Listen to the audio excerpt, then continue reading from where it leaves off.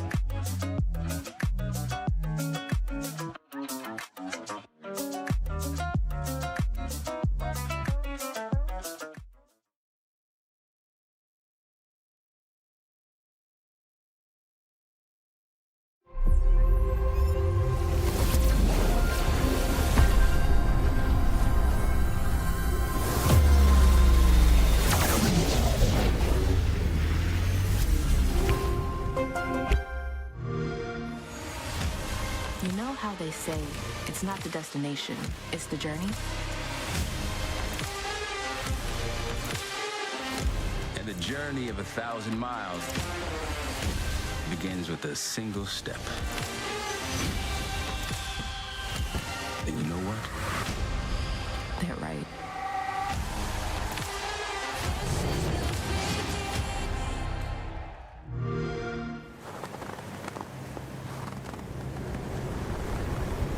Keep an eye out for contacts.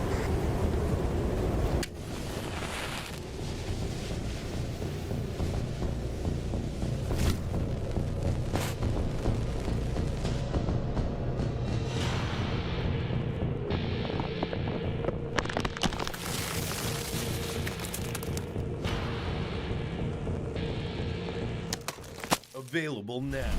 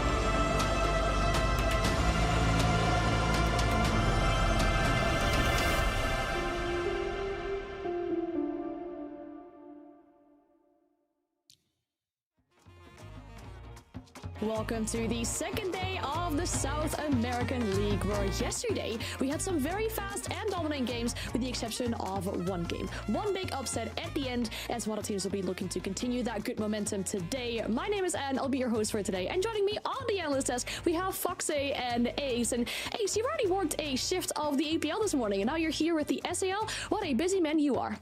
I just couldn't get enough. I saw some fantastic Siege this morning. Laxing had a few internet issues, so I thought, you know what, straight back in. Let's see some Brazilian action too. That's awesome. We're happy to have you here. And for you as well, Foxy, I mean, you've already been on the NAL as well, but now here with us for the SAL. How are you feeling after the summer break? Are you recharged and well? Yeah, of course. I mean, I'm excited to watch more SAL games. Arguably, I'd say best region to watch by far, and I'm happy to do it alongside you guys, especially Ace. You know, we don't get many opportunities to work together, and you can just do it all. Like you did APL, and you're just a Siege machine. by tomorrow at the EML, we'll have you hosting, I guess, Ace, if you just want to tick off everything from the card there. But yeah, no, I agree. I think this is a very fun region to watch, and we saw it yesterday as well, right? With some, I mean, the big upset we talked about at the end. The discussion we had yesterday was that, you know, the SAL needs a little bit of a step up. It's been a final without any team from SAL at the EWC, and that's been over a year since that happened. So we need a step up from this region as a whole. We'll have a look at the games that we have today. We have 5 best of ones ready for you with some exciting games, hopefully, as well. When we look at the second game of the day, that should be our match of the day between NIP and Furia. But we had a discussion yesterday. I don't know if you two agree with me, Foxy. The last game, with how Liquid performed yesterday, that could be an absolutely barn burner as well. Yeah, I mean, obviously, second game of the day could be match of the day, but I agree with you completely. I was just looking at it. I mean, Liquid looks so strong, obviously. I mean, not to say the W7M didn't play well. They played like a really well-rounded team, but Liquid's been performing very well off of one day with their newest pickup. So obviously, I'm excited to see if they can keep that ball rolling, especially since it's been such a long year for Liquid. How about you, Ace? Any match in particular that you're looking forward to, maybe outside of the 2 matches we've already mentioned? I think don't overlook that Loud versus Black Dragons game. You know, that was the fight for playoffs last time. Stage 1, 6th and 7th place. Both finished on 13 points. There's a lot of promise on both of those rosters, and I think it could be a big one. Yeah, I'm glad you mentioned that one. I was kind of hoping that you were going to, because when we look at the standings as well, with how our teams have been doing so far, and then we already mentioned it, right, that big upset yesterday, making sure that Liquid has some good points already, surely in that fight for play or something they just managed to do last time around as well. At the bottom of the scoreboard, it's looking rather similar to what we had at the end of the stage last time around, but the big difference there, I mean, it's just been one game, Ace, but W7M, they have their work cut out for them. Yeah, I don't know if I'm going to sound a little bit harsh when I say this. For a team that came top of the pops in stage 1, honestly, I am yet to be impressed overly by W7M since Paolo has moved onto the roster. Yes, they've played some good Siege along the way, but they really failed to impress at EWC. They didn't do great in the playoffs. They struggled in the big games, Furia and NIP. And yeah, I don't know. I just don't feel it from this roster yet. And then they come in, they've got a tough start yesterday as well. They need to really send a message today. Yeah, absolutely. They do. But at the same time, they're starting out with a quote-unquote easier game today. I feel like sometimes it takes teams, especially teams that are used to being at the top, they finally get first in their group or in their region. They have an underwhelming performance internationally, but something that happens is every team looks at them. Every team looks at them as the top dog. They want to be able to beat them. So it's a whole new set of challenges for W7M to have to go through since picking up Paula. So obviously, I don't think it's unreasonable for them to just get a little bit more comfortable as this current stage progresses. Yeah, 100%. And like you said, their potentially easier game is against the current number 10. Our first game of the day, W7M versus ENX. And like we said, both these teams having lost their first game yesterday, where we kind of expected it more from ENX. It was a bit of a surprise for the side of W7M. They're both looking to bounce back. We have an equal schedule or similar schedule to what it was last stage, meaning that these two teams played against each other on the last day of the previous stage as well. Back then, it was a 7-2 for W7M on Nighthaven Lab. So ENX sure has something to prove to us today. When we're talking about this roster, there was bits and pieces of them that we saw yesterday that looked really good. Florio had some amazing moments, a big clutch for him, but their attacks, Foxy, it was still very difficult for them to get anything going there. Yeah, I think that's been the story for ENX essentially all throughout stage 1 is the attacks. I mean, they've shown some life when it comes to their defenses, but they just play very split up. They play very individualized, and I feel like we've talked about it all throughout stage 1 that Sexy Cake has to be this leader for them. He, especially playing on the blitz, on the shields, he has to be the information gatherer, opening stuff up, because when you look at the rest of the team, who's really going to hold that mantle at being able to be an amazing entry? I feel like they all have a lot of good individual players. Once they're set up, they're comfortable, but getting into that position, I mean, you need somebody like Sexy Cake who has that experience that's able to open up the gaps and set his players up. And if that doesn't happen, then ENX finds themselves where they just continuously hemorrhage death after death. There's a real lack of trades, but I mean, that's what we saw from yesterday. It's only day 2, so hopefully we can see a different trend from them today. Yeah, I think, you know, as you say, the attacking is going to be super important for them. it feels a bit like I'm piling on when I say defense was an issue in stage 1 as well. It's kind of like, yeah, they just need to improve gun skill, mechanic. You know, that's not the point that I'm trying to make. But the defensive win rate was like 48% in stage 1. The best teams were up there at 65% plus. And I think you've really got to look at the defensive side is. You're in full control of that. That's your opportunity to go out there and dictate the pace and the setup and to get those rounds. So I think, again, it could be a really big boost for NX if they could get that up above the 50%, get up towards the 60%, guarantee yourself those 4-2 halves on defense. It would really help them. It definitely did. And when we're looking at the other side, when we're looking at W7M as a team, I mean, they did finish the last group stage first, so there is something for them to prove, having lost that first game yesterday. I mean, last stage, they only lost 2 games, so that would be already half of what they can allow themselves if they want to equal the scoreline of last stage. Yesterday, it was unexpected. I mean, we said that there have not been any roster changes, but I think, Ace, we can't deny this team has already shown so much international as well. Like, you know, the Montreal Major, even though small blips with EWC, I guess, but this team still, the core of it is so strong. It is. I mean, I know I've come out, straight away saying they've failed to, impress me so far in terms of, that was a very high bar that they were already trying to sort of get above, really, when I say that. But I think, overall, they've got to look at what was solid for them so far, which particularly is their entry conversion. Like nearly 80% of rounds where they get the entry, they go on and win the round. They didn't show us that yesterday. So I want to see them getting those entry kills and then applying that pressure to teams when they've got the man advantage. Stick with what works for you, stick with what goes well. And I've just mentioned defense. Their defense is fantastic generally. So, more of that, build on those foundations. Just Liquid's Liquid, they can beat anybody on their day. You've got to just forget it and move on from yesterday. I mean, here's the thing. I don't necessarily know if the loss against Liquid dictates how W7M has been performing. I mean, we got to take things into consideration. I would say W7M played better as a team. Liquid really just had one standout performer that was shutting down W7M, especially in those late rounds. But as a team, W7M has been looking extremely solid. I mean, they were even on opening kills, opening trades.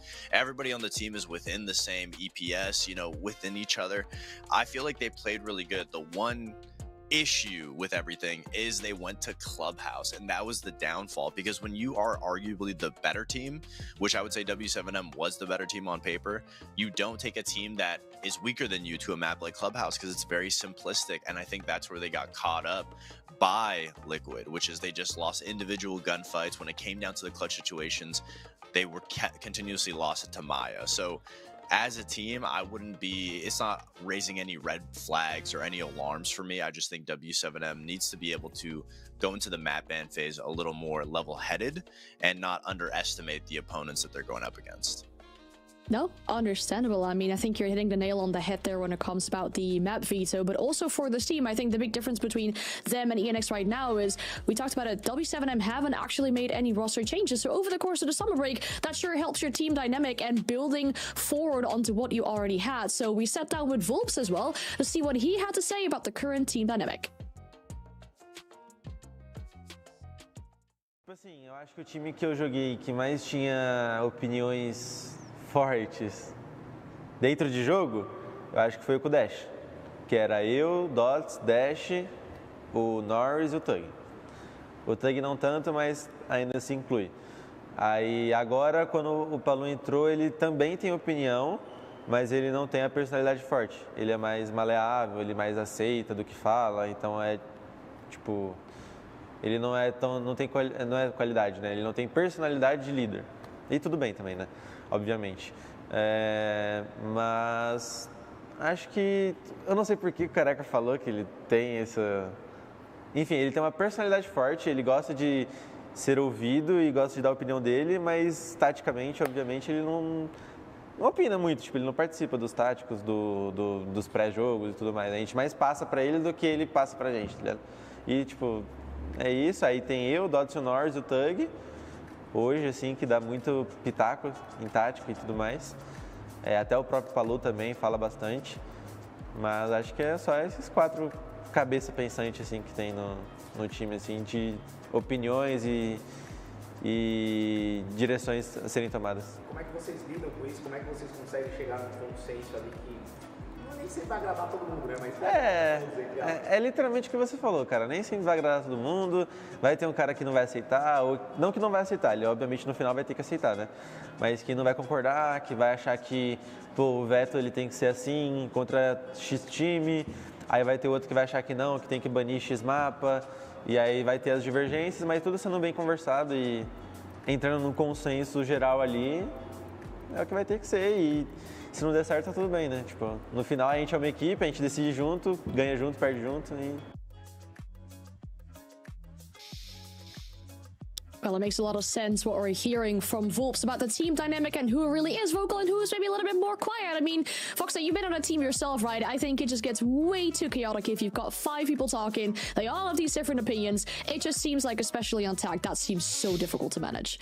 Yeah, no, of course. You can't necessarily have a dynamic of 5 players that are able to communicate it every single time. There has to be one main spokesperson, which is VODs. But obviously, having 1 or 2 people that are on different sides of the field being able to give relay information, tell you what's going on, it helps the IGL be able to understand things, especially if VODs is in the middle of it, in the thick of it. Somebody else can take that mantle and essentially say, hey, there's a gap here that we can go through. We can find an opening. I think the biggest issue for W7M yesterday was just their entries and their more specifically their entries being able to find openings. That's where they just ran into a wall because Liquid had a big individual performer that was shutting them down. But as for them as a team, I mean, if you look at the stats, everyone's relatively close within each other. They really were playing a good, fundamentally team-oriented game. I feel like if they just went to a smarter map for them in the matchup, we would be having a different conversation. We'd be saying W7M won the game. You know, they played flawlessly because their teamwork right now, they're one of the better teamwork-oriented teams out of the SAL. Yeah, I'd completely agree with that, folks. Another stat that you can look at when it comes to team play is how good W7M are at trading deaths. You know, very, very good in terms of, you know, nearly 1 in 5 deaths gets traded out. And that just goes to show how closely they're playing together. They understand their roles, who's backing who up, and they're there ready to impact on those deaths. And it keeps them close in all the rounds. And I totally agree with that. I think you just write yesterday off. You don't worry about it. It is what it is. You've lost the Liquid. Big deal. Many have before you. Many will after you. You move on and you go again today. And I think W7M will be fine. It's a reality check in some way as well, right? I mean, we have teams that really enjoy or rather favor having that kind of off day at the beginning of the stage because it puts you with 2 feet back on the ground, knowing that, okay, we're not invincible. We have these things that maybe we need to work on. We have to show up with our A game today, and that's the same case for today with this best of 1 that they have against ENX. So let's have a look at the map veto. Yesterday, we had a lot of lair. We had 3 lair games out of the 5, so let's see if we'll get a different map for ourselves for today. No clubhouse, I think, is what you said, Fox, right? I mean, that's what we saw yesterday for W7M. Turned out to be unfortunate for them, but we're going back again to a clubhouse. How do you feel about this one then?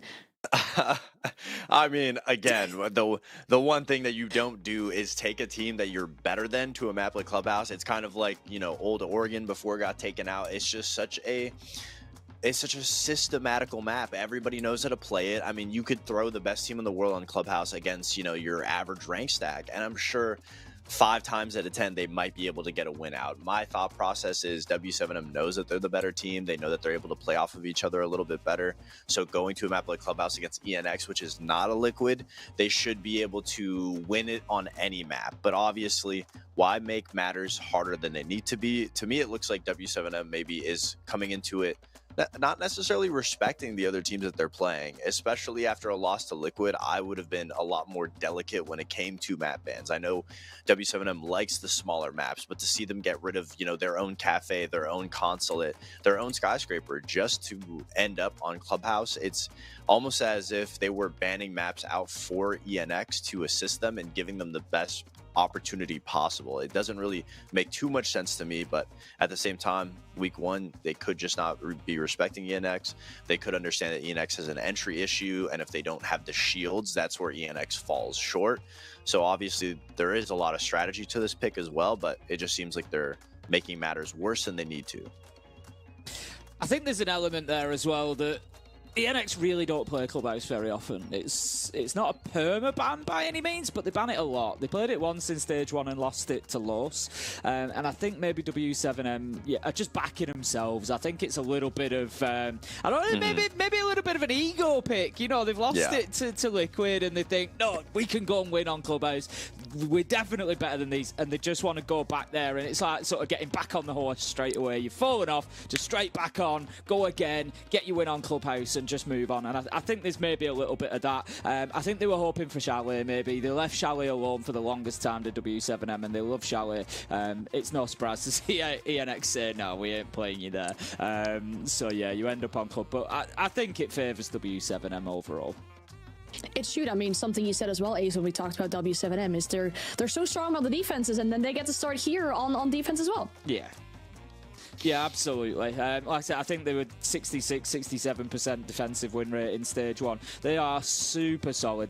And it guarantees you, like I said, it guarantees you that 4-2 half to kick things off. Great foundation. You've got a chance of a 5-1. You know, I think if they can just stick to those sort of percentages, they'll be absolutely fine. Play the entry game, play the trade game, play the team game. ENX are going to struggle to break them down. They will. Yeah, I mean, agree. it's difficult for ENX. It's going to be a tough game. They've had a tough game yesterday and a tough game today. We do have our casters ready as well because we've given you all the information for the two teams. Today, we're joined by Extra Troika and Lynx. And I know you two have already had a day on the NAL as well, but we're glad to have you two here with us on the SAL. How are you two feeling after the summer break? Are we recharged as well? Oh, recharged and ready. Are you kidding me? I mean, at least personally, obviously I love North America, but I also quite love Brazil a lot. And I think one of the reasons is the fact that W7M lost to Liquid in their first match. Even though I agree with the desk, by the way, like I don't think you really need to read into that too much.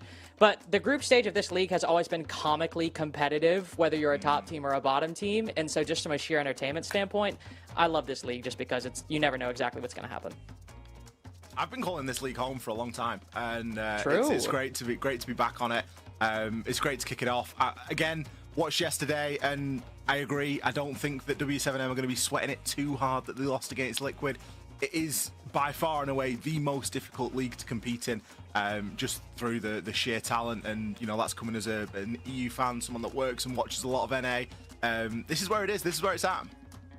Well, I can tell that you're excited to be back home, Ollie. So the good news is that the game is ready, so we'll give it to you two to get this first game going on. Well, thank you very much, Anne. And hopefully, even obviously, you know, W7M losing yesterday, hoping it should be mentioned that ENX might be able to bounce back. They had their exact same first matchup as they had last stage, Ollie. They played FaZe on day one last stage, FaZe on day one this stage, and I am pretty sure it was literally the same result. It was a 7-2 both times. So hopefully for them as well, against another very strong opponent, ENX can maybe bounce back, but only one of these teams can come away with a win, and one of them is remaining 0-2 through the first weekend. I think if you're ENX, you just get that game out of the way against FaZe, don't you? You just chalk it up and say, just okay, we'll jump into the server, we'll play the game, but let's just get it out of the way. Because as we meant, I mean, FaZe, I'm already excited about the fixture that they've got coming up later on, and we're actually going to have to wait until our last game of the day. But let me tell you, we've been treated this week, Lynx, because not only did we have the El Clasico in NA, but we've also got the El Clasico of Brazil coming up later on today.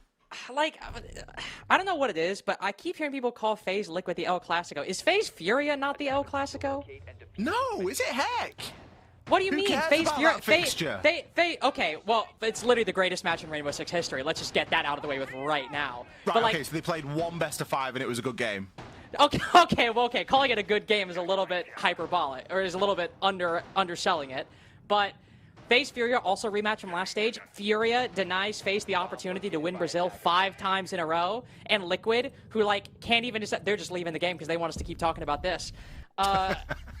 Liquid, sometimes it's sometimes they're good, sometimes they're bad. Last stage they're bad, previous stage they're good, stage before that they're bad. Listen, I love Liquid, okay? I've been a Liquid fan since day one, since I've been watching this game for the first time for I don't know, 6 years ago when I was 9. But FaZe Furia is absolutely the El Clasico at this point. You weren't 9 when it was 6 years ago. Let's just get that straight. Yeah, I know. It was meant to, as a general statement, that I was young. I was not actually 9. I was panicking from that. I was like, how old are you, really? I am 23 years old. I will turn 24 in 2 months and 12 days. Well, congratulations. Happy birthday. Not a happy birthday, not a happy inauguration for either of these teams, as we have to have a rehost in round 1. Everybody from ENX leaving the lobby because they heard Ollie describe FaZe Liquid as the El Clasico, and they revolted. I mean, I'll literally argue the point with anybody. I don't think that you can. I don't think there's another way around it. And I'm excited for it, as I'm sure most people can tell. I am still too. I'm excited. Looking forward to the first game, and still looking forward to watching W7M's bounce back, watching ENX, and see what they can do. I think the desk was quite mixed in their opinions on the fixture and the map in general. Obviously, I'm not saying that Fox was sat there backing ENX based on the map choice, but there was definitely an air of there is an opportunity for a team that you're maybe better than on a map like Clubhouse. I think I stand firmly in Tim's camp of ENX just don't play this map. I was trying to find a time when they've won this map, and I actually can't find it through the talent tool. So I don't know if they've ever won it in an official. The only game that I can find that they've ever played it was 62 days ago against Loss, and they lost. Oh, was that a 7-1? I don't know. It's a random game from 60 days ago. I can't just pull that up.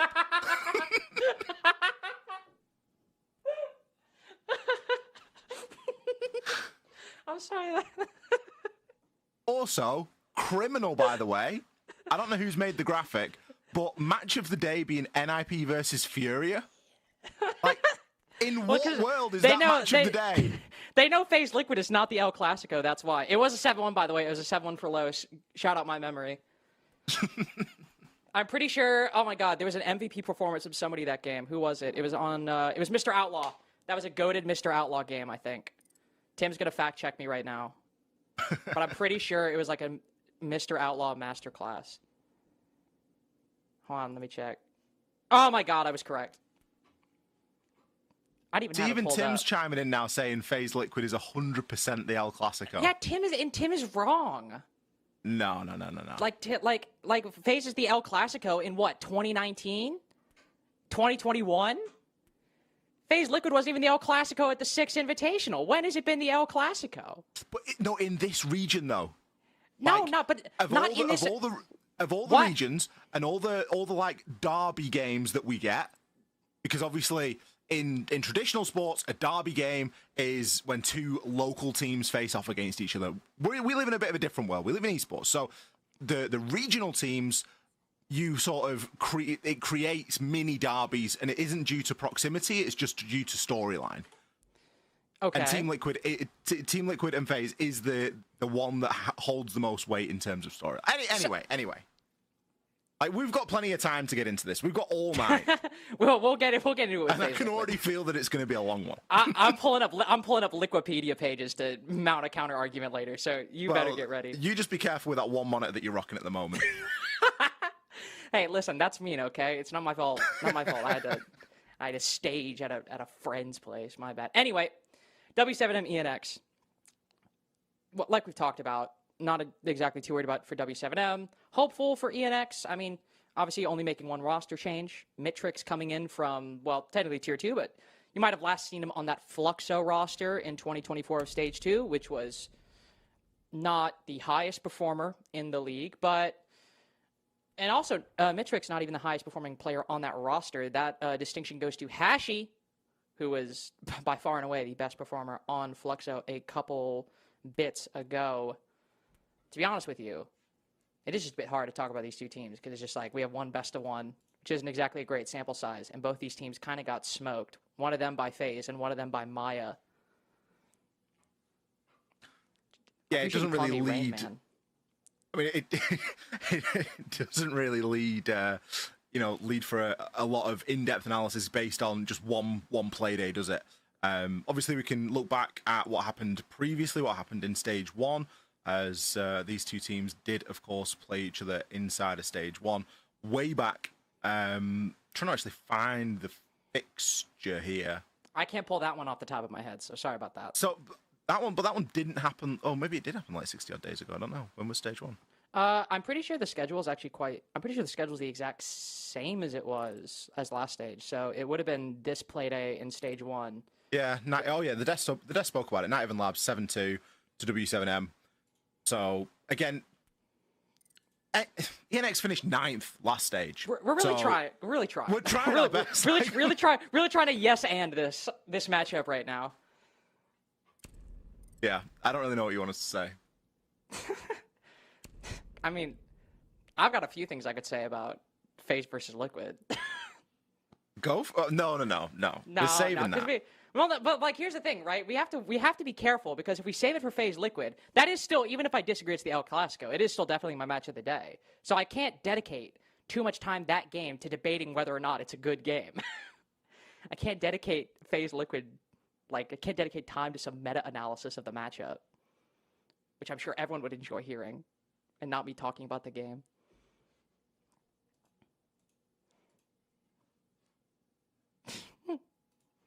But anyway, what are the other matches we have today? Okay, actually, Ollie, what we should do? We did kind of clown them for it earlier, but let's be fair. Let's make an argument. NIP Furia match of the day. Why is it the match of the day? Be real. No, we need to get in the brain of the person that decided that this is the match of the day, don't we? Could we get the exact name of who decided that? Could we? could I get their LinkedIn and do some investigating so I can understand their rationale? I mean, to be fair, Furia obviously currently reigning SAL champs, which probably come as a shock considering not because they're the champs, because FaZe aren't. Like I said, FaZe had won the championship inside the regional league 4 stages in a row, and I would be honest, I totally thought they were going to take it for the 5th time in a row, and then Furia not just won 2-0, demolished them in a best-of-3 at the end of last stage to become the champs. Whereas NIP, definitely on a little bit of an upward trajectory compared to where they were previously, and making it into playoffs, I believe, outside of the top 2, but 3rd last stage. And then making it all the way into the 3rd place position, lower bracket final. I think that's it, isn't it? They were sort of really brushing shoulders in that 4th, 3rd place spot. Yeah, which is not where NIP in the past couple years has always been. No, NIP is typically placed a little bit lower than that, and I guess you could argue that Furia is maybe typically placed a little bit higher than that. And I think the rise of NIP and the fall off is maybe a little bit too much of an exaggeration, but the slight decline that we've seen in Furia and the fact that they're meeting now in that sort of mid part of the table, which by the way, 3rd to 6th inside of SAL is always highly contested. Yeah. It's incredible. And the fact that you've now got Furia that have maybe slipped down into that's where they're going to sit. NIP are looking toward the higher end maybe of that 3rd to 6th place. Well, it could be a big game, because if we get similar results to what we got inside of stage 1, you could argue that this turns into a 6-point fixture. Well, and Furia have always, it always feels a bit weird to highlight one particular team in the group stage, just because, 1, it's a group stage, 2, as we said, SAL is particularly competitive, but Furia has never really topped their group stages. They've always had to struggle a little bit, even when they've been the best team in the world, still just sneaking in at 6th or 5th. It's not uncommon for Furia to have a really, really close group stage, and the cliche, you always hear Demo talk about it, is how they power up for LAN events, they power up for the big moments, and they do very much show up and power up for the big moments. But you ultimately still have to win these games to qualify, and with NIP on the upswing, and also if we want to talk about their EWC performance, lost 2-1 to G2, but G2 looking like one of the best teams in the world right now, and they only lose map 3 in overtime on layer 8-6. This is clearly an NIP that isn't just okay, they're punching above their weight domestically. Very much could be the start of a very, very, very positive trend across the stage, especially with 7-3 victory over Black Dragons yesterday, who we can get into that later, but Black Dragons has proven to be a little disappointing, unfortunately, over the past, or over the end of last stage and potentially the beginning of this one, depending on what happens. But coming out with a win yesterday, looking quite good doing it at a 7-3, having a very strong performance at EWC when we've really not seen a good international NIP performance in a while. I've been a huge NIP hater for years, and they are actually starting to turn me into a believer and into a fan. I think they're kind of that Marmite team, right? Some people like them, some people really don't, and I'm not entirely sure why it is. The Marmite team? Oh, come on. You can't... Listen, we're not in North America now. I know what Marmite... I know what it is. I know what it is. Okay, we're in international waters. I know what it is. Yeah. I'm just saying, I don't... You got to be careful with these very like British analogies. I'm not sure it's that British, really. I think. Sorry, I think there's a lot of these British Aussies and that get it. Australian analogies. There it is. Yeah. There it is. There it is. Well, the sort of the tagline is you either love it or you hate it.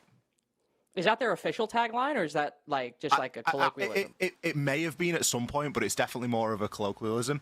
I think a lot of things people can palate, can't they? Like, yeah, it's like red sauce, for example, like ketchup.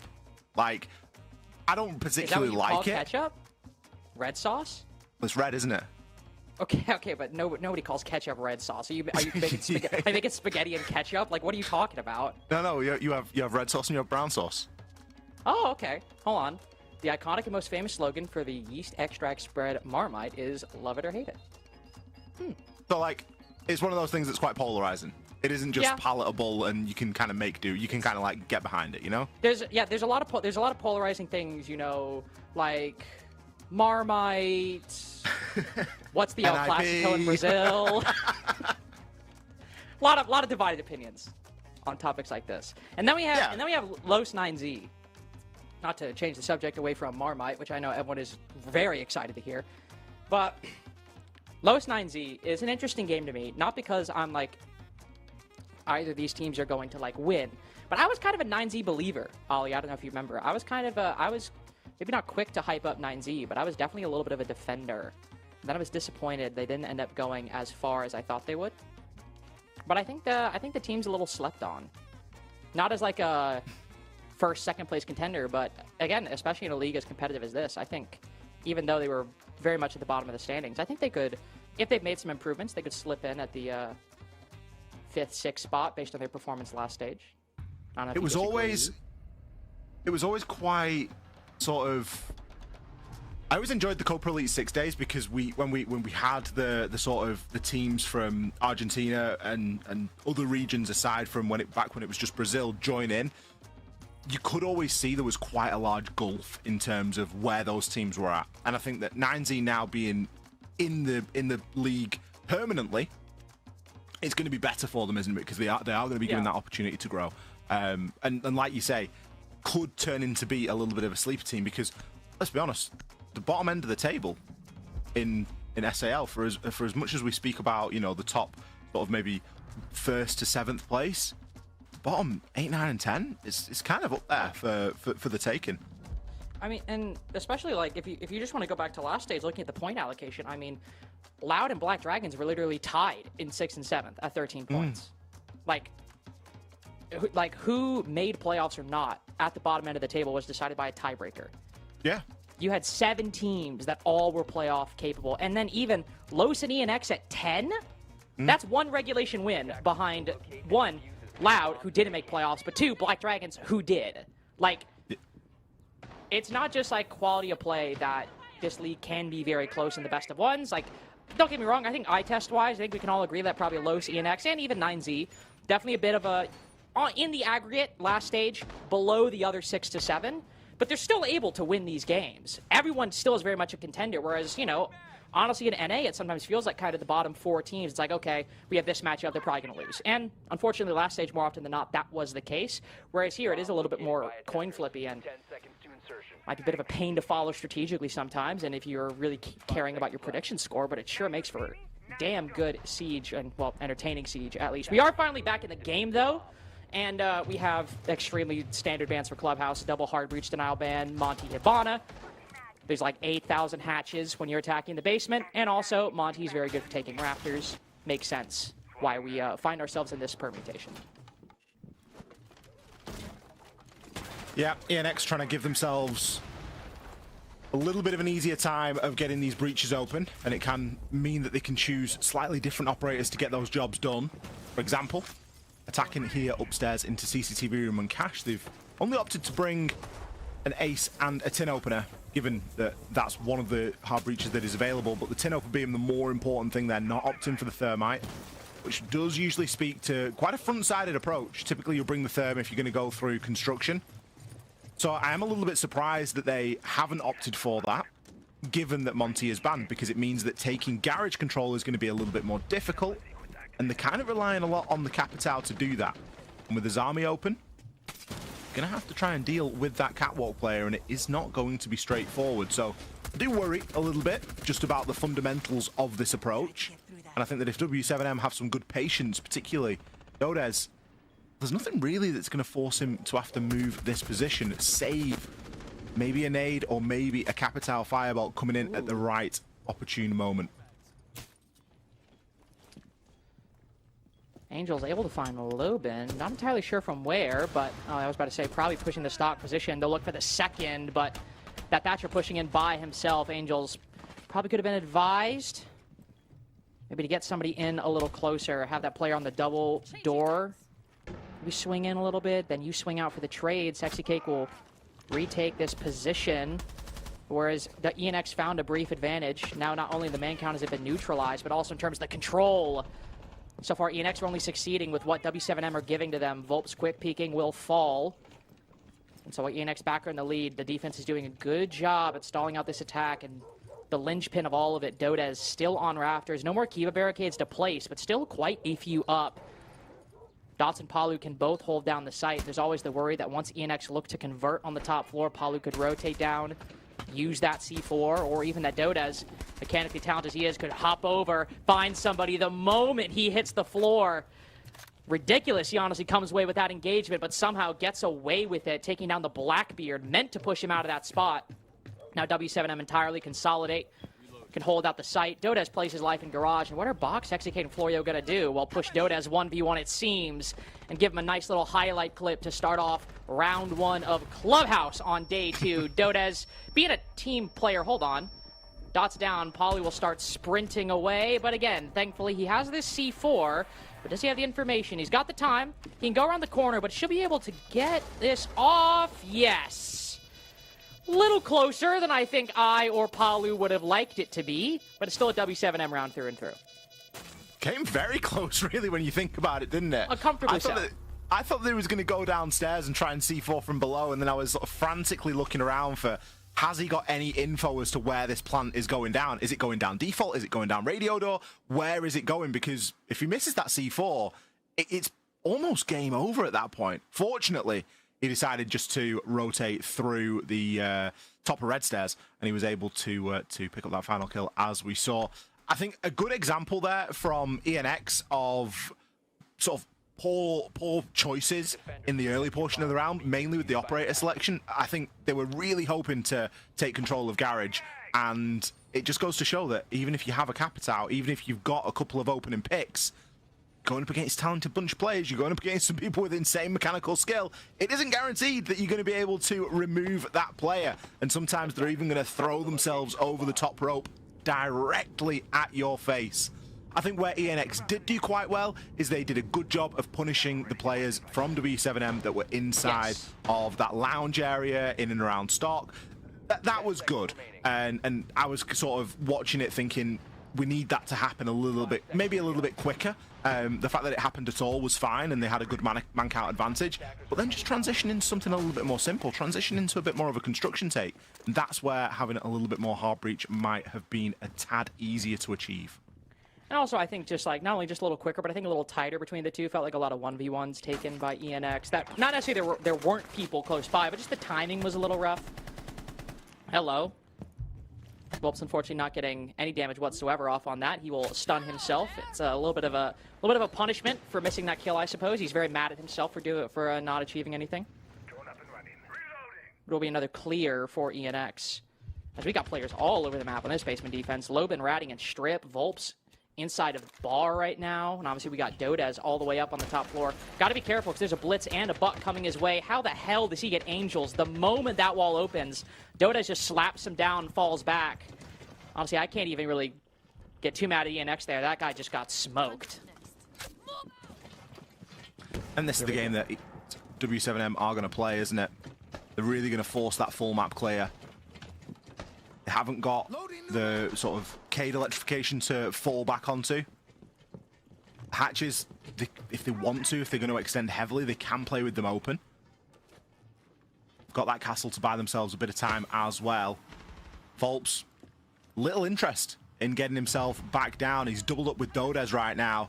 As Lobin picks up another, this looks like a round that could end fairly quickly, especially with those two players stacked up on main stairs. Yeah, I love this double play. Dota shoots the drone, Volps rats behind the bar, and you still got Lobin all the way in strip. It's always risky to see teams go for this heavy of a roam on basement, but you got to commend how W7M are playing it. They're ensuring that that ENX lack the intel to find out where these two players are ratting. And so far, it's working out quite great, purely in terms of the time wasted. They have spotted the Azami over in strip, but oh my god. Lobin just peeks around. Sexy, unfortunately, angling the shield a little too far to the left, exposes the right side of his head, and drops the Diffuser down. Inside a strip across the map, will spot him, but again, that's still Diffuser in, well, not in the hands of W7M anymore. There's a Kiba barricade in their way if they want to pick it back up. And so what did W7M do? They immediately fall back. It's a 4v2. You might not have a C4 from Palu, but you've got 3 toxic canisters and just 30 seconds remaining. As long as you don't swing here, you are literally fine. It would have to require some some very, very, very well-timed utility usage from Florio, and I guess Bach, but mainly Florio. But also require some angles and gunfights to be given. But Volps does manage to get that trade, even though Florio had an opportunity there. He wasn't necessarily advantaged, and Poly will put the final nail in the coffin for round 2. We're not even really getting to see these W7M site setups and holds because we're not getting there.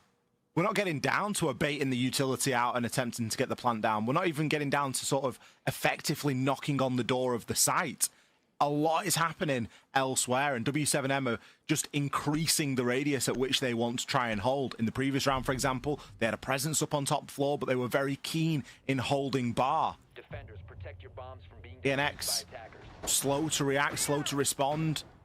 A little bit confused, potentially, in the push and where they wanted to sort of really work that. I don't think that their information game was very good at all. They knew that Lobin was inside a strip, and Sexy Cake's pushing that on his own. Okay, Blitz is fantastic in the 1 versus 1, but there's always that element of, if you just look the wrong way, it's a case of a few degrees left or right, you expose yourself, and it's game over, and there's no one there for the refrag. That's so far been the story for me in these 2 rounds. It's just nobody really being there for the refrag, and even if they're in the position, not really able to take the opportunity and capitalize off of that. I mean, well, in the case you just mentioned, there just quite literally was no one there for the refrag. But even more in round 1, there were people at least theoretically there, but not really in a good spot, and that's something that W7M, that's not a problem they struggle with. I mean, as Tim said, every 5 deaths they had, they trade 1, and honestly, even a 20% trade percentage is pretty good, all things considered. You're going to be dying a lot in Rainbow Six. You're dying a lot in first-person shooters in general. So W7M are, unless they're having an off day, are not really going to be giving you that kind of opening. Whereas ENX have unfortunately been doing it a couple times now. Mitrix picking that shield back up. Sexy Cake instead moving to the Dokkaebi. We got the Aurora in play too on this gym bedroom attack. Not entirely sure where those doors are going to go, but Ollie and I love a good bit of Aurora, so we'll be very excited to see where they land. We get to see quite a lot of Aurora inside of NAL. Yes, we do. On Thursdays and Fridays. Shout out. Shout out. Thursday, Fridays, 2 p.m. Central, 3 Eastern. That's not true. That's 3 p.m. Central, 4 p.m. Eastern. There we go. Or in European, late. 4 p.m. after in Europe after sundown. Yeah, I mean, this is a lineup that really gets me interested because you've got Sense and you've got Aurora. Both of those do a very similar thing. Uh-oh. Sexy Cake, I don't think he knows just how close he is to death right now. We've got Volps just on the other side in cash with the shotgun. Little crossfire being held as well. Mute jammer so he can avoid the Dokkaebi call. Where's the opening right now for ENX? They've really stalled out. We're already past the midway point of the round. And they've brought a lot of kit and utility here. Is Blitz going to try and charge in and pinch these 2 players? I'm not sure if that's going to be enough. He shouldn't really get through the window. That should be getting held as a cross. I do worry about this approach from ENX right now because it just looks a little bit flat. They're really banging their heads against this one. They've really been struggling with this Azami so far, and both in the CCTV round and this one. Lobin finds Bach. It's the main bit of execute utility is we don't have a Ying on the board or anything like that. The Blitz obviously would be a good candidate, but we haven't even used a Dokkaebi call yet. I mean, ENX have found nothing not even the glimmer of an opportunity. You can see they're trying. They're thinking this through. I mean, Mitrix has gone from CC to con window, now down to main stairs to try to facilitate a rush. So, likely off the back of this call, Mitrix will get the opportunity to run up. That blitz is going to make a lot of noise. And again, he's by himself at the moment, it seems. Could easily just turn his head a little too far one way, falls down, and I don't know who's getting that trade. C4 is being used to stave off this push to try to mess up the timing. ENX still waiting to go after that call is completely elapsed. Thank God Sexy Cake has a surplus, but Volps with his shotgun plays anti-flash. And Palu just holds, waits, and there goes Mitrix. Takes the bait, falls, and untraded, just like we said. ENX able to win some of these fights, maintain a little bit of an advantage.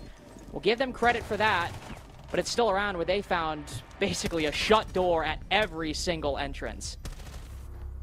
They're spending a lot of time doing not a lot, really. Pretty much everything that they took inside of that round was just given to them by W7M at one point or another. I think the fact that we didn't even see Cash Wall open is just a real big alarm bell.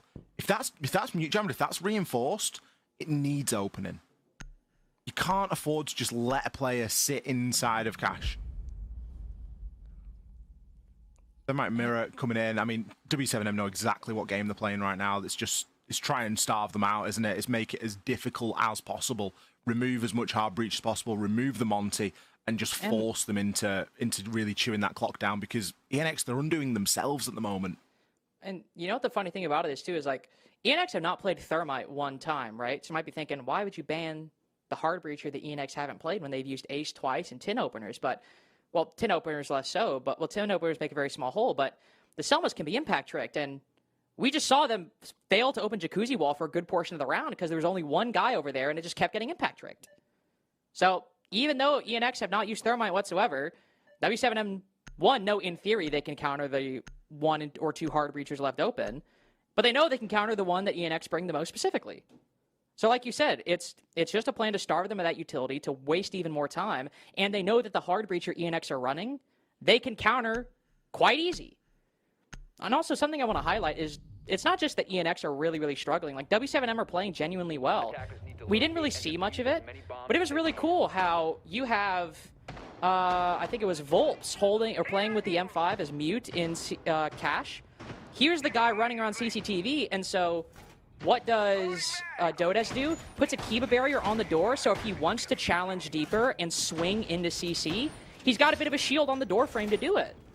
Like, there's still communication, and W7M just setting up possibilities or different opportunities to make these kinds of plays and to cause even more problems for ENX. And even though they don't get used or we don't see anything from it, you can still very clearly see that this is an active process for W7M, that they are really engaged in the game in front of them, and ENX are just left puzzled. Attacker's objective is to defuse a bomb. Even the band's coming in as well. Oh dear. Well, I don't know what. I don't know what just happened there. Maybe a bug or something? I was gonna say probably like game bug. I think he's asking for a remake. I was gonna say, I think I was gonna say that's a game. I know that. And well, I don't know what. I think it's like Jogo. I don't know. I've learned. Oh, right, okay. So many Romance languages pronounce the J differently, so I honestly don't know if it's Ha or Je. Well, it looks like we're not going to get the remake, at least not for the time being. So W7M will have to continue without Palu. It should make things a little bit easier this time. It's his first. At least had an easier time opening this wall. That's his first death, by the way. Yeah, he's 5-1.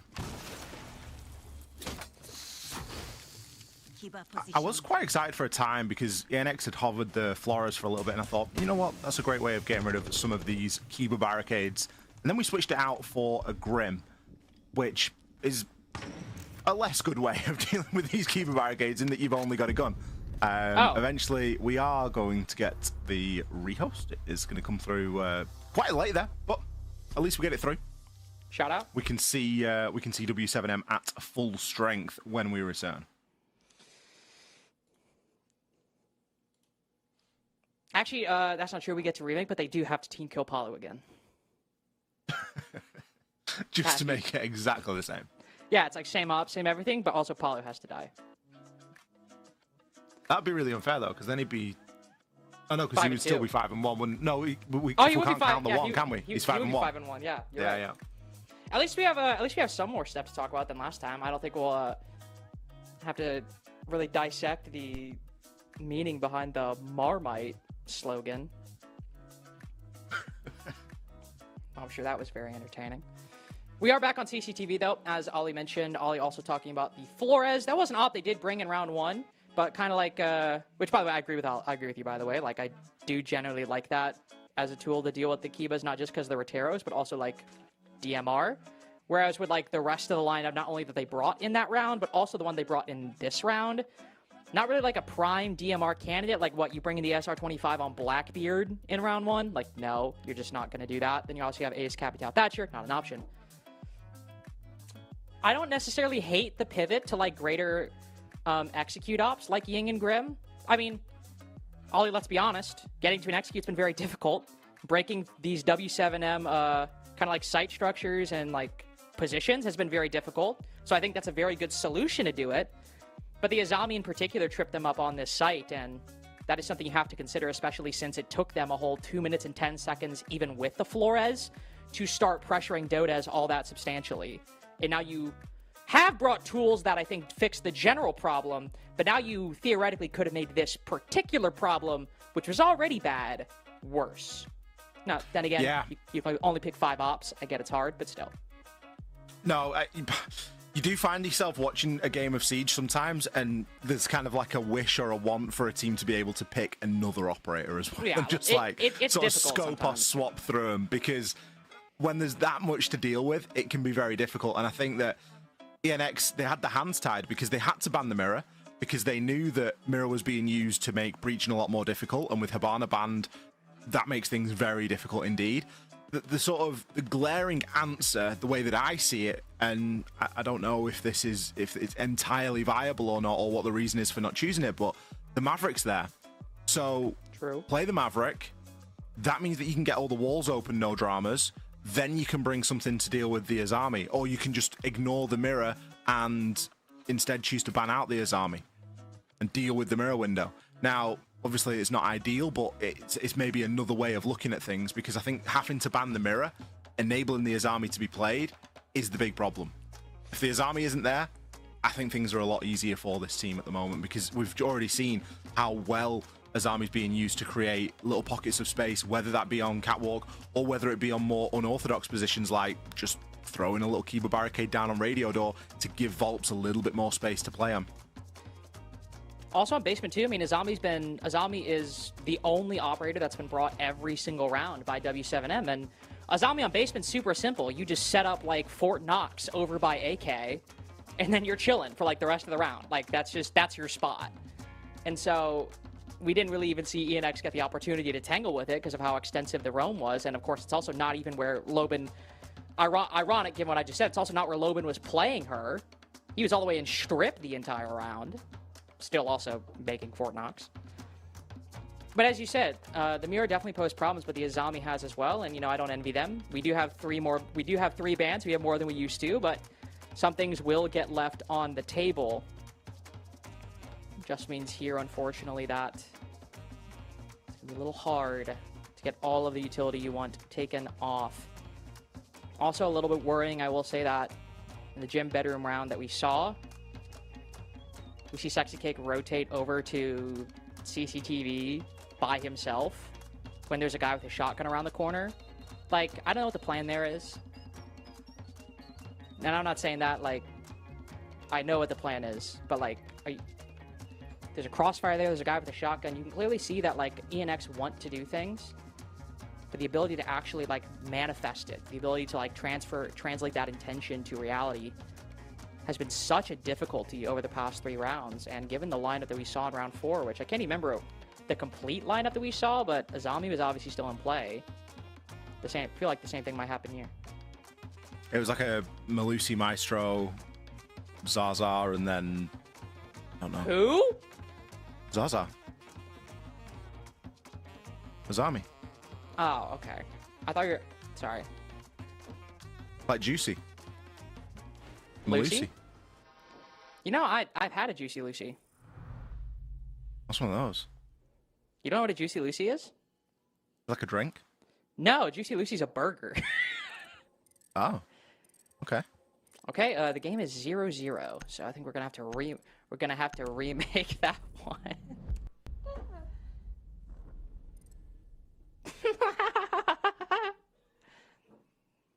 It's fine. We're just getting it all out of the way, and we're getting it all out of the way in map 1. Unlucky.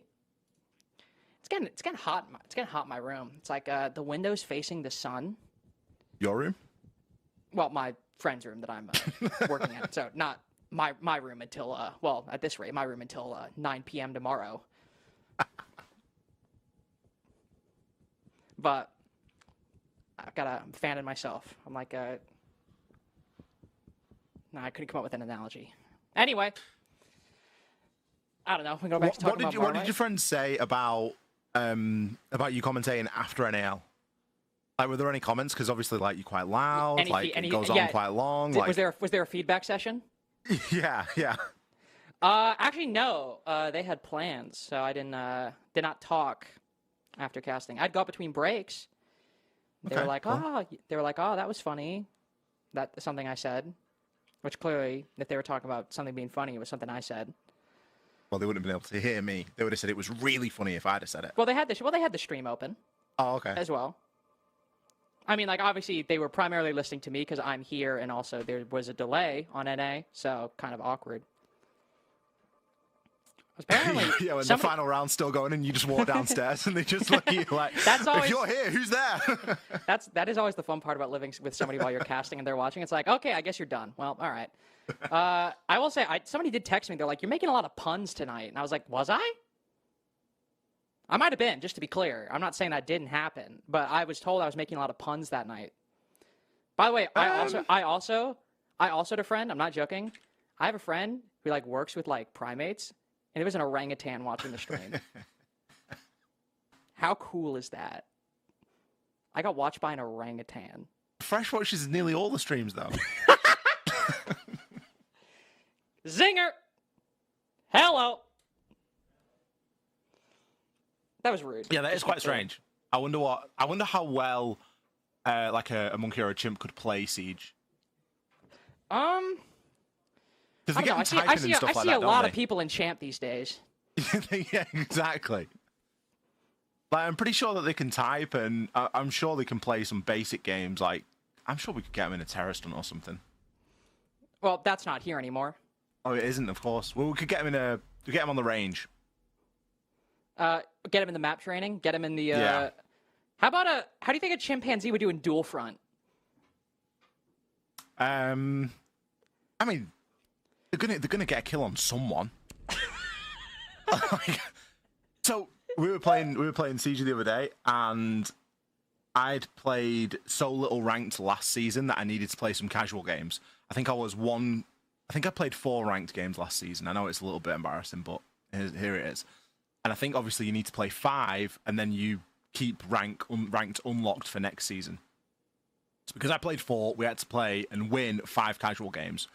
So we all got on, and we ended up ripping through the casuals in like 45 minutes or something like that. Yeah. But some of the things that I witnessed, some of the things I witnessed during those 45 minutes, I'm convinced that your friend could teach an orangutan or a chimp to play Siege. The thing I've learned is that like chimpanzees and orangutans are both very smart, but orangutans are like crafty. Like orangutans are like playing sneaky. Caveira? They're like. See, that's the thing about orangutans. They will hide ops in prep phase. They'll be hiding clutch under the table. Yeah, they're hiding pulse underneath the window on Night Haven. Attackers need to locate and defuse. But then like chimpanzees, like they will like let's say they need to like accomplish a task, right? Like let's say they want to like, I don't know, they want to steal something. They steal the object, right? They both can do it. They're both smart enough to do it, but the difference is the orangutan will like hide it and then use it for like its own purposes later. Whereas the chimpanzee's like, hey, look at me. I stole this, you moron. I'm gonna throw it and knock it around everywhere. It's like they have like they're very smart, but they have this chaotic side. Whereas the orangutans, they're like lawful evil. It's just like they're Not evil, just to be clear. But they're like, they're crafty. They're sneaky. 5 seconds But very smart. Very smart, I've heard. Thank you all watching so much for bearing with us during the tech pauses that we've experienced today. We have, we've made you chuckle about the whole, you know, chimpanzee and whatever else rubbish we've been talking about. But at least we can talk back now about the game. We haven't missed any action, and this time we do have Palu running around, so all is well. It is a slightly different lineup, so I'm guessing that's okay, because I really don't want it to get remade again. And we do actually have the Flores this time, so the Flores was threatened, then it was picked off onto a Grim. However, this time Bok is rocking the Flores. But come on, maybe just maybe we're having to remake because the lineup was different. Because Palu was playing Malusi when we crashed originally, or when we remade the game originally, and that time he was playing the Smoke. So there was changes on both sides, which I kind of read into as being, okay, this is fine. Maybe not. You ever wonder why we're here? What, a third remake stage 40 minutes after starting the game? 40 minutes for W7 3 rounds. For 3 rounds. You know, it was inevitable we were going to have one of these days. We honestly have had, I would say, between NA and SAL, we've had a lot of, like, not a lot of lengthy tech pauses. This is kind of like our, this is our first true, like, this is our first true hell day.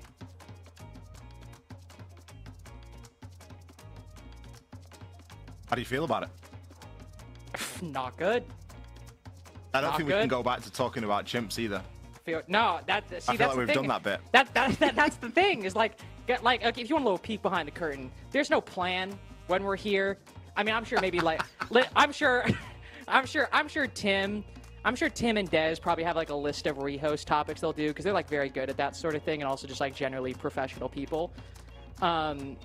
There's no like logic to where Ollie and I go here, especially.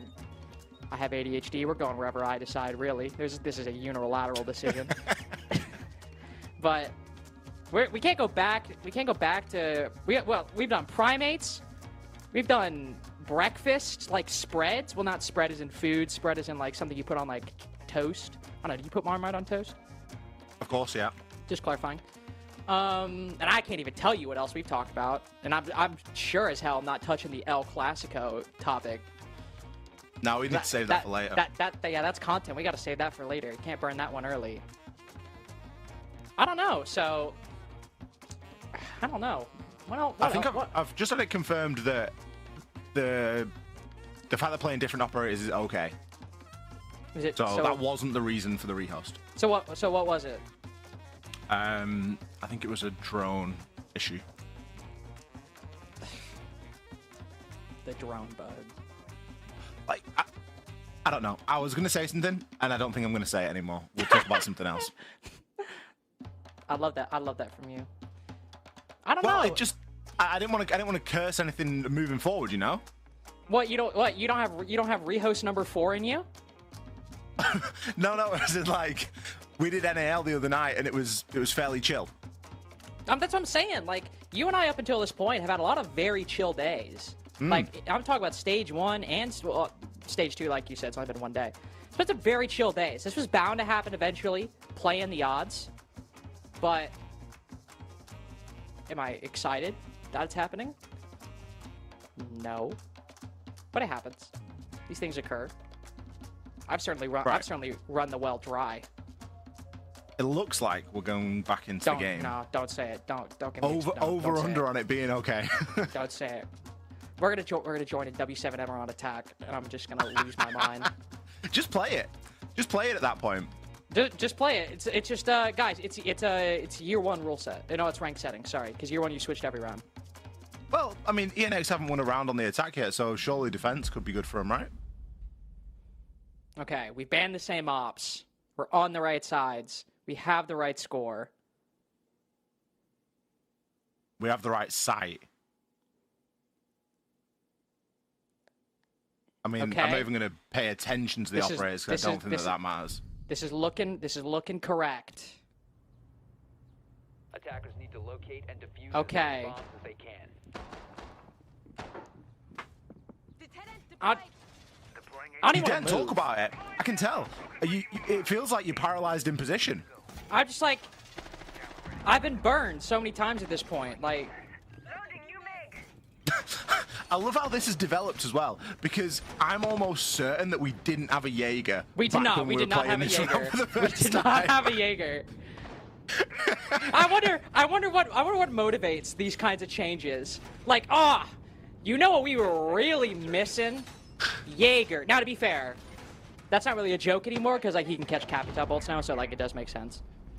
No, but that's what I mean. I think it's a really good pick because they've literally had like 10 minutes to sit there and go, I might play Jaeger this round, you know? Maybe we just do something a little bit different and I'll play Jaeger. How's about that? I mean, Donas is going to be laughing now. He was safe before when there was only a Capital. Now he's going to be, he's golden. He got pressured at 50 seconds remaining. Now he's got ADSs. We might need a rehost just to like nerf that. That's like ridiculous. That might become like we do have Thatcher. Game breaking. That's true. We do have Thatcher. Sometimes, obviously, you know, the EMPs, you immediately think of hard breach denial, but of course, disables all electronics, so disabling those ADSs would be quite a good usage of the 3 EMPs, but also, as you can see, they've just opened up flat wall without needing any EMPs. So it actually seems a little likely that we could see that primary utility dedicated to the garage section. I'd like it. I'd be down with it. Also, pretty sure they didn't have a Thatcher. Pretty sure that we didn't have a Thatcher back in the original round, but we will let it play out regardless. Now, there is going to be a good bit of information here for Dodas to play with. One of those Evil Eyes is placed in such a way that he can see underneath into garage doors 1 and 2. That's going to give him a lot to play off. This position right now, especially with both of those walls into sight being fully reinforced, means he is very tucked there and is likely going to play there for the entirety of the round. It also forces hard breach to be used if they want to transition in through garage, so there becomes a question mark in taking garage and how much value that actually gains you. Couple that with the fact that Paulu's playing below with a C4, and everything to me screams, just go construction. Oh.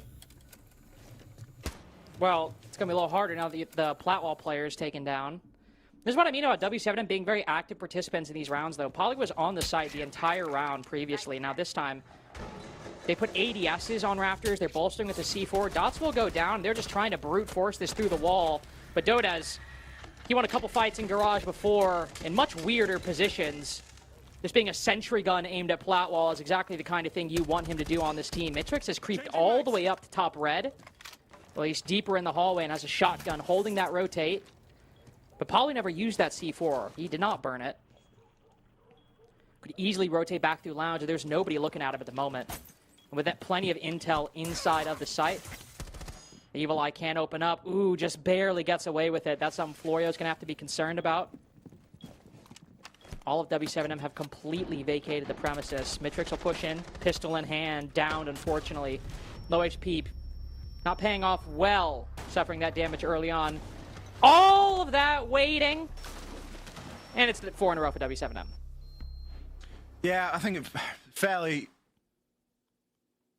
obvious sort of result there, I think, based on what we saw in terms of the lineups. I think at a certain point, there are a certain amount of operators that are so good at playing in a specific position that once you tip that over the edge, as soon as you add the Jaeger into that mixture for that garage, you can't push garage anymore. You've just got to do something else because you don't have the Monty. You can't take it. You're relying on something really lucky to happen to enable that. And I think that getting Platwall open, yep, great. Cut the site in half, or cut a great big line of sight through the center. Stop people being able to rotate from garage into CCTV, and then transition it into more of a bedroom side push. Get control of bedroom, open logi hatch, drop, open construction wall, and maybe send somebody up cache stairs at some point. Especially with Ying and Grim, like you've got the execute to do it. Super flexible utility. Yeah, and W7 typically if a Ying isn't banned, teams will always play a Warden just because it's better to have it and not need it than to not have it at all. And there are other things that you can use it against. Obviously, it can be used against Blitz Shield, it can be used against just general flashes. But if there's a Ying, a Warden is usually a pretty good bet. even if the Ying is just available. W7M aren't even scared of that aspect of things. It's not even like, oh, Ying's up, we should probably play a Warden just in case. They don't even care about that. Hello there. I don't blame them for not caring about it. It's been a cakewalk of the game so far. Came down to a 1v1 in round 1, but yet that was still ENX fighting from behind the entire time. It's been a 4-0 formally and substantively. Again, shield player going in, just immediately gets shot in the head. Dota somehow gets the guy playing behind him for the trade. Mitrix domes him through a barricade, and that's an impressive shot, I suppose, but a Frost is just, who's already placed all of her utility, has just taken down Blackbeard and Deimos at the beginning of the round. We're in bad shape, fellas. I was wondering when we were going to see the Deimos, because that was something that was played quite a couple of times previously when we saw ENX play this map. The game that we were sort of jokingly referencing from 60-odd days ago. It's one of the only times that we can look back and see how ENX play this map. And they did play a little bit of Deimos. But, they also only played 8 rounds. Yeah, it also didn't last very long. So I don't think it's a case of them hiding this map. I think it's more a case of them just not liking playing it, which, again, is a little bit unusual, but each to their own. Lobin, he will be able to drop through Moto and kind of hung around just a little bit to see if he could find Mitrix on that vert, but thought better of it. Again, with the way that the clock is going in this, it heavily favors W7M just through the nature of the playstyle. Early pick into a very slow mid-round and a bit of a stall from ENX, and the round kind of does itself for the defense right now. They just need to tuck in. Still got a C4 in Palu's hand to use. Kitchen hatch will be open, but it's not going to be too much of a worry. No. Lobin does still have Kiva barricades, so we can choose to either block off a line of sight to Kitchen, fortify something else. You've got a couple of castle barricades knocking around, deployable shield right here for Volps. And when you look at the attack and what they've got to deal with it, well, there's not a lot. The Zephyrs have been used to make vert. They're not going to be able to be used for the castle barricades or the Kivas. Instead, you're going to be looking at DMRs or, I mean, I guess just leaving them. Maybe a lucky nade if you can bounce it off. Maybe. With 20 seconds, again, I just don't fancy ENX's chances. They've not got enough bodies here. I mean, we're hard breaching with 15 seconds left, and I think it's a good angle to open up, but again, just demonstrates how dire of a situation this is. You have somebody from the defense threatening a retake, though, right as Lobin goes for the prone, he falls.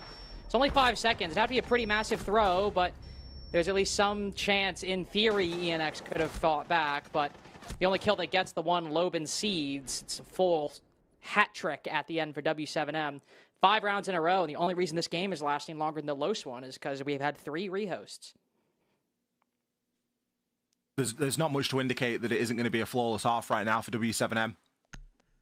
There hasn't really even been a glimmer of hope. I mean, yes, we have had a 1 versus 1, but the player just got off the plant, and Palu knew exactly where it was, and the C4 was there. So on paper, it's a 1v1, but realistically, it again wasn't a very close round, which I know sounds a little bit contradictory, but sometimes there's a little bit more context that's needed in 1v1s inside a siege. And I think adding that context into it, you can still pretty safely say that it hasn't been the closest of games.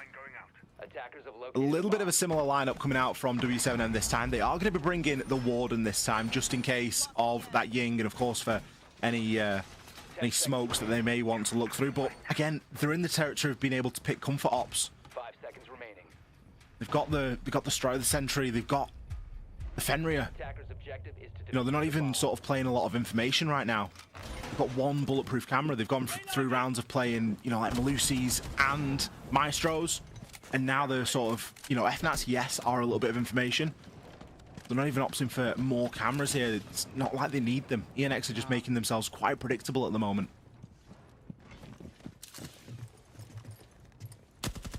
And this site was, I don't know if you could say arguably their weakest, but I mean, it was just ENX looking puzzled for a whole 2 minutes. We didn't have an engagement until 1 minute and 2 seconds left in the round, and that was one W7M won. It was an opening kill they acquired.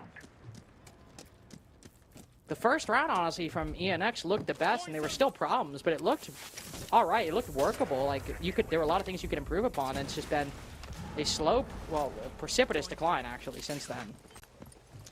We'll see what they managed to do here.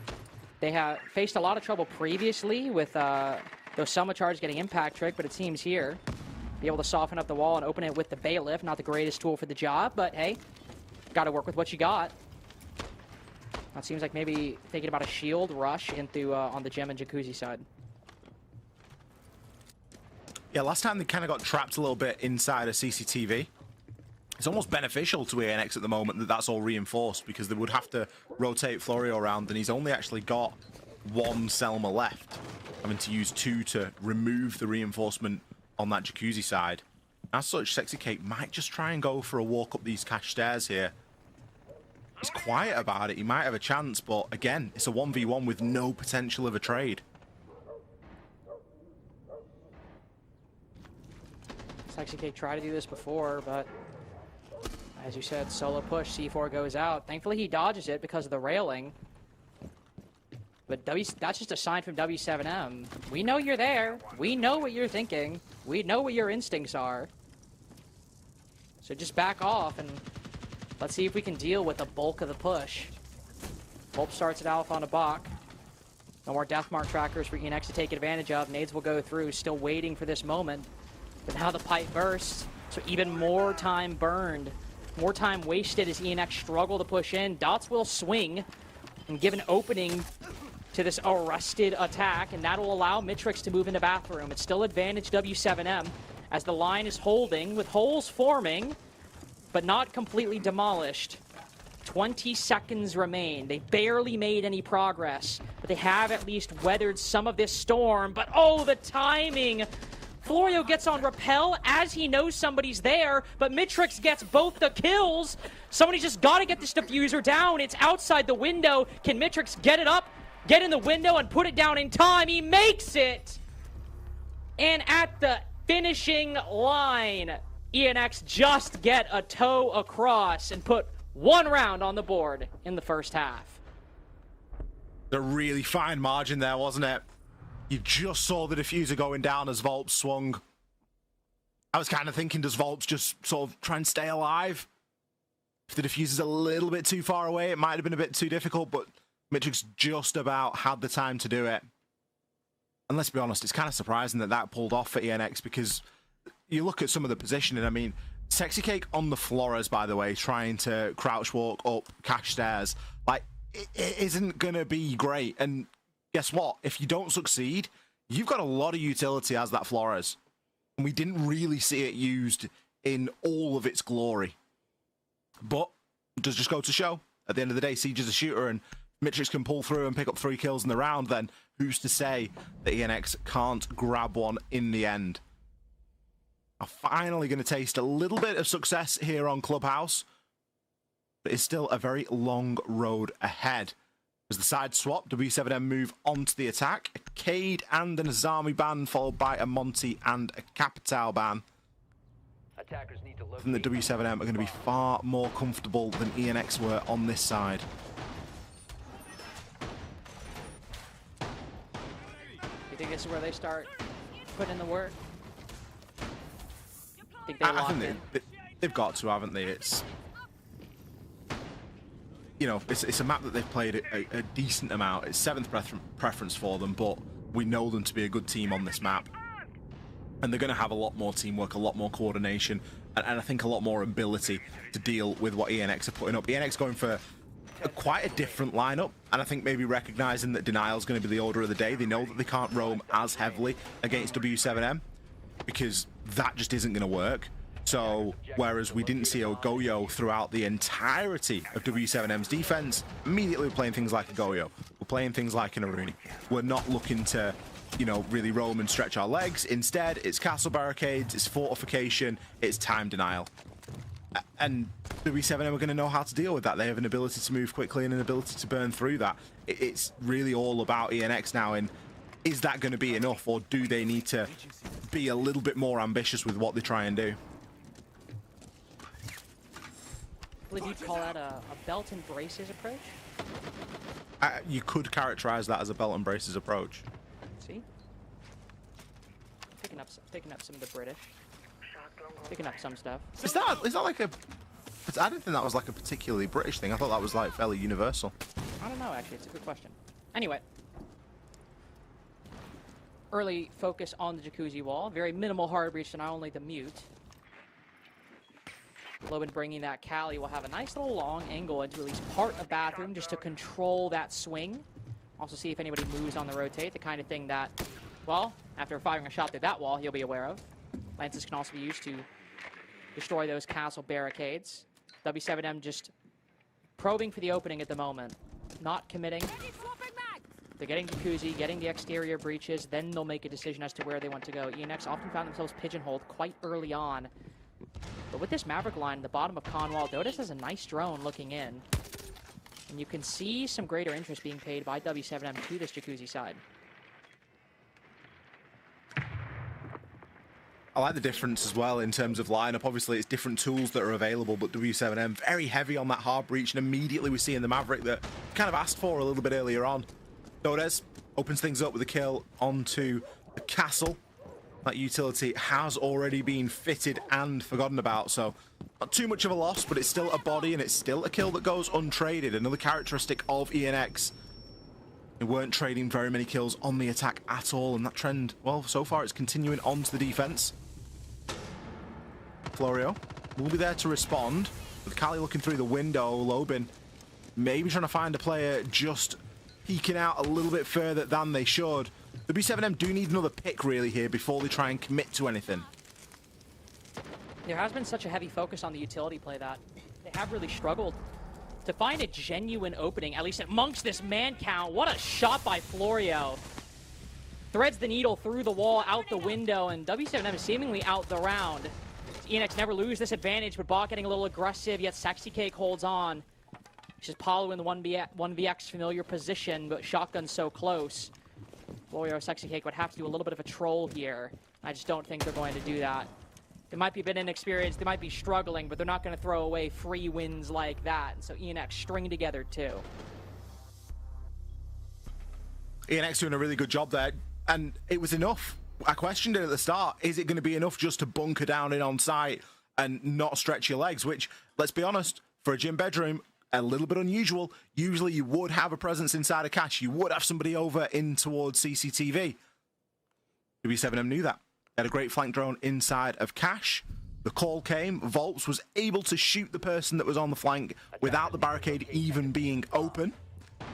However, it wasn't enough because whereas the defense was maybe a little bit one-dimensional, I would kind of characterize that attack as quite one-dimensional. W7M were just looking for picks off the balcony, and ENX were well-disciplined enough not to give them too many. I think they maybe gave away one as like a direct pick off the balcony, and the rest came down as gunfights when players started to hop in. So, I think credit to them. You got to. We are hoping to see a little bit more of a decent showing from ENX and do a lot of the basics in that round, bring some decent utility, they overpeak a little bit, but they always have the advantage at least, and there's always going to be some breakage in rounds like this. Little mistakes you make, little moments you think back, I wish I hadn't done that. On basement, clearly trying to channel a bit of W7M. We have a very heavy roam. I was going to say, we're going to see a little bit of a classic. I've seen Foltz do this. You do the roam on the mid floor, but then you've got the mute sitting on the mute jammer behind the metal construction panel. I think we got, what, 3 or 4 players up top right now? At least 3. It's definitely quite an extension, isn't it? But when you bring in the castle, I think you're given the space to do that. Sexy Cake caught out on the drone there, and he doesn't know. This should be fairly easy pickings for W7M. They have also got to try and commit to figuring him out, and they're going to have to use utility to do so. Oh. Lion Call, Blackbeard primed and ready. Palu looking through. Yeah, there's lots of options here, but even if Sexy Cake doesn't get away with the kill, you look at the utility that he's wasted. He's taken a Lion Scan. He's taken one of the exothermic charges. There's now nades coming in. He will have more than likely shot at least one drone, and he's wasted just under half of the round. Dropped off.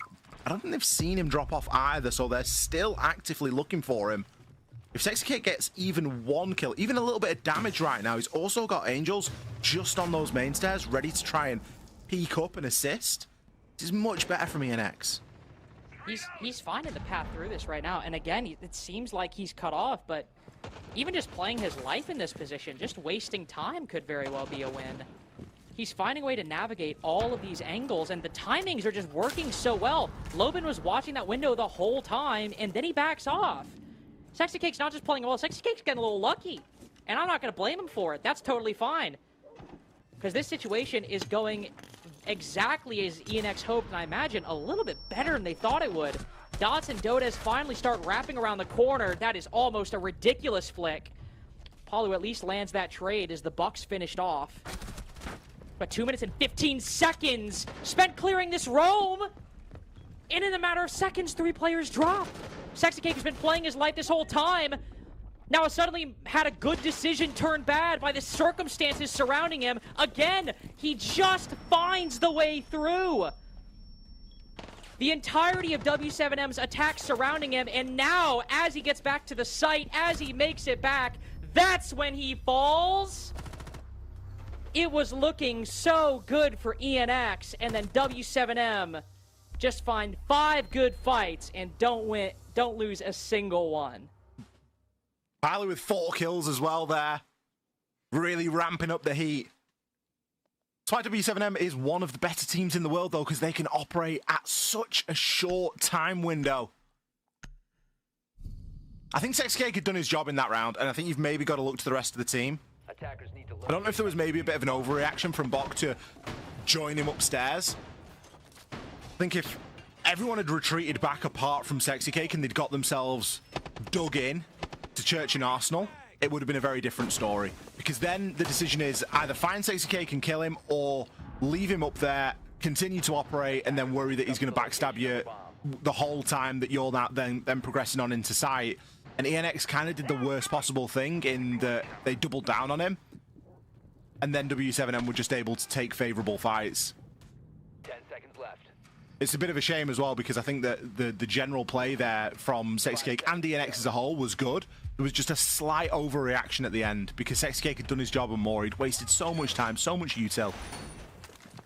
But unfortunately, his team tried to rally to his cause, and that was kind of their undoing inside of that last round. It puts W7M onto a map point right now.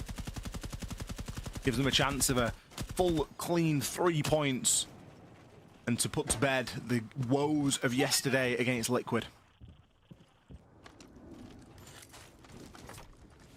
It's always day one against a good team as well. These things are going to happen sometimes. This is the game where if we really saw W7M struggle, we'd start to worry a little bit. And they have certainly struggled in these couple rounds. I think we can definitely say these attacks have had weak points even in the one they won. But right here, Mitrix just starts sprinting at the Blackbeard, and that doesn't work out well. He has a nade thrown at his feet, to be fair. Had to do something, but Florio also holding this position. No mirror window on the defense, but this is a CCTV cached defense. She's just going to try to fall back through that hole made inside of the Logi wall, but you can tell that Dots is hungry for it. Wishes he had another nade. Might even call Loban over to use that one. Trapped in the corner as he is, get somebody on the con window, but he's clearly waiting for something. And Florio can keep burning this utility to stave off the push, wasting time. Could be difficult with no C4. This would remove some important plant denial if the round gets to that point, but at least for now, it is wasting some time.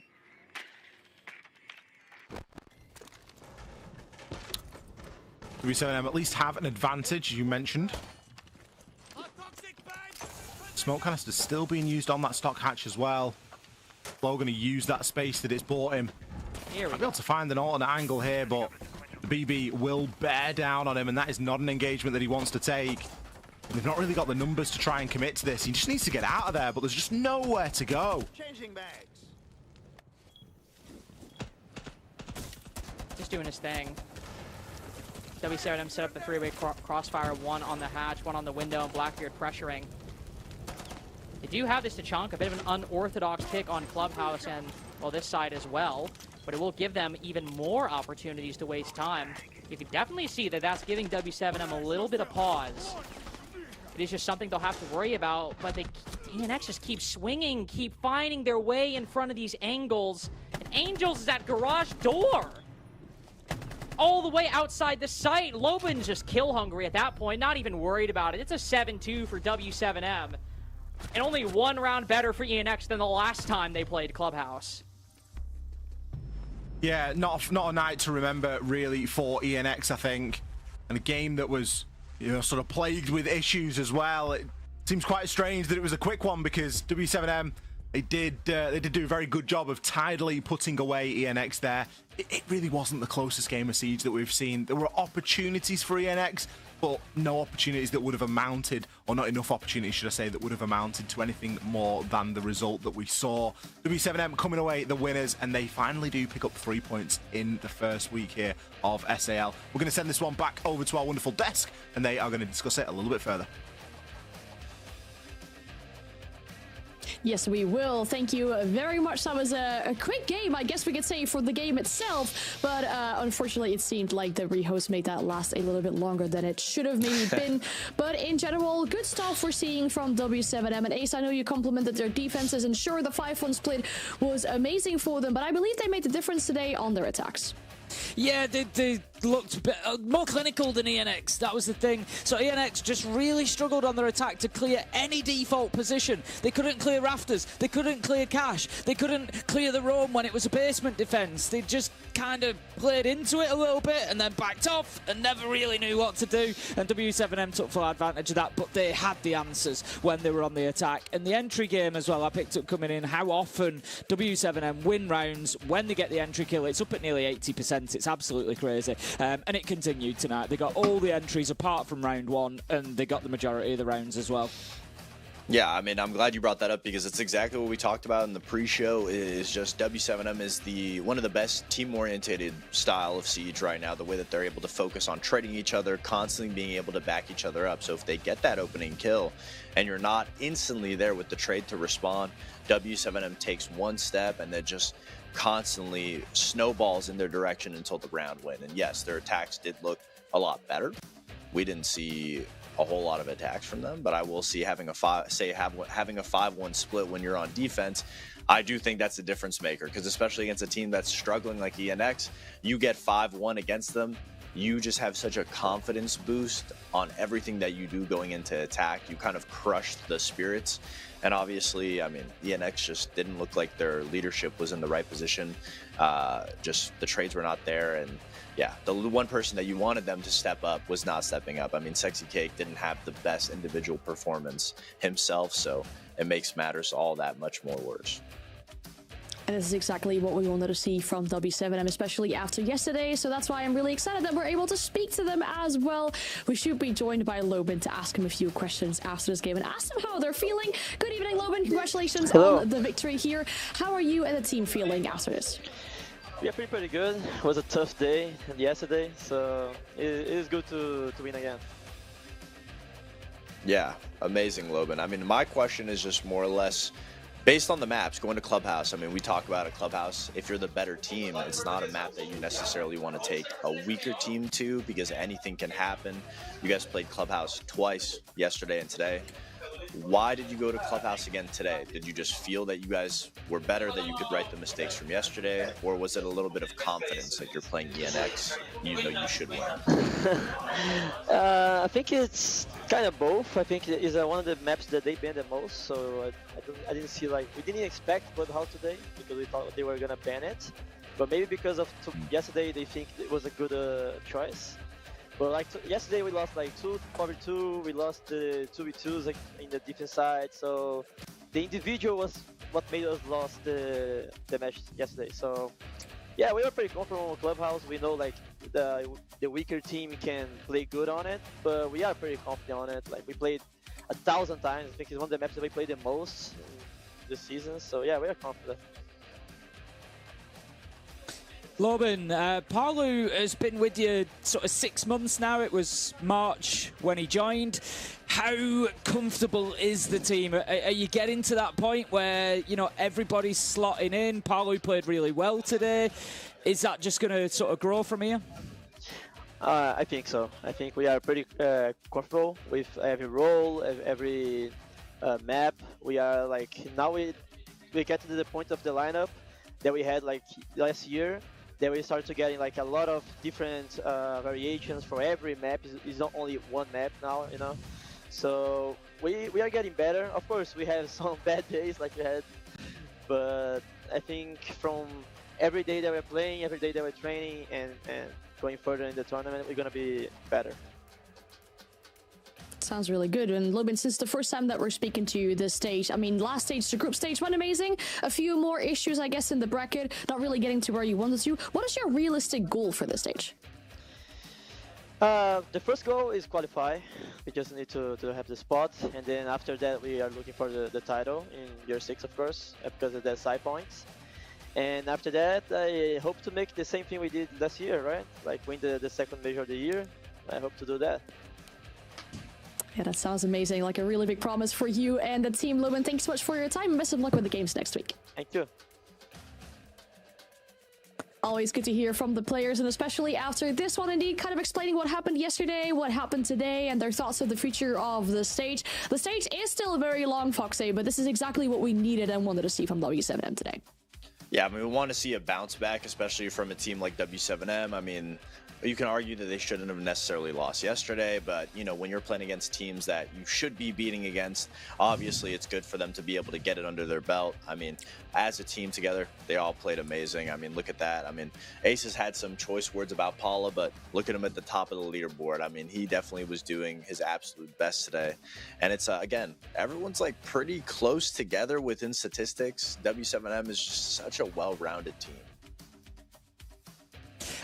Yeah, it's one step towards convincing me. I'll say that. You know, it was against the ENX. The ENX didn't really play that well.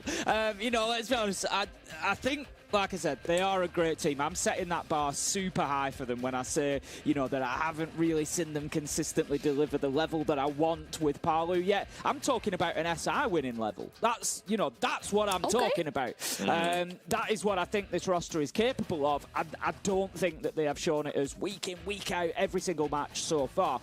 But, yeah, you can only beat the team in front of you. They played fantastic today, and they now need to build on that. And I want to see some really convincing wins against Furia, against FaZe. Come in there and really start dishing it out now. Yeah, and is it to anyone's surprise that Palu should also be the MVP of the day, of the game? I mean, even of the day could potentially be a conversation, because look at that, the sheer numbers on this page here. 175 EPS, rather high among some of the highest that we see all the time. And then 13-1 for KD, absolutely amazing for himself as well. As we heard Volp say at the beginning of this game, you know, he's not necessarily the most vocal one when it comes to making decisions and everything, but he sure does do the talking when it comes to performance in the game. Amazing stuff we're seeing from Paulu and W7M. And that concludes our first game over at the second day of the SAL, which means we'll have our second game up after the break. That's NIP and Furia.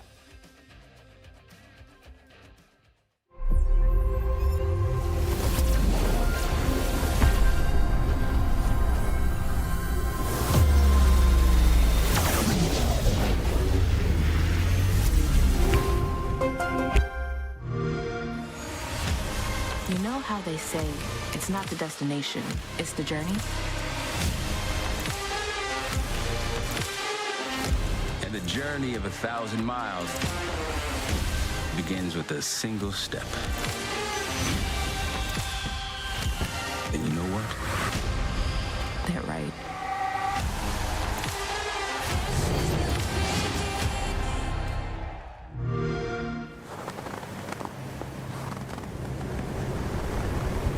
Keep an eye out for contact.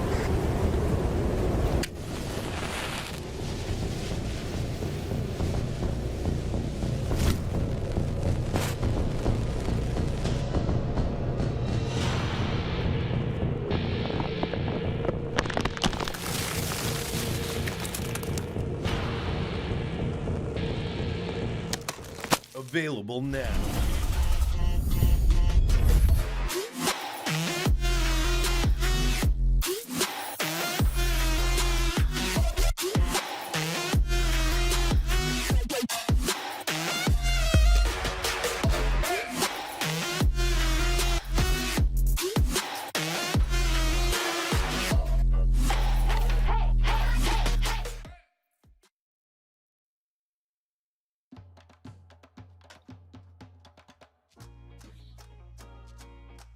our second game of the day between NIP and Furia, and both these teams actually got a really good win under their belt to start the stage. The main question is who's going to be able to keep up that momentum today. If we were to look back at last stage, that could be NIP, because that was considered quite an upset, taking down Furia in that last stage. But we have to keep in mind that Furia did take their time to kind of wake up in that stage last time around. Now, looking at NIP in general, Foxy, I think as of recently, they can be pretty happy with this presence that they've gotten, right? I mean, a good performance last stage, smooth sailing at the start of EWC, and then again in the SAL, it's looking pretty decent already for them.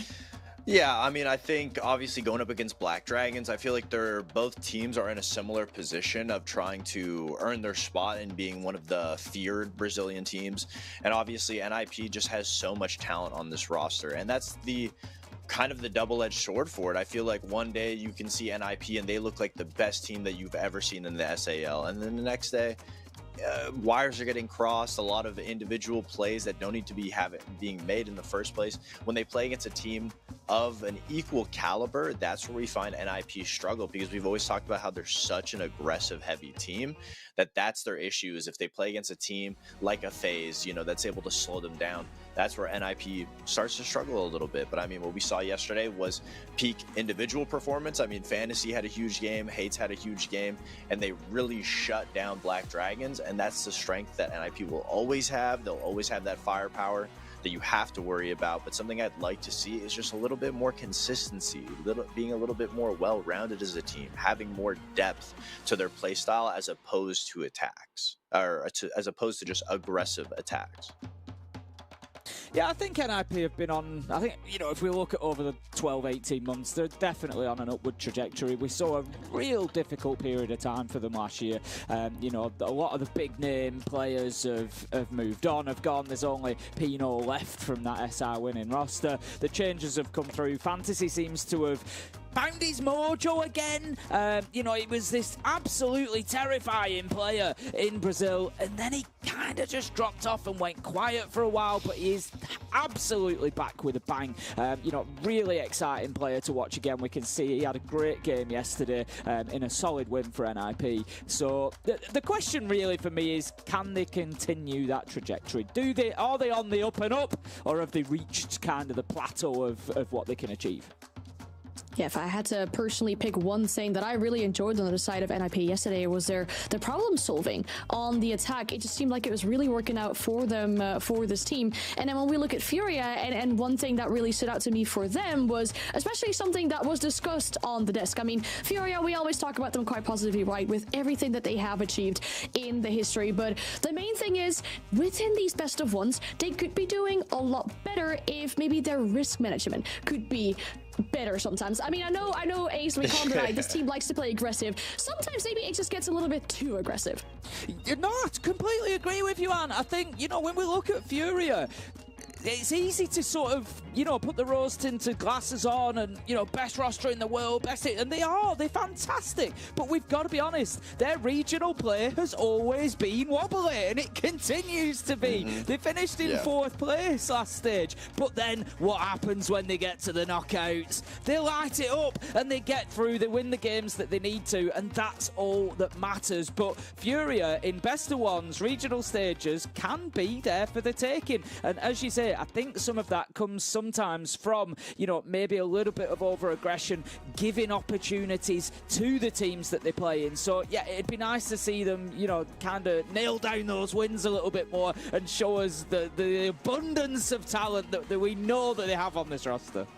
I mean, we'd love to see a little bit more consistency when it comes to the NAL out of Furia, because we know their peak, we know their potential, but who's going to tell any one of them to take the regional league seriously? Yeah. I'm not going to do it. I don't know if anybody on the team's going to do it. I mean, they've reached such a higher tier echelon that they know they just need to make it to the events. And sometimes that is their double-edged sword. Sometimes it does get closer than it needs to be able to make the events. But then once they get there, we know they show up. So it's all about, yes, like you said, risk management.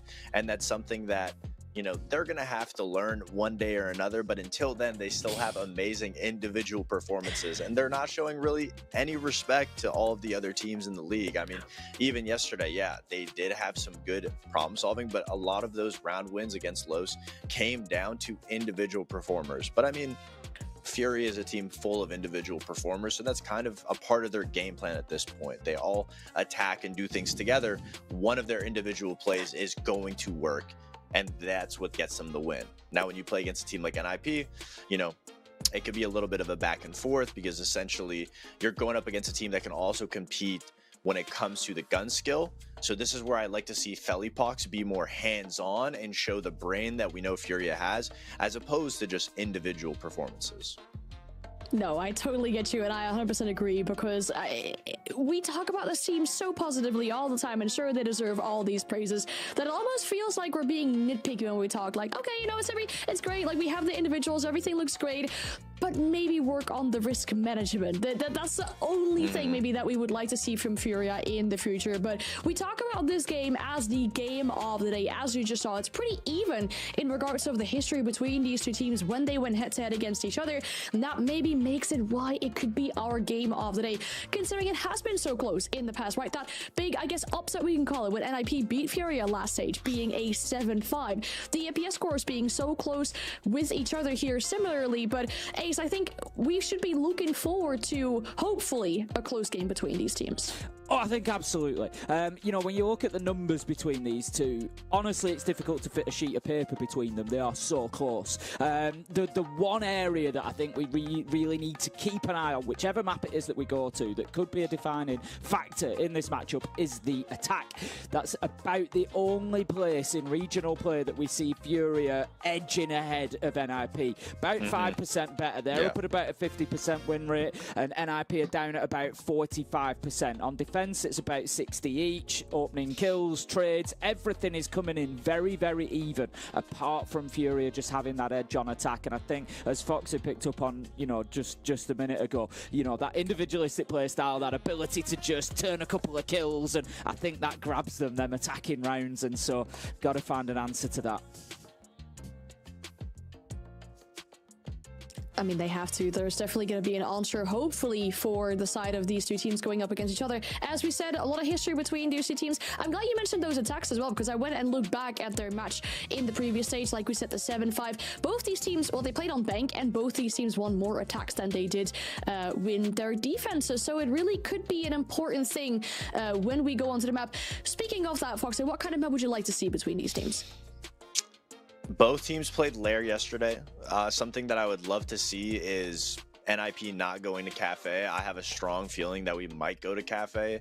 That being said, Furia, there's not going to be a single map that you can take Furia to that is going to be a weak map. I mean, they thrive on the big maps because of their aggression. They thrive on the smaller maps because of their aggression. I feel like the biggest issue for NIP right now is it feels like it's almost two different teams. They have their entry team of Fantasy, Hates, and Pino, and then they have their back-end team where it's like Hans and Wizard, and they're disconnected. And when one of those teams doesn't work, that's where they lose rounds. And the maps that primarily decrease that risk are the smaller maps where you're forced to play together. So I'm hoping for NIP that we can see a Border, we can see a Chalet, maybe even a Clubhouse. That being said, I'd imagine that Furia is going to try to take it to a big map, because we know if the entry game doesn't work for NIP, that's where they struggle. If we don't have Fantasy getting those opening kills, that's where NIP struggle, because they're all too spread too thin, all trying to individually find an opening in the map. And if they can't, NIP doesn't have the brain power at the moment to be able to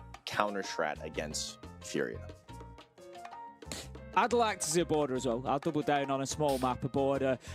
Furia love Border, but they're 3-2 on there, so it's kind of a mixed bag for them. You don't know what you're going to get, but they come out and they always have these wild performances. And I just think with players like, you know, Fantasy on the other side as well, I think, yeah, just chuck them on Border, put them in a small room and let them just go at each other, and we get to sit back and enjoy. Honestly, I feel like the best game plan NIP could do right now is use Furia's egos against them. So bring him to a smaller map like Border, like a Chalet, where you know when you're on aggressive, claustrophobic map, Furia is going to go for those swings. They're going to go for the aggression because they know, oh, Border, like, attack is arguably like the closest side to a defense on any other map. So we have to go for these gunfights. You have to use Furia's strengths as a weakness. Try to take them to a map like that where they're going to go for the gunfights, abuse that, try to double up, trade, and focus on getting those picks. And that puts you in the best advantage that you could possibly get against Furia. I think we could theory craft about what map potentially we could get for all day, but good thing is that the map veto is ready to roll in, so we'll see where it'll be heading to for this best of one. Will it be Booter? I mean, we talked to Pino yesterday in the interview as well. Cafe is still a potential thing as well. When we mentioned it, he started smiling. I was like, okay, yeah, maybe there's a possibility for it to be coming up. I see you laughing, Foxy. You don't agree, or no? Don't go to Cafe. Everyone thinks that they can beat Furia on Cafe. Like, you're not gonna win when it goes to Piano. Oh, Furia banned Cafe. Okay. Well, I guess Bank is a good map for. I mean, Bank is a good map for Furia as well. It's a little bit safer. It's arguably, I would say, a weaker map for NIP as opposed to Cafe, so it makes a lot of sense. Obviously, bigger map, like we said. If you want to be able to crutch against NIP, bring them to a bigger map. Bank's one of those maps where you're always going to have to be entering two sides of the map. CEO side, front lobby side. If you're attacking the basement, you have to be able to always attack from two sides of an attack and meet in the middle. So Furia is doing exactly what the game plan is here, trying to spread NIP out and then attack one of those sides from defenses, or like cut the team in half essentially, because they know that NIP has a clear issue with being able to connect the whole roster all together.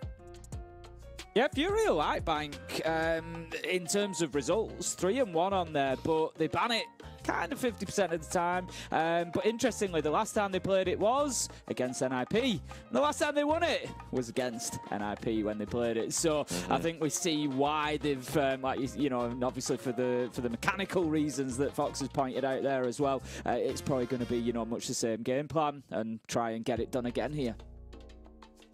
Well, they have to. I mean, with the way that we're hyping up this game and it being the game of the day as well, I just hope that people are ready for some raw gunpower going up head to head. I think it's time to send it back to Extra Troika and Links. Thank you very much, Anne. And while Ollie and I we might have our hearts set on FaZe and Liquid, I think we can't deny Ollie that, at a minimum, this is a top 2 match of the day, absolutely, with the upward trajectory NIP has had. Furia being the reigning champs of Brazil, really solid showing at EWC. How can you not be excited? It's definitely up there, isn't it? It's, as you say, it's top 2. But not top 1.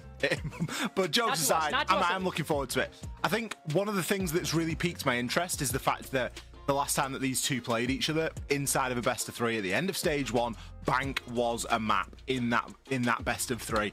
7-3. It was won by Furia. So interestingly as well, the only map that NIP won in that series was actually Cafe. It went to overtime. But yeah, I think that Bank as a map, it definitely suits Furia. Although it isn't as high a preference for them as it is for NIP. NIP have it as their #1 preference map in the last 90 days. So it's interesting, isn't it? Because it does just go to show that there's levels to this sort of thing, and you can be a good team on a good map and have a very high preference for it, but you can still get beaten on it, even going up against a better team fundamentally. And I think that's what Furia are. I don't think there's much of an argument there. I think fundamentally, with what that team has achieved, they are a better roster. But it doesn't mean that NIP don't have a chance, because we've seen plenty of occasions where Furia have, I won't go as far as to say imploded, but definitely underperformed, particularly inside of this regional league. As Tim was mentioning, it is usually more toward the best of 3s, the playoff games, and those international events where they really turn it on. And let's be honest, every team has a blip over the course of a regular stage, and it just depends on when it happens. Well, also, let's also just be perfectly honest. The W7M/Furia era was, it began almost 2.5 years ago now. It is almost 2 years old, or it's about, I think, a year and 10 months old since Atlanta. Now, obviously, we have SI a little bit after that, but it's been a long time. And just ultimately, you're not going to be the best team in the world forever. Obviously, they win Reload, they win Brazil this stage. They're still undeniably, one of the best teams in the world, and in my opinion, one of the greatest rosters to ever be assembled in Rainbow Six. But at the same time, one of the main problems they've had was something that Tim has also mentioned, which is, I actually really liked Anne's phrase, which was risk management. Sometimes, I specifically remember, what game was it last stage? I think it was the ENX game, actually, where ENX demolished them on Skyscraper, and it was just Furia were just doing too much. They're defending T Karaoke, and they're running 3-man office and exhibition roams. They just don't need to be doing all that. There's just sometimes they take gunfights. They don't need to be doing all that. And that's part of the team's identity, to be fair, is usually taking those opportunities and those gunfights much, much, much more often than they don't. But when they aren't hitting their shots, when, say, Herds is struggling, which for a good portion of last stage he was, that means the team is going to have one of those blips that you mentioned, Ollie. But at least yesterday, no real blips to be seen so far. Quite a good 7-2 victory over Lowe's. Same for NIP, 7-3 over Black Dragons. And one of these teams will end up 2-0 going into next week's games. On Bank, as Ollie said, it was what, a 7-3 for Furia last time they played? Yeah, they also played it in the stage. Furia NIP last stage, it was played on Bank as well. And it was a 7-5 for NIP, hence why it actually got through in the best of three, because NIP had a bit of confidence on it, and Furia just did what they do in best of threes, and that is typically come away with a win. I mean, Furia lost to teams like ENX last stage. You know, I can't stress this enough, how like the regular stage is just such a lottery with them, and you never really know what you're going to get. NIP, are they going to have confidence coming into this, knowing that they've beat them in the regular stage last time on Bank, or are they going to be feeling a little bit uneasy, knowing that when it was in the playoffs and push really came to shove, Furia pulled it out of the bag? It really is anybody's. And I don't know if production knew the maps and knew like the true lore that has developed behind this game, but it is shaping up to be nearly match of the day worthy. I'll give it that. We'll see how the game goes, eh? Yeah, we'll see how it goes. I mean, obviously, I think both these teams are quite good, so it has become, especially with how last stage panned out, has become one of my more anticipated matchups, where Furia and NIP would not have been the case about a year or so ago. So I definitely was looking forward to it anyway. And I would put it on the level, at least in terms of quality, as a FaZe Liquid could very well be. On Bank in particular, we'll start on the Lockers side, often the primary starting point. And we do have something a bit interesting. Nade picking the Blitz out the gate. Furia have been many things. A Shield team is not normally one of them. Yeah, Blitz slipping through the bans. NIP actually banning away a Twitch, which is fairly niche in terms of general banning, but when you look at it in the context of Bank and you look at what you're going to be going up against, a Twitch drone, or a shock drone more specifically, can be a devastating piece of utility, especially when it is used well. So that getting taken away there from Furia and the toolkit that they are able to bring, it will mean that dealing with those Goyo Vulcan packs are a little bit more tricky. You're going to be having to get nades in there. Hence, we're seeing quite a heavy nade lineup. We've got 4 of them. We're also seeing quite a lot of pace here. Oh. That Blitz is being used to very quickly clear and already dropping into Elevator. You can see KZ as well coming in from the backside, but, well, both players on that Elevator drop falter. 2 players down, but it's have to be a pretty big overperformance from KZ and JV92 to claw this one back. If you want to bet on any 2 players to do it, it would be these 2. KZ actually picking up a Herds mainstay, running that IQ 552 hollow. Will find the second. Probably glad he gave that one up, but unfortunately 2 is all he'll get for the moment. And JV is going to be in a really tricky spot if he tries to go pick his teammate back up. Final E1D, at least for the moment. Nade will go out to stave off the red swing. He's aware of the potential crossfire here. Nice little smoke. Could isolate the garage engagement, but instead he'll push deeper into the site and just barely misses. Hates his head sitting right beneath that desk. First round goes the way of NIP as Furia tried to get a little pacey and get a little dead instead. Strange rush, really. Typically you go for a gold rush. You can, of course, go for an elevator rush, as was demonstrated there, but I don't think that catching NIP off guard is going to be the order of the day, really. They're not looking to roam too heavily. You look at the lineup that they were bringing, it was very much let's sit in the site and play in the inherent advantages that we have down there. I'm not too sure how I feel about that, I'll be honest with you. Nice. Obviously, there's an advantage to, just sort of hightailing it into the site, because that denial utility becomes a little bit less effective if you're really up close and personal and in the opponent's face. But it never really came to that. It was nipped in the bud very quickly. And as such, we will be moving on with our rotation here. Top floor we go. We're going to see a little bit of Denari as well. We saw quite a bit of Denari inside of NAL. We did. With the old trips. Got some good triangles. A lot of geometry. We had a what do we have, Ollie? See if you remember the word. began with like an S or something, didn't it? Well, we had a Seekin, but I don't think. Again, I'm not sure that was. The jury's out on whether it was. The jury's still out. On whether the jury's still out if it was legit or not. technically a Seekin. But we had a lot of crazy geometry going on. Mostly triangles, though. I don't know how many were isosceles, but certainly no equilateral. I'll tell you that much. Herd's taking a long line at top square. Be careful. I think we see that Denari Wizard contemplating a little bit of a peek, but instead Herd's softened up through the soft wall of CEO. We'll have to be careful because putting an exothermic on this wall might be quite tricky, especially with the A-span, of course. That's just kind of the nature of things. But with the utility that Herd's picked, he'll have to get close on that panel to open anything up with those exothermics. Could find himself taking damage. Maybe an impact or C4 being thrown through. You're just spending some time for the moment getting information. Like the intro of the Ying, I mentioned, could have made last round a little bit easier, but Ying sends Demo seems like a sensible combo, and well, certainly nobody's going to complain about finding that yokai. And the Denari getting hacked as well. At least the yokai has been removed, as this is a fairly plant-orientated lineup. Obviously got the sense, and you got the Ying, that speaks of an execute. I'm surprised to see how deep NIP are defending this site from. There's nobody actually operating inside of CEO. Instead, they're really just looking to play a little bit deeper from in and around Marble and the top of elevators. And that is giving quite a lot of space away to the attackers. However, Herds has found himself downed.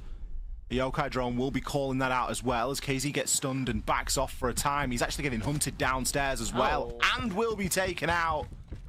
The attack falling around the minute mark right now. KZ Herd's almost certainly going to get finished off eventually.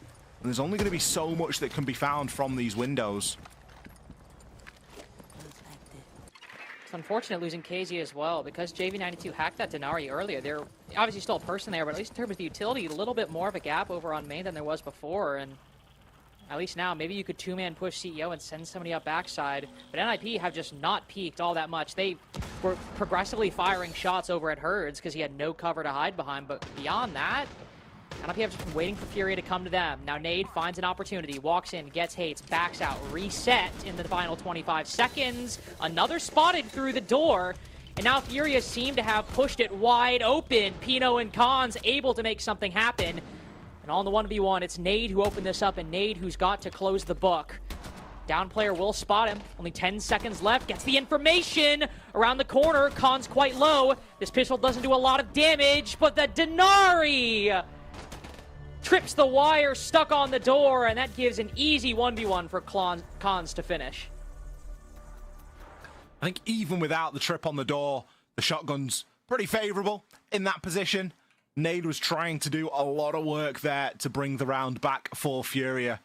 But ultimately, NIP, fantastic discipline here tonight. Zero overreaction to anything that's going on. They are just happy to set up and sit back. Take the hand off the keyboard and just chill out. Give it 30 seconds and see what happens. And not giving anything away. They know they can't afford to peak Furia. That's a fool's errand. And not making those mistakes. I'll be honest, I was a little bit skeptical. Obviously, you got the castle band, you got the smoke band, so a little bit of that denial has already been taken away. Some of the architecture ability on the defense has been taken away as well, and we didn't see an Azami being brought. We speak about Azami so often because it is so powerful.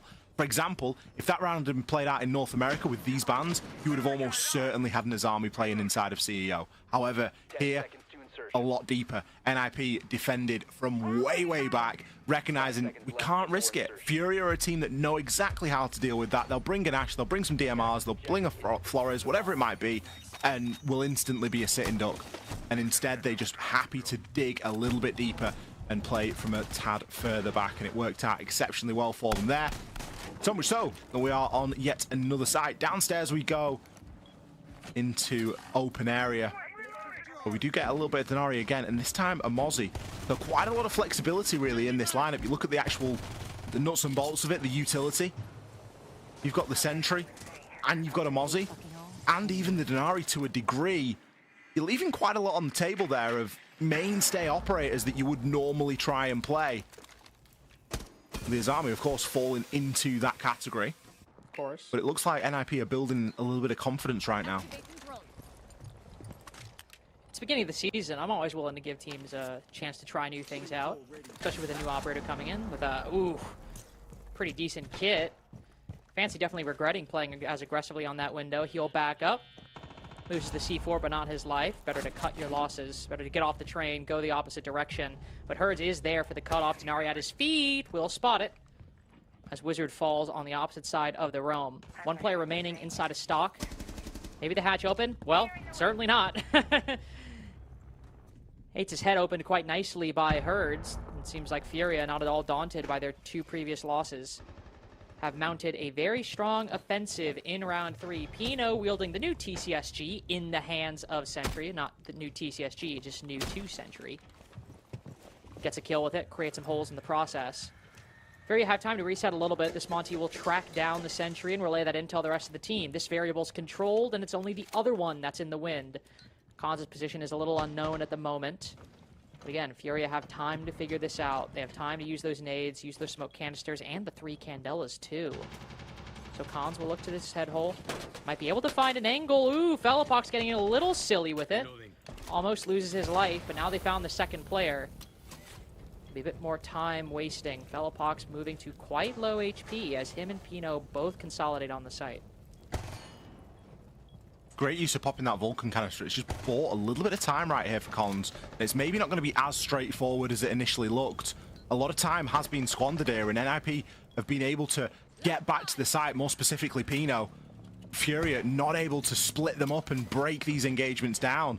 The Banshee's going to do great work in stopping that Monty from pushing through. Collins eventually overswings. It's all down to Pino.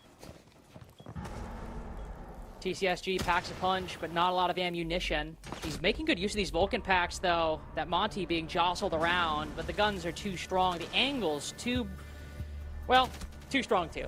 Let's just be honest. Let's not mince any words about it. Furia with a very, very strong round 3. Even though they faltered in the 2 previous ones, Ollie, it seemed like NIP's job of just remaining still, holding their angles, firing some shots when they felt they needed to, was working out pretty well. Furia able to recover, and now let's see if they decide to do another rush for lockers and CCTV. I'll be honest, I'm a little bit annoyed about that last round from NIP, because what they'd done in the previous 2 was exceptional. They waited for Furia to come. They didn't have much of a choice in round 1, it was a rush round. But in round 2, especially, they showed great patience. Then the overconfidence just overwhelmed them in round 3. And all of a sudden, we've got nobody on the site. Everyone's here, there, and everywhere. It's a big map. It's bank. Furia are great at opening picks. They're also fantastic at trades. So you're asking for trouble roaming against them, really. I questioned the lineup at the time, and I think it's valid to question it again in hindsight, because there was nothing. They didn't have a mute. There was Dokkaebi available. Like, you've got to be a little bit smarter about these things. And I don't think that just trying to waste time and play individual gunfights is the one, because Furia, they're going to suffocate you. And that's what we saw. Furia pick up their first round here. Back down to the basement we go then. We haven't got the Blitz this time, but we did have the Monty briefly. That'll be swapped out for a Ying. Likely, I would imagine the Blackbeard will stay with Nade. But I really don't think that we'll be going for another rush down either gold or elevator hatch. You don't think so? Instead, well, the Goyo's been banned now as well, so Furia have pretty much got free reign to do whatever they want. They can deal with the most complex of roam games and still have enough time. Smoke being banned out at the start of the game, that's bought a little bit of time for them throughout. Now the Goyo's gone, forced into something like a Tachanka. I mean, it's not like we're in NAL and we've got NJR kicking around, you know? Nah, we don't. He'd have the craziest Shumika lineup you've ever seen. Interesting that we don't see the Cade brought next to the Tube route. Not necessarily a bad thing. It's just often kind of, especially when you're thinking about wasting time, especially when the Smoke and the Goyo are taken off the board. Makes sense sometimes to throw the Cade on those hatches, Zoto behind them. But not really the option that NIP decide to go for.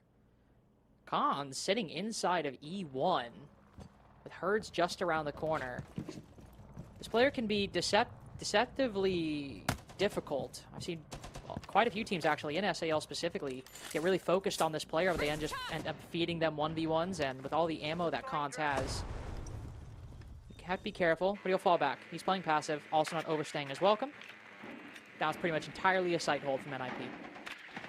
I'll be honest, I was a little bit surprised to see him up there.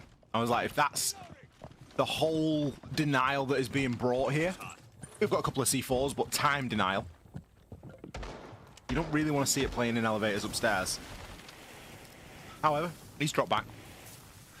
He's gotten away with it.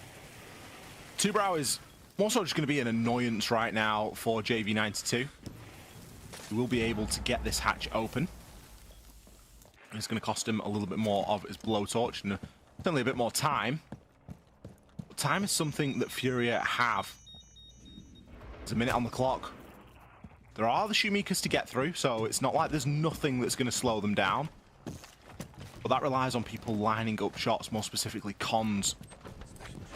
Unsure if Wizard does actually still have 2 of the Yokais as well, so Denial not looking as bad as it might have initially. It would have been nice to get at least one of those Yokais down. Cons can just gently trickle these Shumika launches in toward that breach.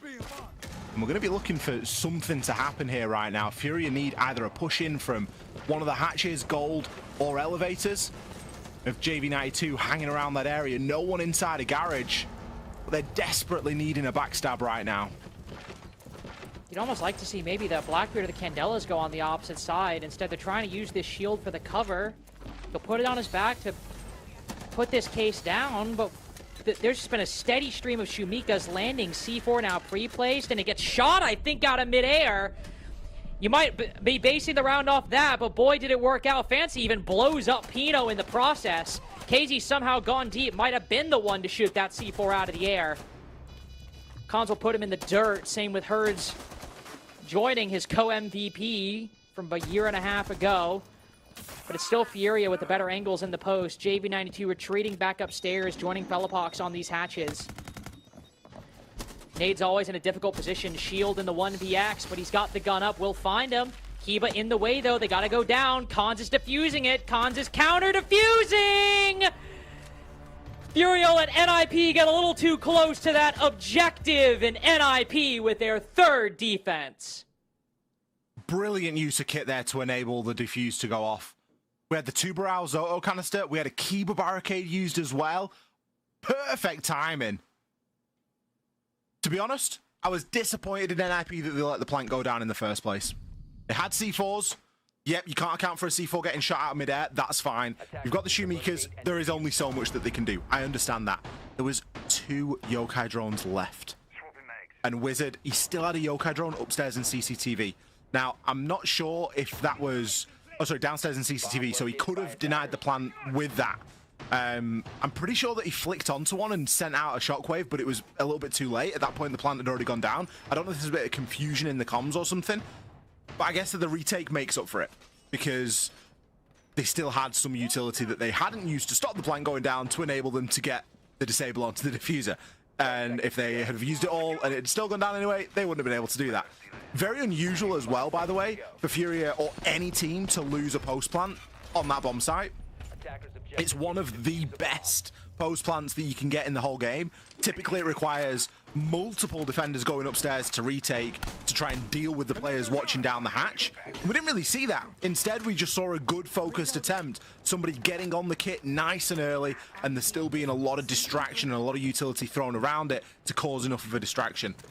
NIP doing a great job at salvaging the round there. But Furia, I'm not going to say that they looked in massive control, because I was still surprised they got the plan down, but they did a great job of making it happen, and it's very unusual to not see them hold on to it.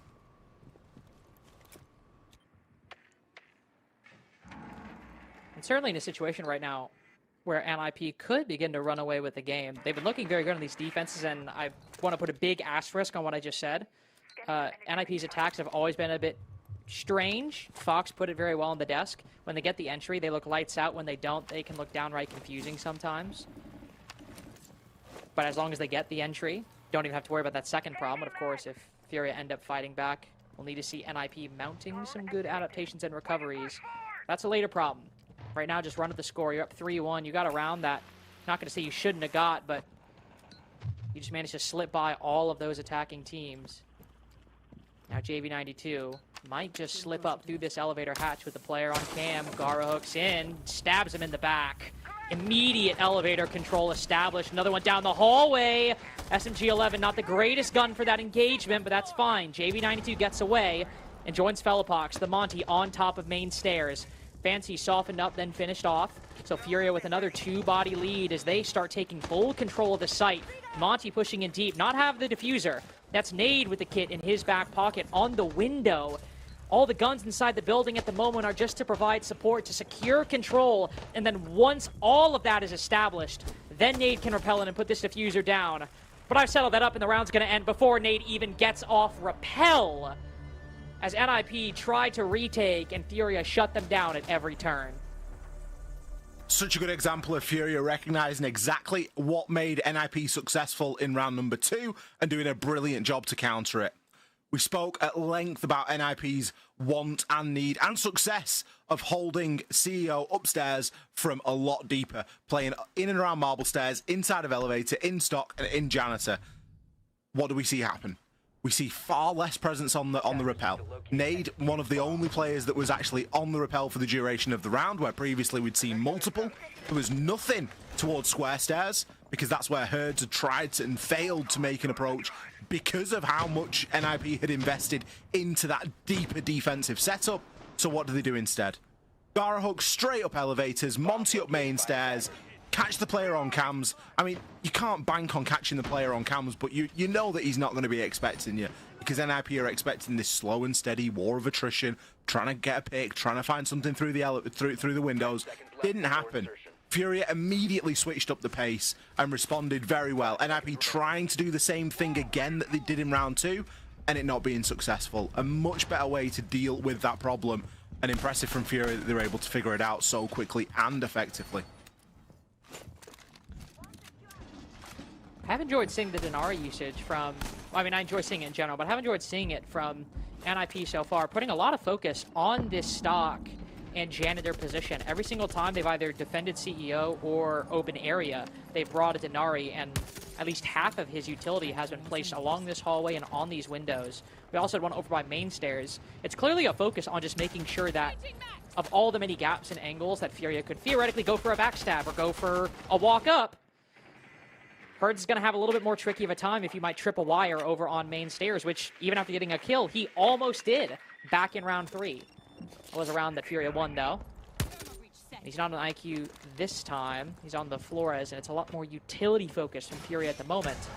And with all those changes, it's still Fellapox walking up main with this Monty shield in hand. Despite the lack of success in the previous attempts at round 3, again, it's a similar lineup, isn't it? I think Cons has switched out for the mute this time, which I like a lot more. It gives you a little bit more surety. There isn't a Dokkaebi, but you can at least block some of the electronics that are going to be headed your way from the attackers. Great value being found out on the drone here as well, and interestingly, the drone isn't shot. Trying to just find a horrible angle on the upside down rappel, trying to look through horizontal rafters. Never going to end too well, and it looks as though for a time at least Pino is going to be safe there, but Herds on the copy window. He's going to kick things off with not 1 but 2. Takes Pino out. He wasn't found vertically, instead just directly through the site. It's going to start the same way as round 3 with 2 very nice opening picks here for Furia. And again, it should just be tapping it into the back of the net from here. Oh no. I mean, yeah, that's just an easy pre-fire for JV92. Bit of a strange collapse for NIP on their final defense. 2 players getting antsy, feed themselves to Herds. 1 player is spotted directly in front of a drone, just gets pre-fired by JV. Herds has spotted the next one on bottom square, sees him. Neither player taking some damage. But that's not the only one left.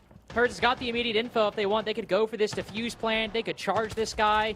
Now, it's a little bit of column A, a little bit of column B for Furia.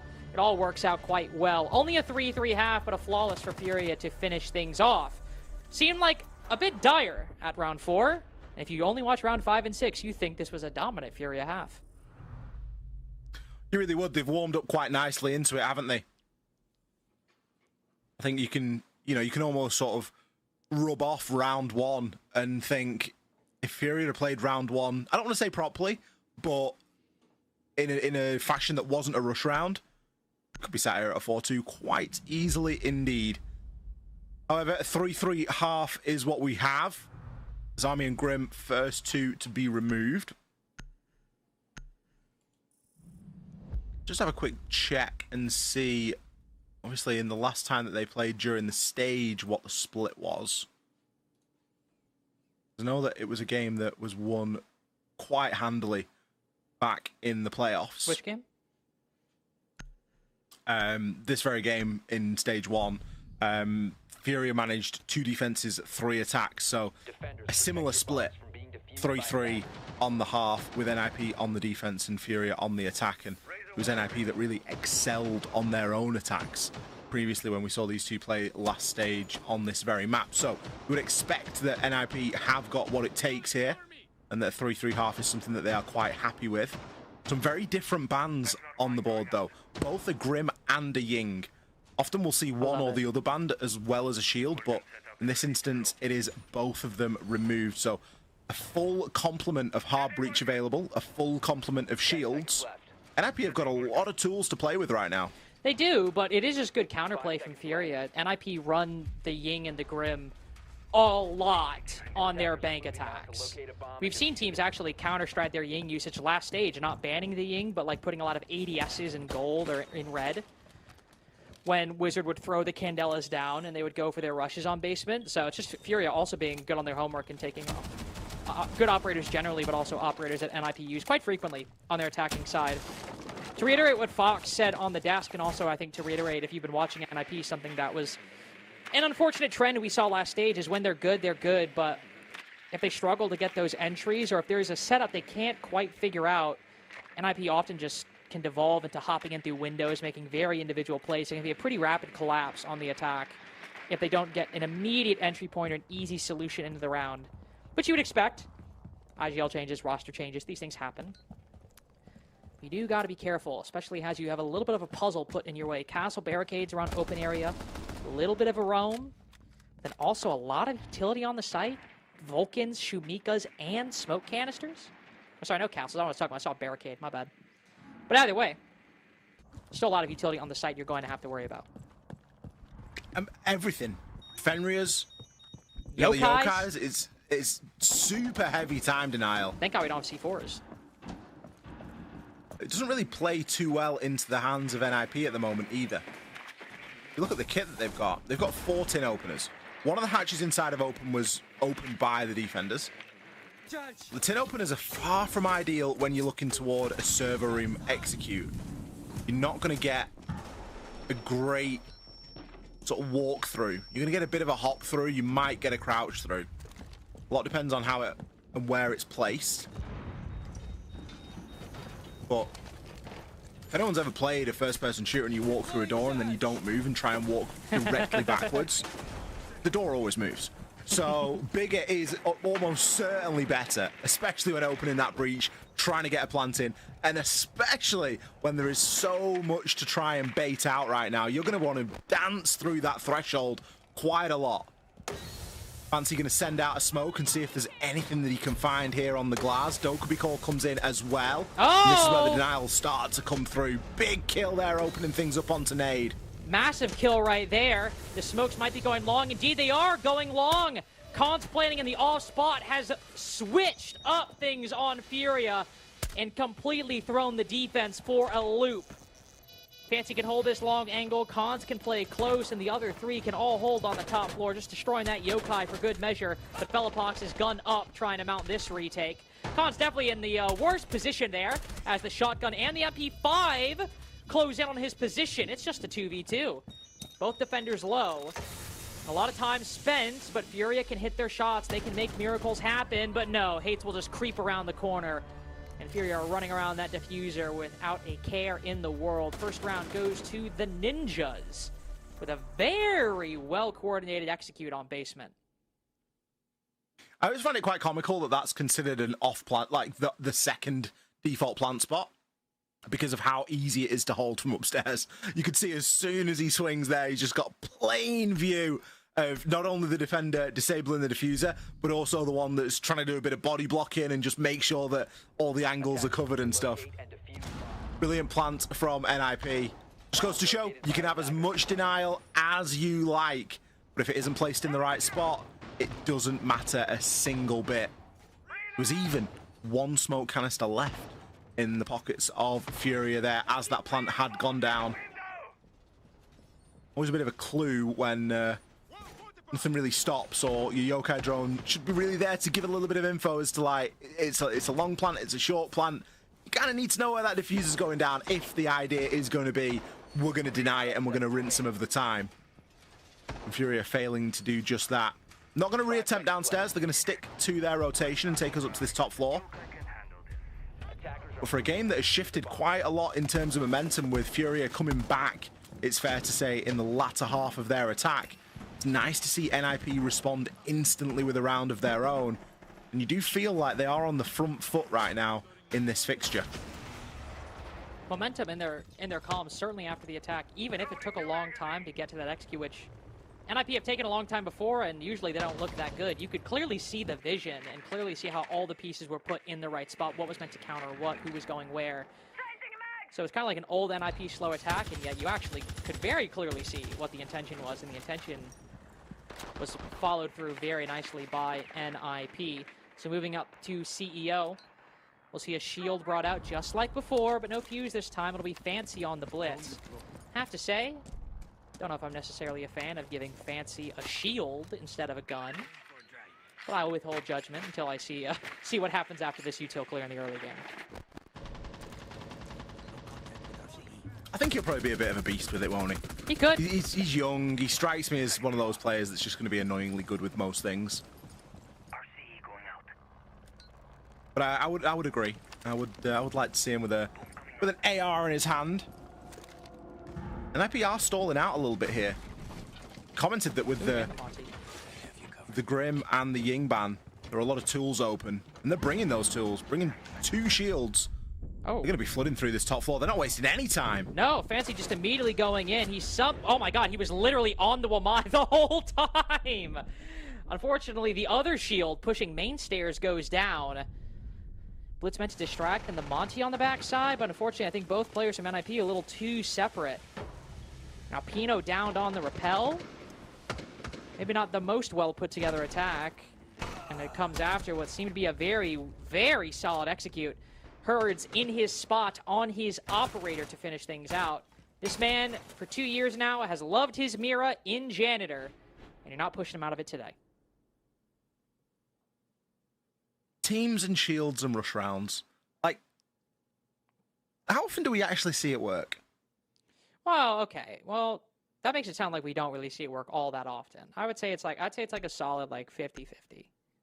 Just because we see the shield rush so frequently, it's probably just evens out to about coin flip in the long run. You know what I mean?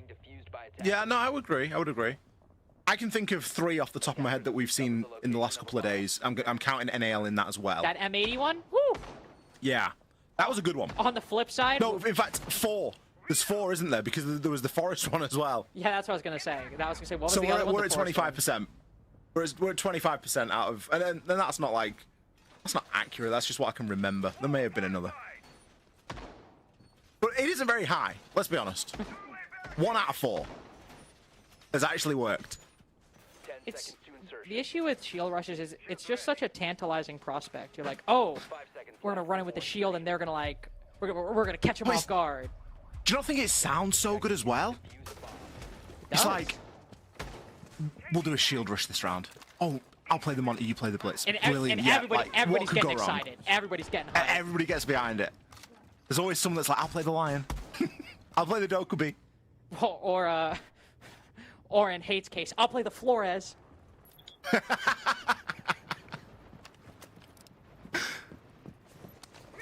Yeah, the old backup Flores, we love that.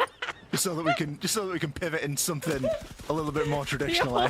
The old SR25 Flores pick for the shield run.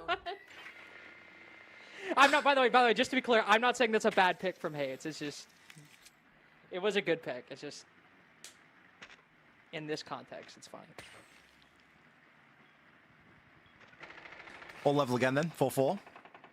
This is one of the reasons why we saw the Twitch banned, by the way. Look at the value that Cons is able to extract from that shock drone. Removing some of Denari's trips, removing the default cameras. Even got mirror windows in his sight this round.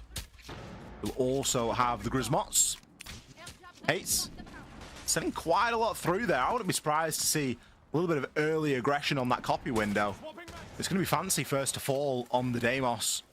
Not ideal for the information gathering right now on the side of NIP and Furia. They are putting their foot down at the moment. JV92 is 9-4. Him and Herds doing quite well in these past couple rounds. Not anymore, unfortunately. Goodbye, Herds. 3K in round 8, 0 in round 9. So we won't complain too much. It's a JV92 game at the moment as NIP let their foot off the gas and take a look at the map, see where the hell they want to put this diffuser down. KZ, Nate, and JV, all on low, or on reduced HP, I should say. JV has a barb in the pocket. That's not going to do anything, but, you know, it's, in case anybody was interested in keeping score. The bigger issue, though, is how they're going to find a way through this. Because I was going to say, you need to try to work a pick in a mid-game like this, and they will find one. Pino opens up a hole with the Selma. And down goes Nade.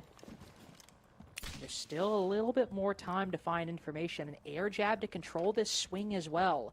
So Fellapox can't push up Marble like he would have before. Now we see some consolidation from NIP. Wizard moving over to the square side. Joining Pino, but where is Khan's going to go? With that diffuser, he'll join them. But right as they go to move, JV swings. Puts another on the ground. Wizard finally puts the end to that. But NIP again struggling to recover.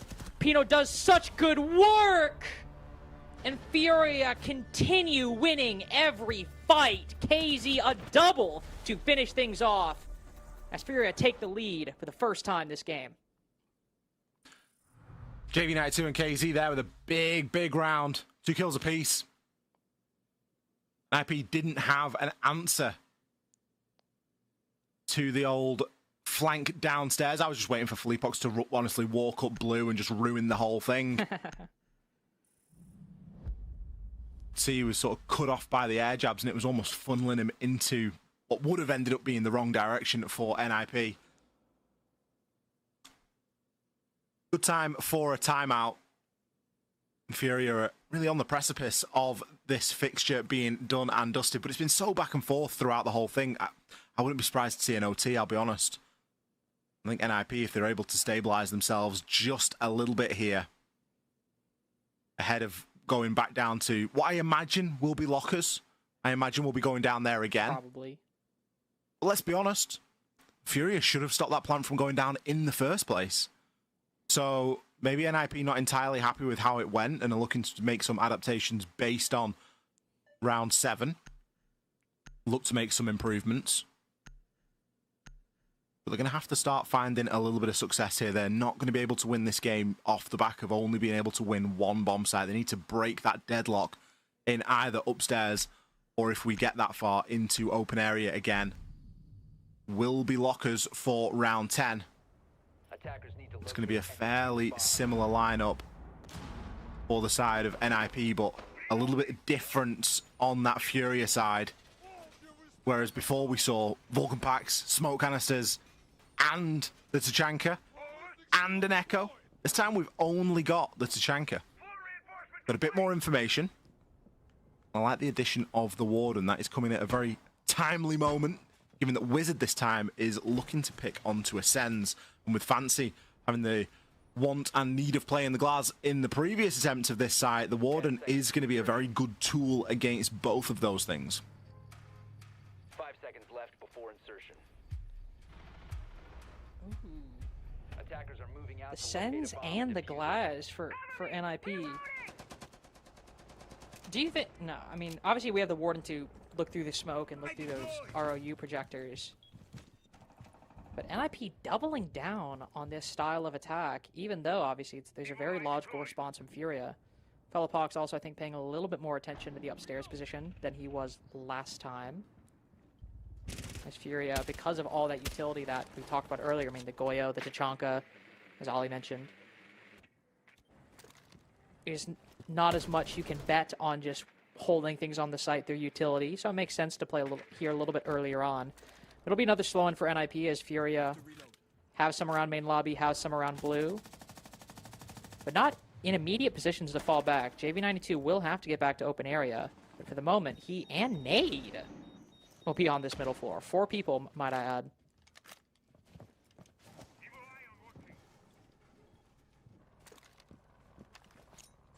Furia really looking to bring it to NIP right now. I kind of like that from them. Waste a little bit of time. Haven't held on to open for too long. They have since dropped off. Nade as well. There we go. He is the key player here with the utility, so really can't afford to be sticking around for too long. But for NIP, they know this. They know it's just a case of showing a little bit of presence, and then the map control will be theirs. Looks from the way that they're shaping up, though, that it could be more of a gold drop. I think that JV92's spider senses are tingling with that as well as he deactivates and reactivates a few F-Nots more toward that direction. Herd's on these blue stairs. Always a really difficult task to play blue, and, well, he's kind of playing it naked right now. It's not as if he's got ADS as a shield or even the shotgun of a smoke. He's just playing it as the Warden. Really does need to be cautious. Cons knows that he's there and is just in a little bit of a stalemate right now, waiting to see if he will make a mistake, but Herds knows much better than that. KZ will be the first blow. Not entirely sure where Fancy's found that one from. Through Garage, potentially. Oh. Through Garage, he's found one. Hates gets JV next. Herds has been holding blue the whole time, and you might not have a site to fall back to as it's being hollowed out by ninjas in pajamas through the smoke. Hates puts a few shots into Fellapox, and, well, that man's no more. Still hold the advantage, but Nate's trying his best to stave off the rush. Run through the ROUs. Hates puts it down. It is no CC plant. They just run into lockers, down main stairs, and a forced Furia into the post. He's come back, and indeed, all is lost. NIP tie it again as nobody can get a lead in what might certainly end up being the match of the day. Not a lot separating these two at the moment. 5-5. I floated the idea of an overtime a little bit earlier, and it's looking more and more like a possibility. NIP have won twice now downstairs in lockers, but they need to pick up a win elsewhere if they want to take this game. Guarantee themselves some points. And really live up to this being a bit of a new age El Clasico. All right, we don't have time for that debate. We don't even have time to get into that. No, we could have a new one and an old one. I think it's an age thing. I'm going to be honest with you. So I think you're too young to appreciate funny. the... I was thinking the same thing. I actually was thinking the same thing earlier. It's true. It's a generational thing, which is the first time that I'm coming across this. But I guess I'm getting to that age now. Yeah, because for me, it's like... I mean, obviously, you know, I would say Liquid were the first, like, Brazilian team I was a big fan of. So it's not like you say FaZe Liquid or the El Clasico, and I'm like, what is this guy talking about? Like, I kind of genuinely, like, know the argument. But for me, like, especially once I started, like, kind of working consistently, it was like, you know, it was 2022 where W7M were on the come up, and then 2023 where they were the team. And then when, at least for me, I always wanted to see a FaZe Furia international match, then I finally did, and it was the greatest match in the history of the game. And from that point, of course, to me, it was the El Clasico. Whereas, like, you say FaZe Liquid, and I'm like, well, which Liquid? They've got, like, 2 new players. Like, 4 new players at this point. It is subjective. It really is. I'm always a bit more of a, I always focus a bit more on the roster than the org. That's just the way I am. Yeah, I think there's different ways of doing it, isn't there? There's levels when we're talking about teams and games, I try and be quite roster focused. But when it's like overarching, like I feel like there is a time and a place for org to come in. I agree. And talking about orgs, even if NIP end up losing this, the fact that they can be this competitive and against really good teams and even beat a lot of the teams they should at such dominant margins like yesterday. NIP have been struggling to live up to that legacy that was set almost 6 years ago now in February. Struggling for a long time since then, even, of course, winning SI 2021 almost 5 years ago. And now it seems like they might finally start have a roster coming together. And even a close loss against Furia, nobody's going to complain about that. Fortunately for them, Hates will go down early to a C4. Actually, no, go down late. It's past the halfway point of the round, as it's another very slow one from NIP. This is the one issue we've seen, is when they can't find an easy way in, when they don't get that opening pick, it is often a struggle to break through the hold and to find a way into the site.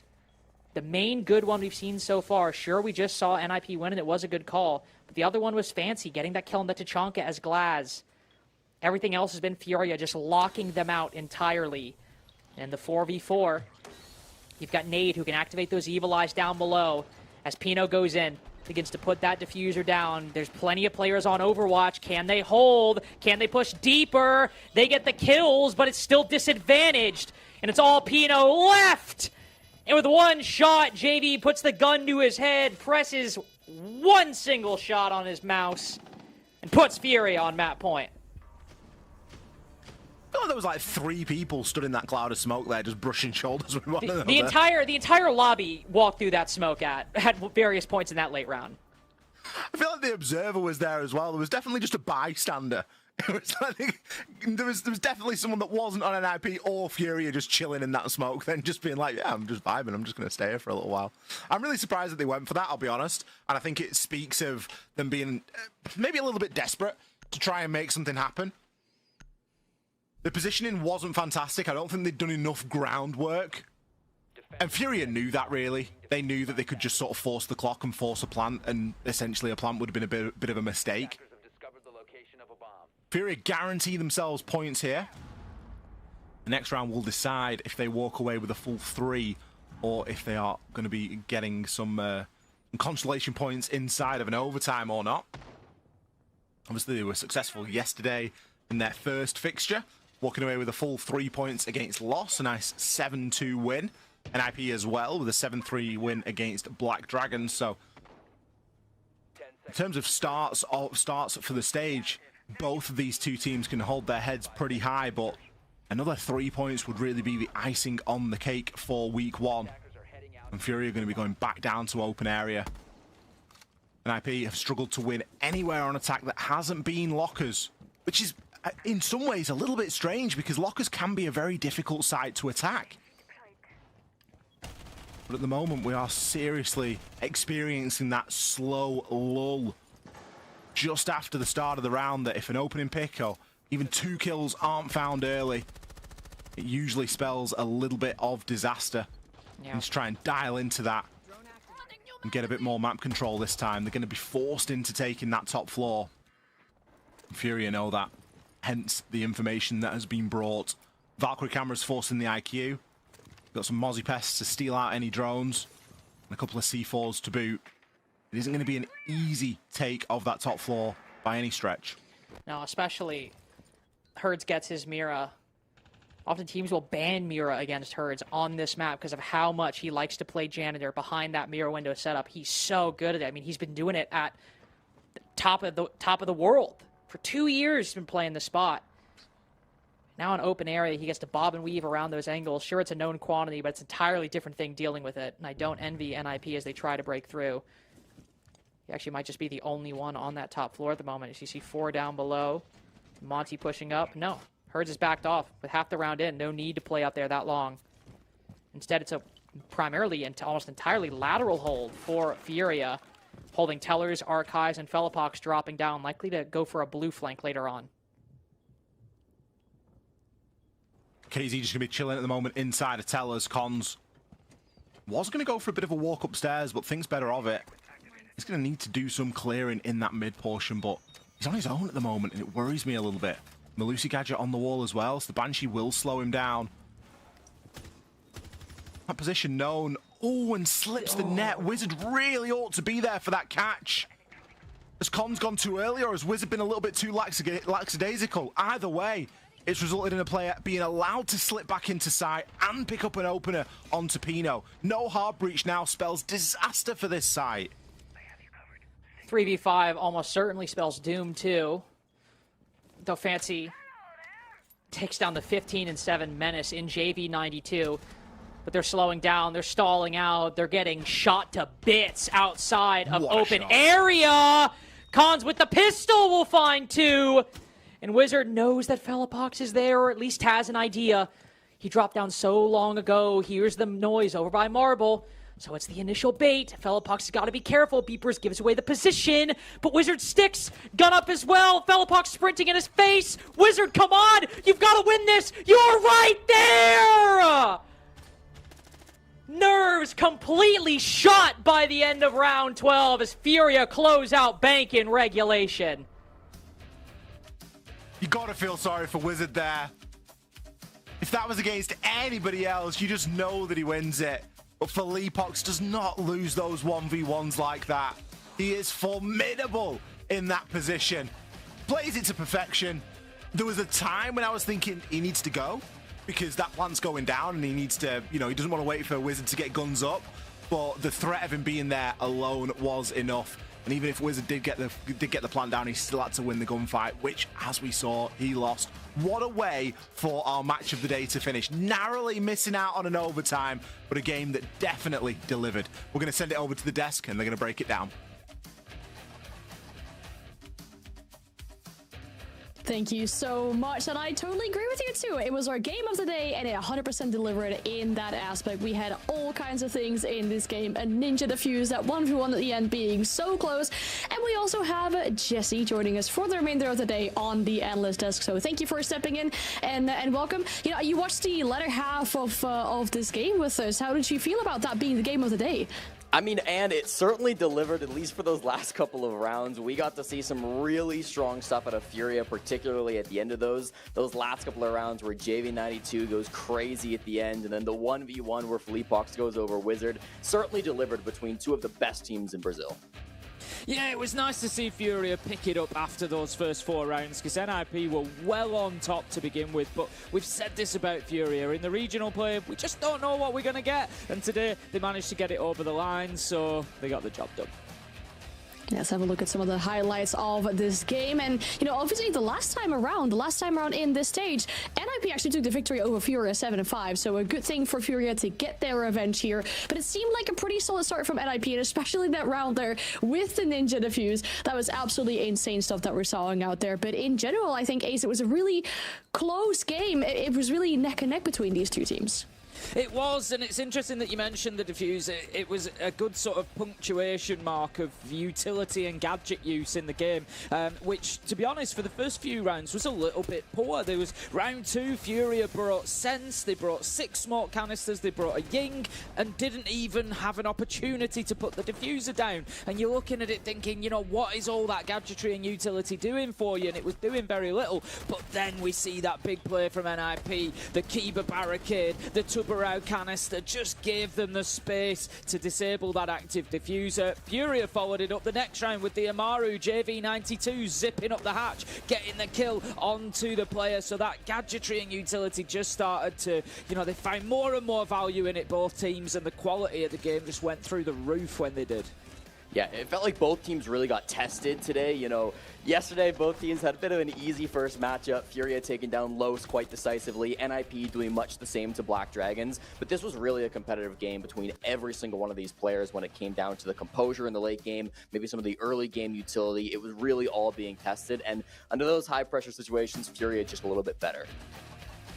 They did show their success today and continue with this good momentum. A great start for them so far in the SAL. Looking to get even better than last stage when it comes down to specifically the group stage. But that's why I'm really happy that we get to speak to them as well. We should be able to ask them a few questions about this game in particular. We're joined by Igor, the coach of Furia. Congratulations for the victory here today. How are you feeling? I'm feeling very well because I don't remember the last time we started the group stage with 6 points, so that's it. Very good. I got one question I wanted to ask was about the attacks of Furia. It's certainly something that's won you the game today. You got the extra round on attack and the 7-5. Is it the individual play styles of some of the players that helps on attack, where they can just go and get some kills and win the round? Yeah. We play very aggressively. It's our play style. So uh, sometimes they can help us, but we had a lot of strats, counter strats too. So we play based on these three pillars. Igor, it was a great game from you and the squad, and I want to ask kind of generally how you feel Furia as a team are looking right now. Obviously, you've had some very high moments in the past, back when you won SI. When you look back to kind of the team then and the team now, do you feel you're on that same level? Do you feel you're a little bit better? Where do you think Furia is at as a team? So I think in the past, the meta help us because it's more play style, aggressive with 1.5 and stuff. And right now we need to adapt more, but we are playing very well. I think so. But we have a lot of improve, and that's it. We are going to do this. That sounds amazing. Igor, if you mentioned improve, what is the main thing that you feel like you and the team have been improving on over the past months? So I think it's the meta because in the past we didn't play very well with shields and stuff, and right now we are good on this, and I think we need to improve our communication, especially in the high pressures matches. So we are focused so much on this, and we are improving step by step. We are improving. That sounds amazing. There's still obviously a lot of days left in the group stage, and like you say, great start already. Must be feeling very good for the team. Thank you so much for your time, and best of luck next week against Black Dragons. Thank you so much. Bye. Always good to hear from the brains behind the team as well, and especially what they've been working on. I liked your question, Jesse, about what Furia has been doing and where they kind of put themselves, right? Because like Igor said himself, it's been a very long time since we started the group stage with 6 points. It's good to see them starting off strong in the stage. It does really feel like Furia, after that SI win, when Shields just became strong, they went into a bit of a slump. It felt like they were struggling with it, but I do think they've come a long way in terms of adapting to the newer meta that we're in, and we've seen that in the results internationally, doing so well at Reload, doing quite well at EWC too. So I feel like Furia are back on top when it comes to South America, and it's just about really nailing down that consistency, I think, in these BO1s. I think, you've got to look at those player performances as well. I completely agree with you there, Jesse. And you're going to win more games than not when JV comes out and goes 15-7. It's not something that we've seen from him week after week after week, regionally, all the time. But he's certainly finding a consistent hot streak at the minute. KZ as well, backing him up there. And this is the real danger with Furia. JV has a quiet week. You know what? Nade will go big. Herds will go big. It doesn't really seem to matter. But ultimately, today, we see down the middle there as well. It just came down to those attacks. I said it might do at the beginning. NIP only able to get 3, Furia got 4, and it got the job done for them. I think with the MVP for this game, it has to be very clear that JV92 is the one that's gunning for the top spot over on Furia. Wasn't necessarily the best rated player on their team. Somewhere at the top though, but this time around, like you two mentioned, even yesterday, he had an amazing game. This time around as well, flawless on re-entry, things that we love to see for the side of JV92. And especially our second game now closing out on the SAL here. We're going to move on to our third game. That was our match of the day. I feel like we still have really good games coming up, and especially that last one. Our third game after the break is going to be Lowe's versus Ninestead. Don't go anywhere.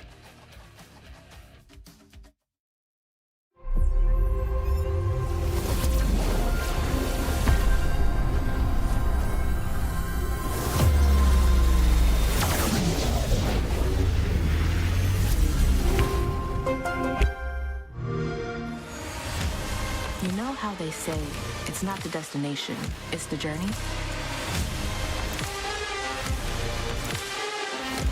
The journey of 1,000 miles begins with a single step. And you know what? They're right.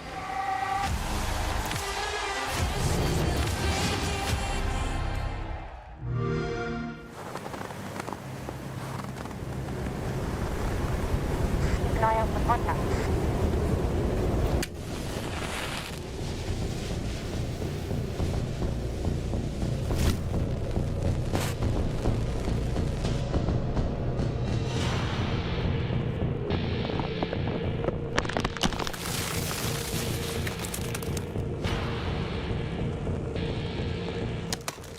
Available now.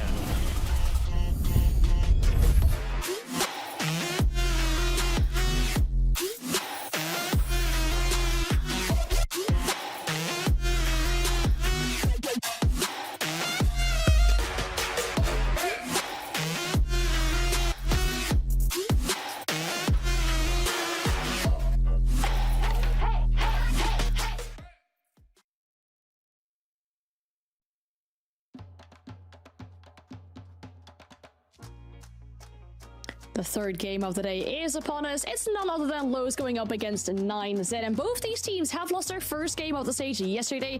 One has to get their first victory today. Last time around in this stage, it was 9Z. They took down Lowe's 7-4 on Clubhouse. Looking to replicate that today, because when we look at Lowe's as a team, and yesterday in particular, there was a bit of a discussion going on about the changes made to the team, right? Their best performing player last stage, Outlaw, was sent away. They got Dark in place to replace him, kind of, and so far, Ace, it hasn't been working out for them. It seems like they really have their work cut out for them. Yeah, they do. I mean, look, they didn't have the strongest platform to build on, if we're honest. You know, it was a tough stage for them last time around as well. You know, when you look at their attacking stats, I think attacking stats are always a really good gauge, particularly at these lower half teams, as to how well they're working as a team, how well are they problem solving. 38% win rate for Lowe's, so pretty much 1 in 3 rounds they're going to be coming away on attack, and you know, the defense under 50% as well. They just have to start finding, I think, a bit more depth in strategy, you know, working together as a team and picking up those rounds on both sides of the table. Yeah, I really think for Los, I mean, we got to see Dark come into this team, and he actually played fine. He was the best performing player yesterday against Furia, but it was everybody else around him that wasn't really able to find their groove. I do think that a lot of that was just, hey, they're going against Furia, you know, probably the best team in South America. For what it was worth, I don't think that they played the worst game out of all the teams we saw yesterday, and so I'm hoping now against a team like 9Z, they're able to bounce back a little bit, make sure that they get their mental back on track. This is a team that are known for their really strong shield play, that are known for their good IGLing coming out from Arthur. I want to see that really shine today, because against a team like 9Z, this is a super winnable game. I'm glad you mentioned that as well, right? I mean, yesterday was definitely a different game for them than the one they've got for themselves today. So improvement is needed when we're looking at them as a team. You know, 8th last stage, no SI points. There really is a lot for them to be growing into when we're looking at this roster. What do we think? You know, obviously, Jesse, you saw the game yesterday. Maybe beside Dark, was there anything that you've noticed so far? Do you think, okay, this is maybe something that they can build on, something they can take and hopefully improve on with that later on in the stage? I think that we've got a lot of potential still from this team. I'm looking at a guy like Legacy in particular. He was really strong for Los back in the North America League. He was by far their best player last season when they were playing in NA. Stage 1, he did okay. He had a .94 KDR, wasn't the greatest, and 4-8 yesterday. I think for me, the biggest kind of bright spot for Los is the ability for these players to start to shine. I know Legacy now is playing a bit more of a support-focused role within the team, so you might not see him pop off the same way that we saw him in North America, but I know this guy is talented. I know he can do some crazy stuff when he's put in that right position. So I think if we can see that from him in these later games, then that could make a big difference for Los. Yeah, absolutely. I think, you know, it's about, I always say the same, for any team down at the bottom, it's about just getting those fundamentals working, you know, and that comes down for each individual player as well. What is your role? Where are you going with it? You know, how are you contributing to those rounds? We look across, I'm just looking across the cost stats there from yesterday, not good. You know, they need to be thinking about how they're contributing to each and every round. Just take each and every round as its own thing, try and play your part in it, and hopefully you start seeing some improvement. It's definitely going to be an easier game, like we mentioned today, because their opponent is in a similar position around the league table right now. We're talking about 9Z, who also started yesterday with a loss, but that game was a rather close one. They almost got an overtime against Loud. It seemed possible. It wasn't, unfortunately, in the cards for them. Jesse, you were there yesterday for that game. The start of it was actually pretty decent for 9Z. Yeah, I thought their defenses looked really strong. A lot of that came off the back of Tuku. I was so impressed by this guy, one of the 2 Argentinian players still playing for 9Z, wasn't really a big factor in Stage 1. Felt like we hardly talked about him. But yesterday, his play on Pulse, his play on Castle, it was aggressive. It was really well timed with a lot of his movements. He was making game-changing decisions that were winning rounds for 9Z. It was maybe a bit of a bait because they got to constant attack and everything started to fall apart. But I think even on the offensive side, 9Z had good ideas as to what to do. It just was a matter of putting the right pieces together and actually executing on those strong ideas.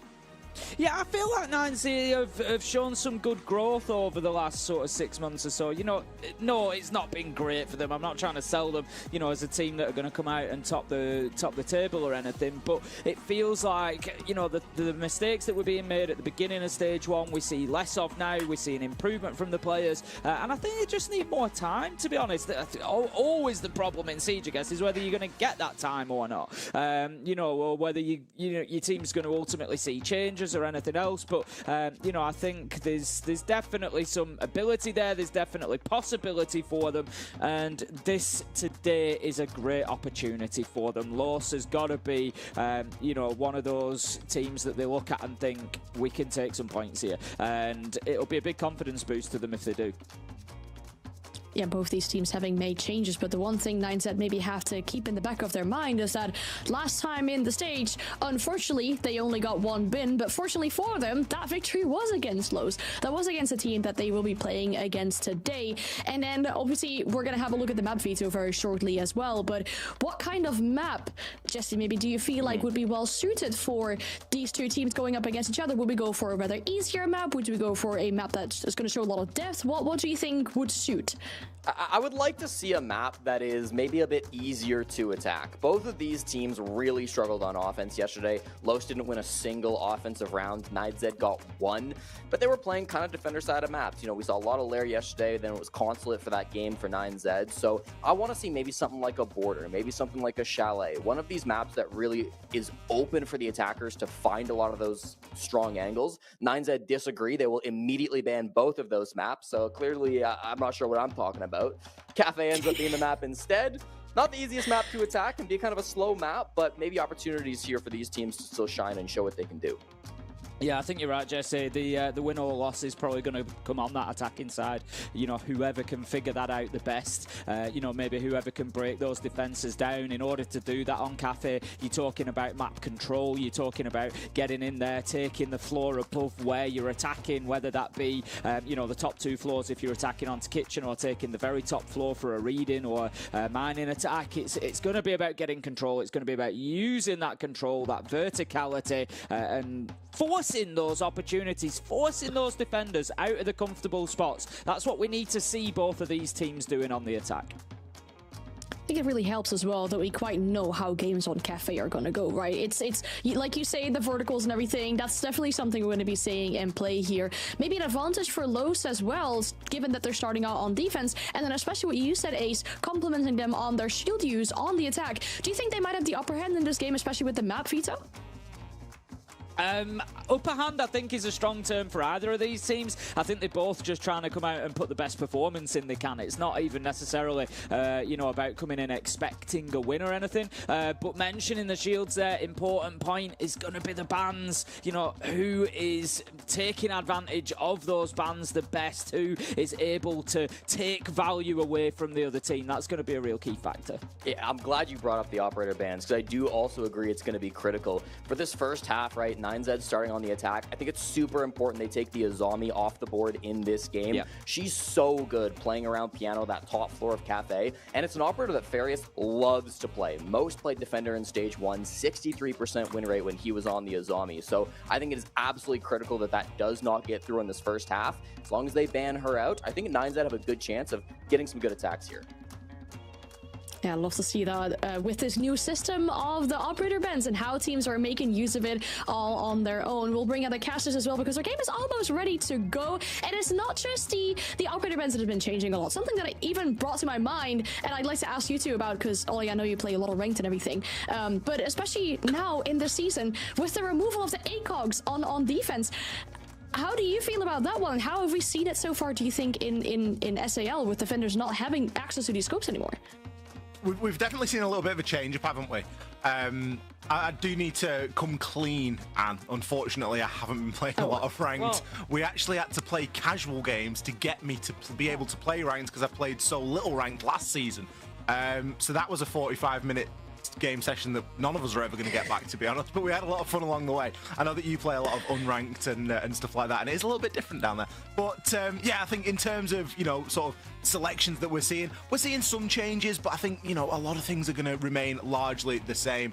For me, Cafe is always a map that hinges quite heavily on the bans. I agree with what you're saying, Jesse. I'm a big Azami lover or hater, depending on if she's available in the game or not. If I see teams and players not using her, I'm usually a bit of a hater. If I see them using her, I'm usually a bit of a, you need to ban this person. So, yeah, I agree. I think that needs to disappear, but you know, all you need for Siege is two well-matched teams, and I believe that these are two very well-matched teams. It just feeds into the fact that we've got some banger games here today.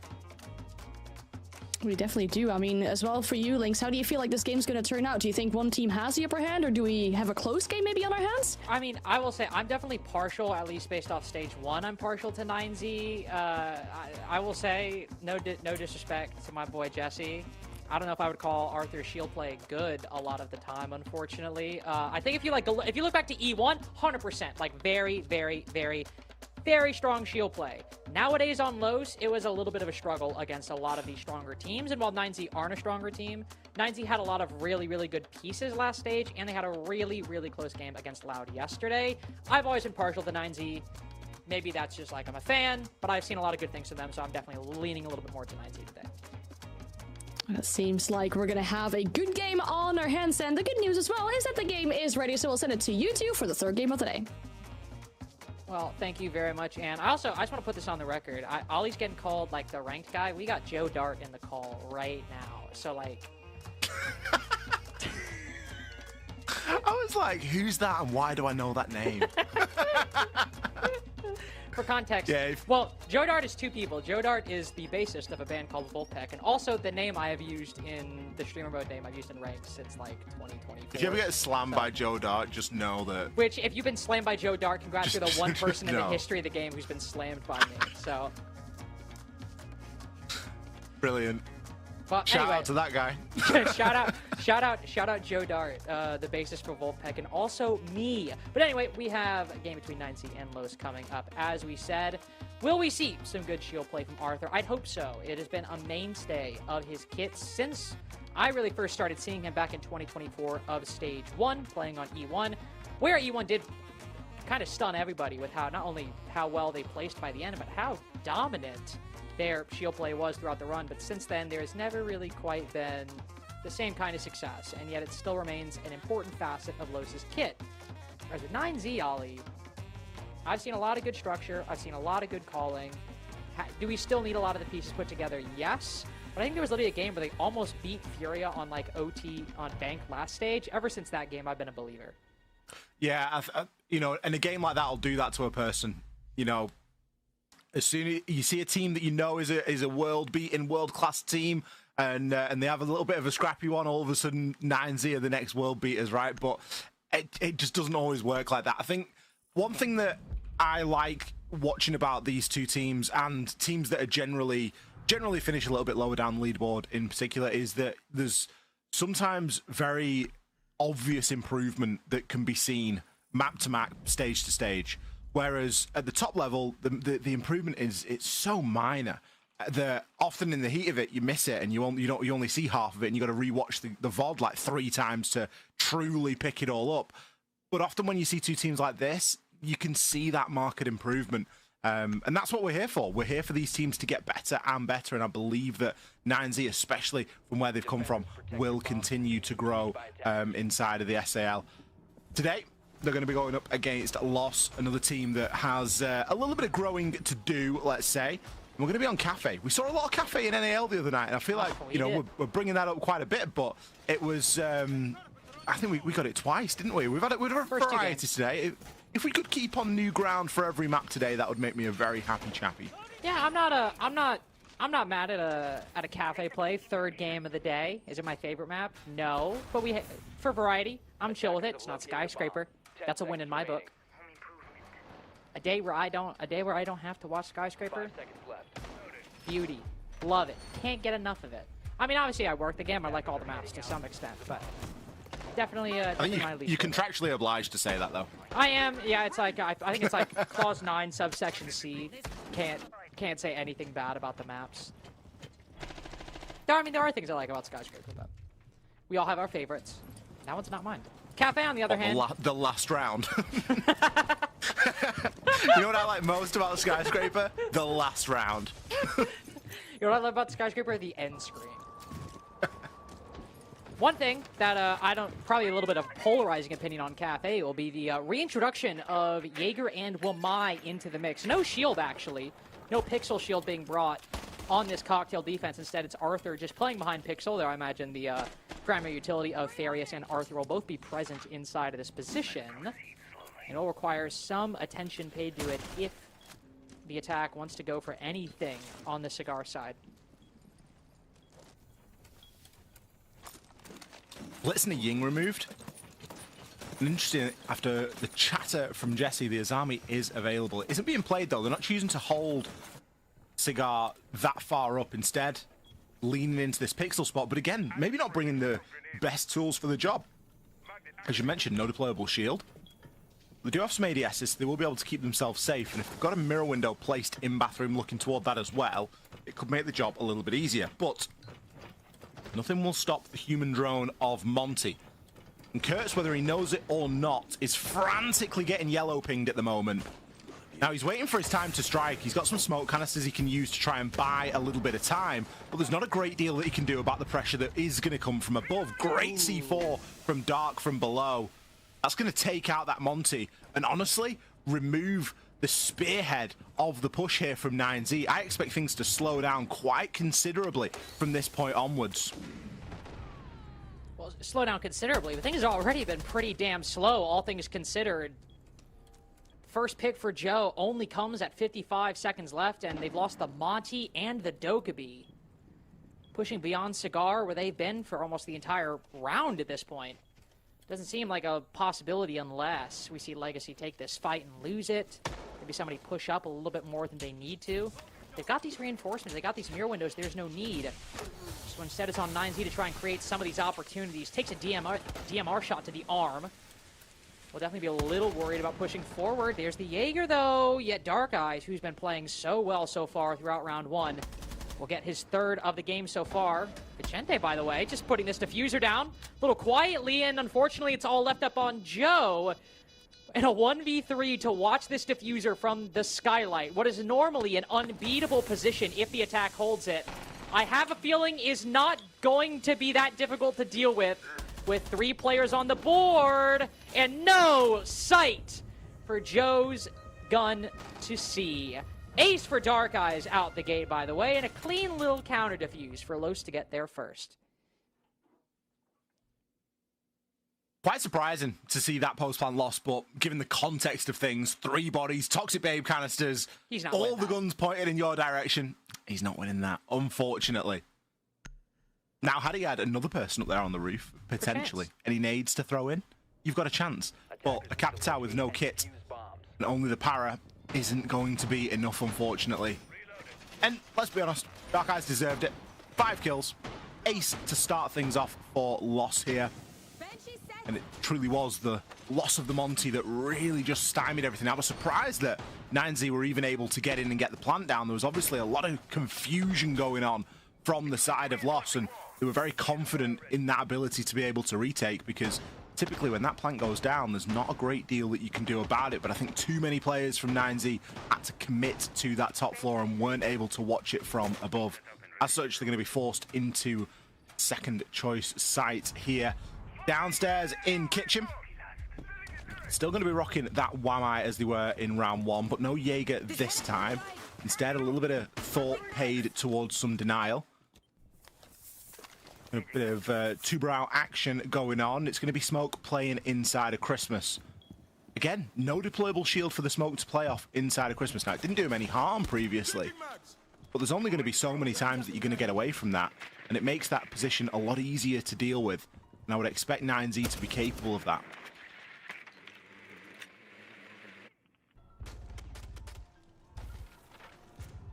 Dark Eyes thinking about getting in the fray a little early. At least there's some shots fired through that red window. Instead, it's seeming like it's going to be Bakery pretty quick. Smoke grenade cocked.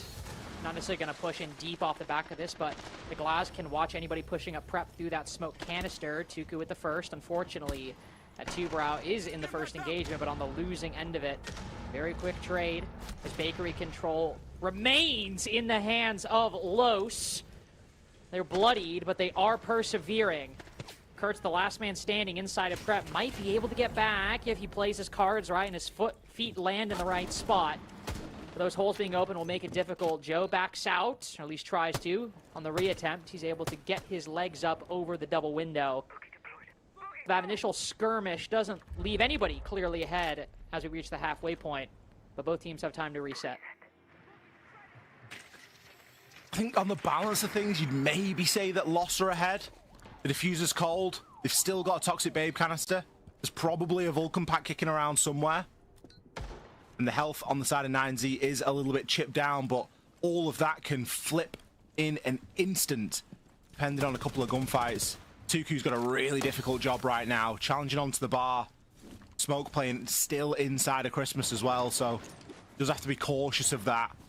And Loss are doing a brilliant job of just further whittling down the clock. Oh, there's a Banshee at the bottom of the stairs as well. Some unfortunate timing. A couple of damage points landed there, but Tuku forced to back out. Back out on 1 HP. As he re-enters for the 5th time, Furious is finally able to emerge the victor from that engagement. So the backside of the site's completely dealt with.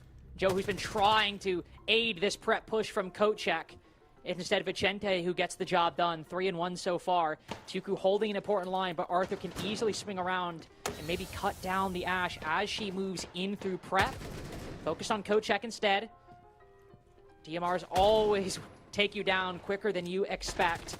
And so that Malusi has to be careful, finds her way into a crossfire. 417 and R4C making good work with this SMG-11.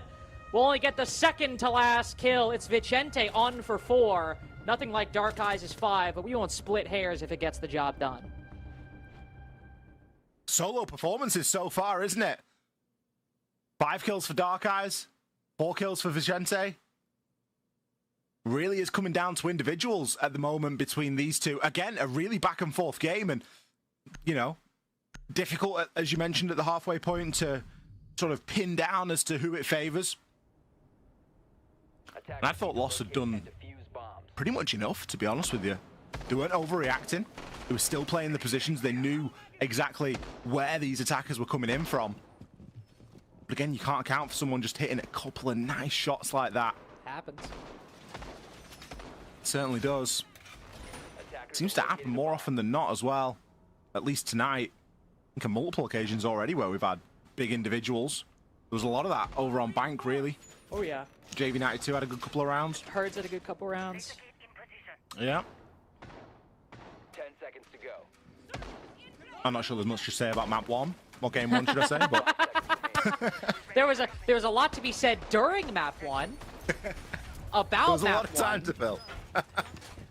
During map 1, a lot to say. About it, less so. A lot more content about the Rocky the orangutan than... Oh, the name's Rocky, is it?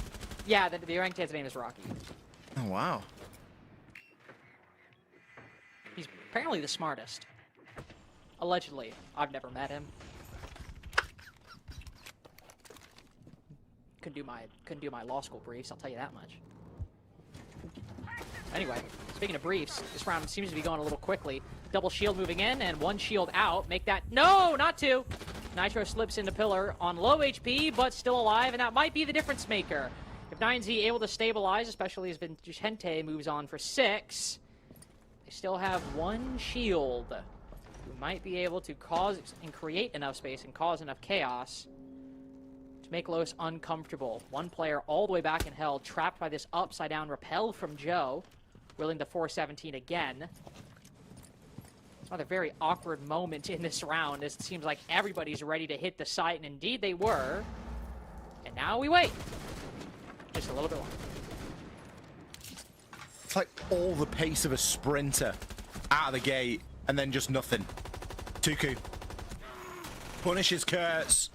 Nigel's doing a really good job of soaking up a lot of attention here, but there's nobody to save him against Arthur as he beats him down and finds the headshot. 2 versus 2 now. Whatever happened in the opening 30 seconds is now very much null and void. The only thing that remains is the position of that diffuser, and it could come back to bite 9Z quite significantly. Arthur going to be picking up that pillar's position. He's got the option to rotate in between. Got Vicente just hanging around there at the bottom of red. An alternate approach, but what a shot from Arthur as he takes Tuku down. An attempt at a pre-fire from that dining rappel. And there's a bit of information for these 9Z players now to work with.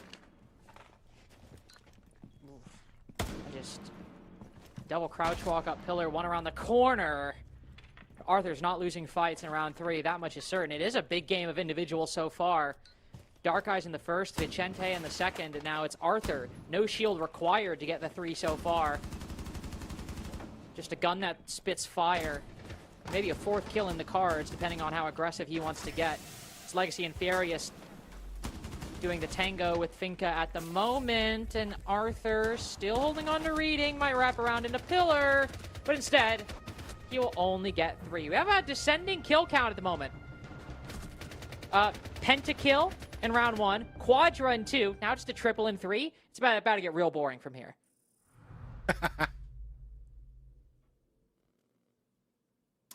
Did take the Finker until there was 10 seconds left to realize that they were actually playing Finker and had adrenal surges. That might have been really nice at some point during that whole round for some of his team. But we'll overlook it.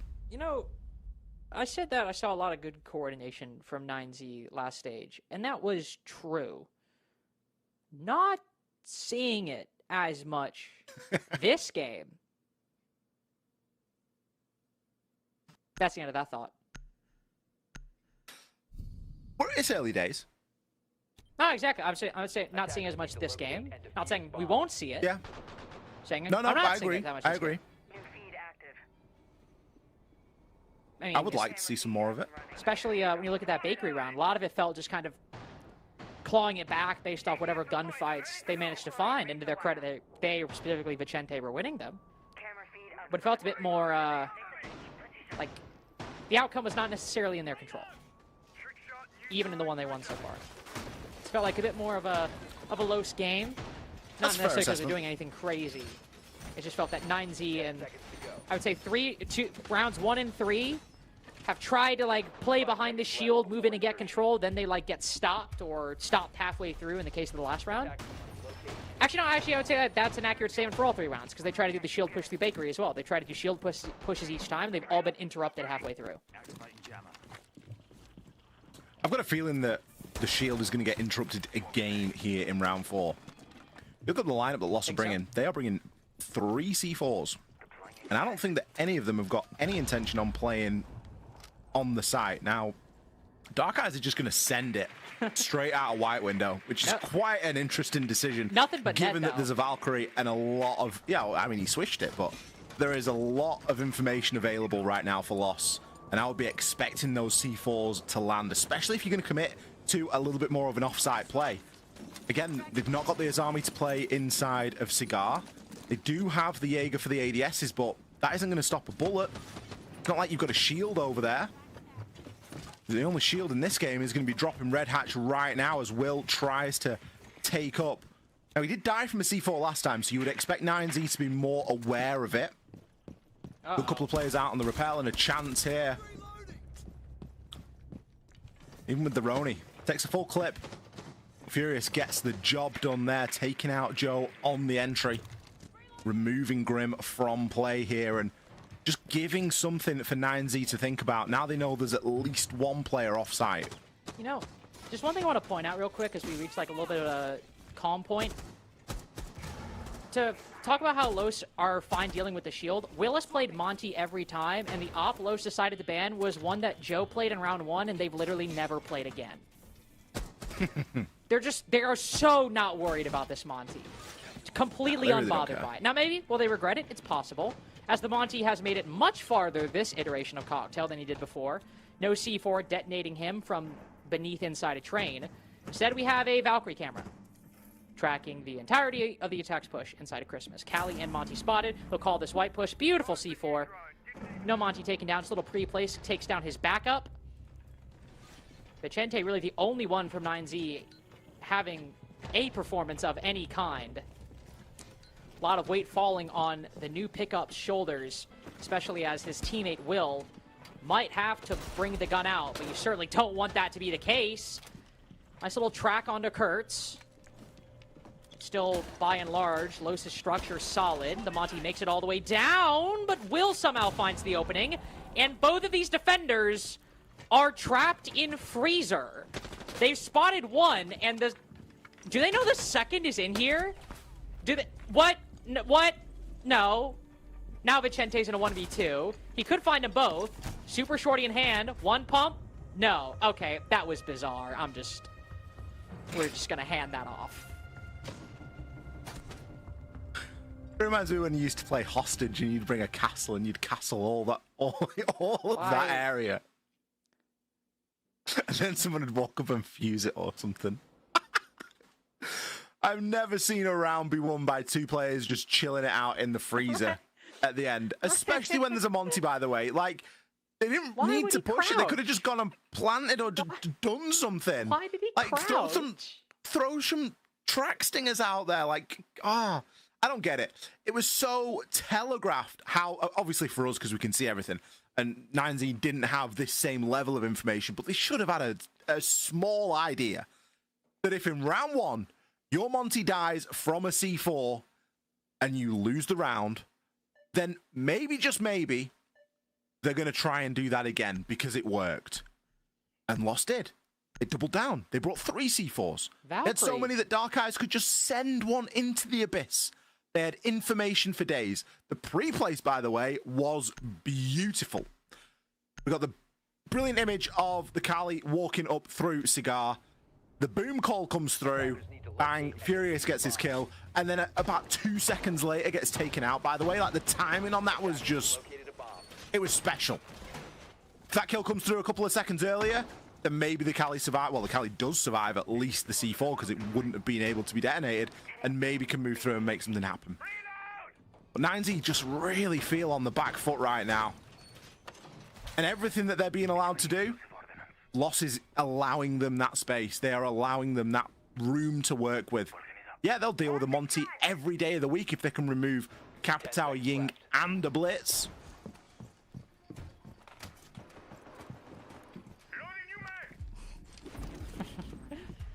Capitao, Ying, and Blitz.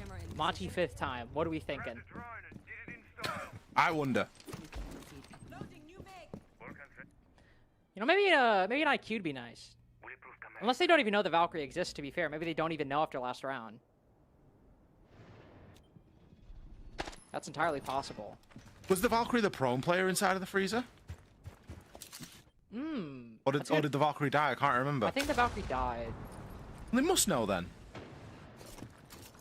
Well, they'll know just by the gun sound. Like, I don't think you can give them that. You don't think I can give them that? No, I'm gonna pull rank on that. Elder privilege. He is ratting though. Look at how heavily. I don't think they droned it behind the bar there. They spotted the Mozzie, but I don't think they know Legacy's crouched behind. Well, I think it's C2. I don't know. Just throw that C4 over. All right. I don't even know what's going on. No, they got no ideas there. Definitely a bit of a strange game, isn't it? Pace and all things included. Legacy? Now is known. But he's got a little bit of support here. Oh. Oh. No one can support him through that. I'd be careful. Oh, the hatch isn't open. Oh, he's stuck. Oh, that's not good. It's a tricky spot for him. Oh my god, okay. That was just a nice shot. You got to give Dark Eyes credit for that one. Will tries to catch him on the fall off. Instead, it's Joe down below. Extremely chaotic early game that somehow just comes down to a 3v3. We looked at this similar position last time and said we don't know who it favors. I was wagering that it favored Lost last time when it was 3 versus 3 at about this point. With the Monty, it's difficult to call it, but you've still got 3 Toxic Babe canisters, and there's not really been any progress made in onto site at all. That Vulcan pack is going to slow things down, smoke or not. You're not going to be able to pass through that.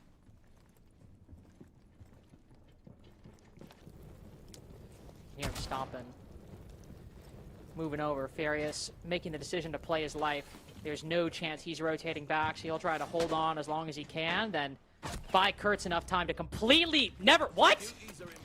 He's flanked? Nah, that's crazy. He smokes the Monty off the window and completely retakes. Vicente actually makes a good call. Sees the smoke backside and completely floods in through the front. But again, there's just so little time and so little information. That's a good reaction, but the round's already been put into a tricky spot, and a lot had to go 9Z's way for them to have any sort of chance. Won't lose it off time. Will, unfortunately, loses his life. Los move up 4-1. There was a flank cam on Kurtz, by the way. Well, unfortunately for you, Ollie, losers watch flanks. Winners get flanked. Yeah, that was a drone in pillar, and Kurtz is still allowed to get away with it. Criminal behavior. 4 rounds to 1. 9Z falling flat right now. Hold on. Can we just point out, there's 20 seconds left. Furious is holding on to VIP. Kurtz has 3 smokes. They each last 10 seconds. That is 30 seconds of time wasting he has.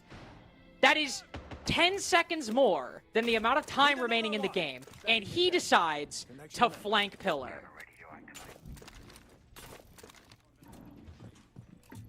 It's not necessarily a good decision, but a bad decision made for the right reasons can still be a good decision. What? What are you talking about? You don't like that? Your Honor, by these people witnessing the crime, did they create the crime?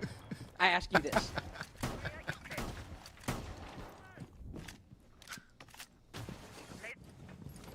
I'm not even too sure what 9Z do from here. Like, I don't either. I really appreciate their faith in the Monty, I guess.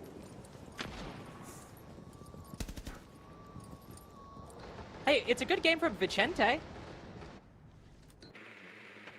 But he's had 4 impactful kills.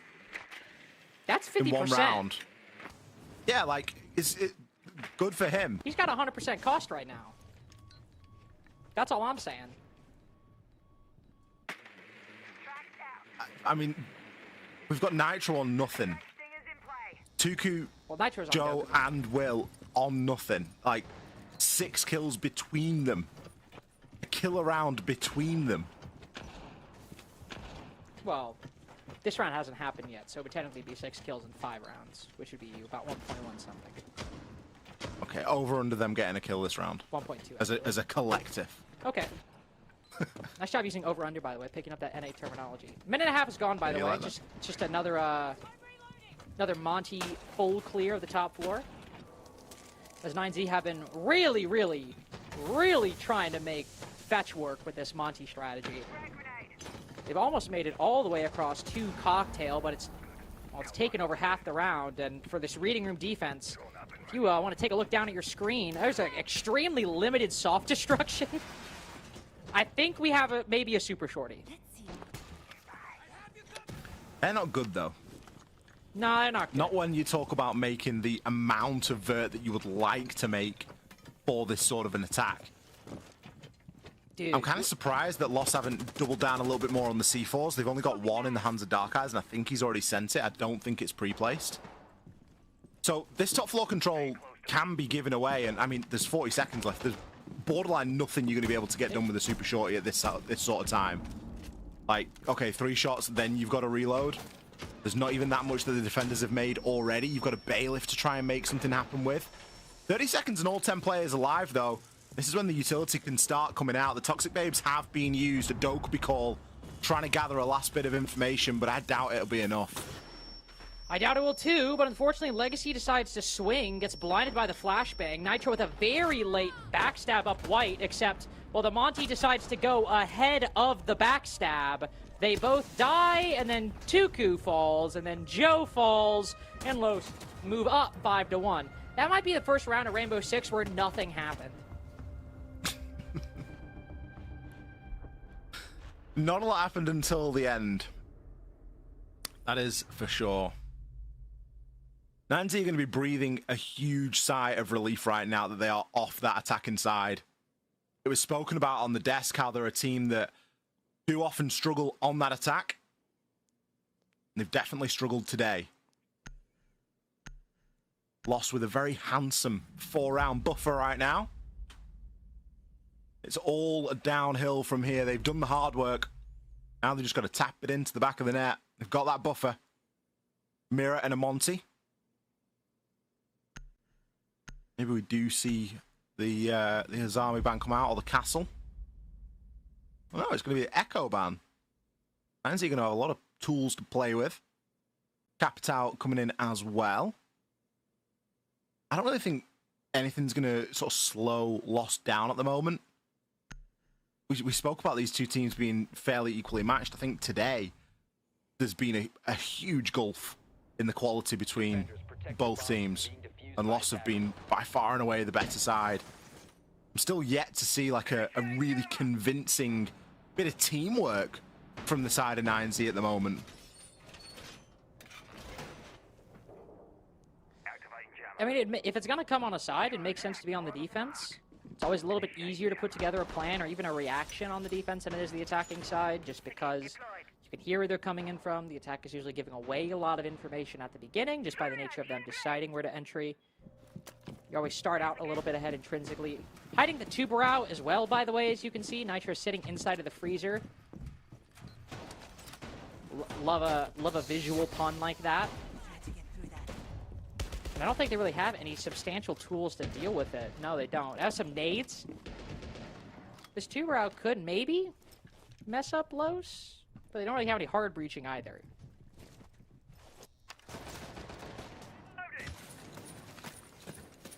Just looking back at 9Z's last play of this map, it was against Liquid. And they're actually better on the attack there than they have been today. They were good for 3 attacks. Sorry, 2 attacks. That's what obviously 9Z had a good showing against Loud yesterday, but definitely last stage where it was much more well put together than we've seen them today.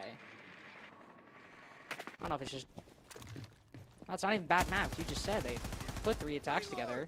I don't know if it's just like the Monty just like not working out. I don't know. New side at least. And most have certainly had their woes. Arthur not even bringing the shield, actually. Double flank watch instead. Nomad and Gridlock.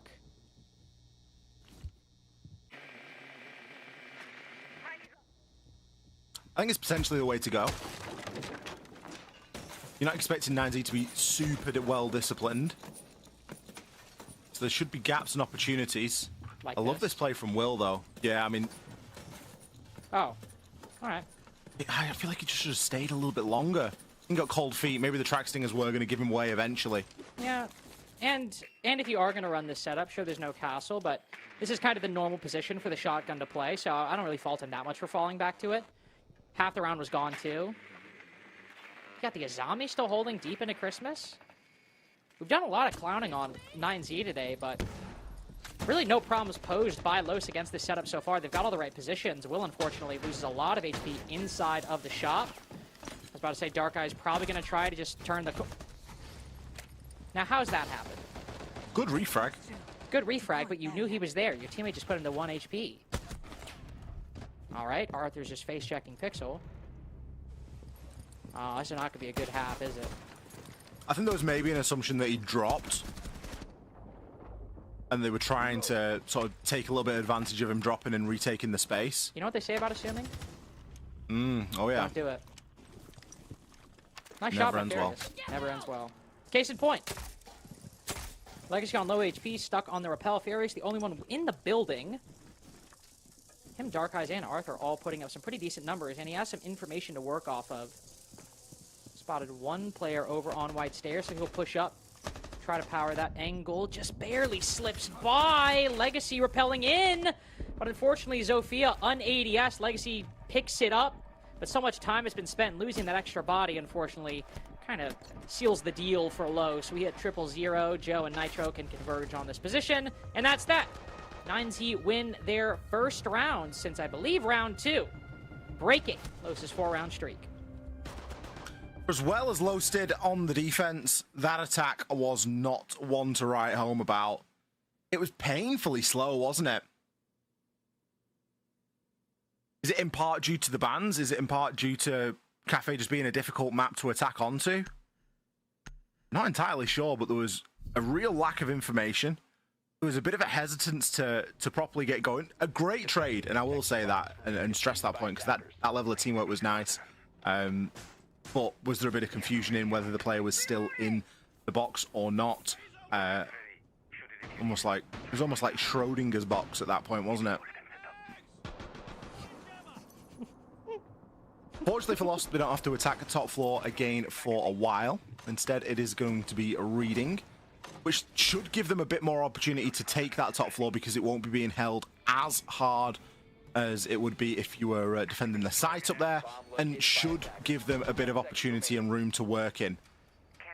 9Z comeback starts with a single round, and that is what they got in round 7.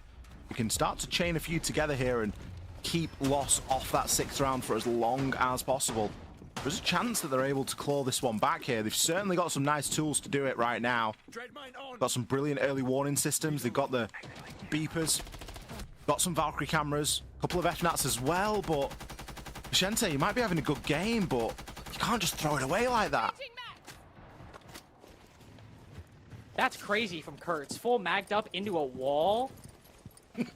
I've never been that mad. 5-5, up 5-2, and he's like really excited about that, stopping that run out. You don't have infinite ammo. That was a lot. He took 80 shots into that wall. I'm sorry. That one got me for some reason. Candela's going out, so it seems like might be a quick play. Not necessarily going now. Ferris got the shotgun position bottom white. They destroyed the barbed wire. That will telegraph things a bit. Joe already the M5 in case anybody pushes up. They know Tuku's on cocktail. The information is coming together. They've kind of got the idea. There's a core hold. Then somebody pushed up top. Somebody pushed down to the bottom. And just around the window, oh my god, Will whiffs the entire mag as they don't drone next to the window. And Will misses every shot. And then Joe going for the flank up white. Ties to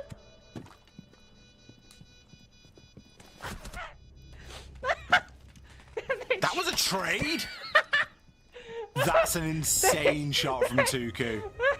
And they trade on the white window. What a round. No. Oh god, I'm crying. Okay. Loss have completed half of the challenge set before them here tonight. They need to complete the other half. One more round is all it will take.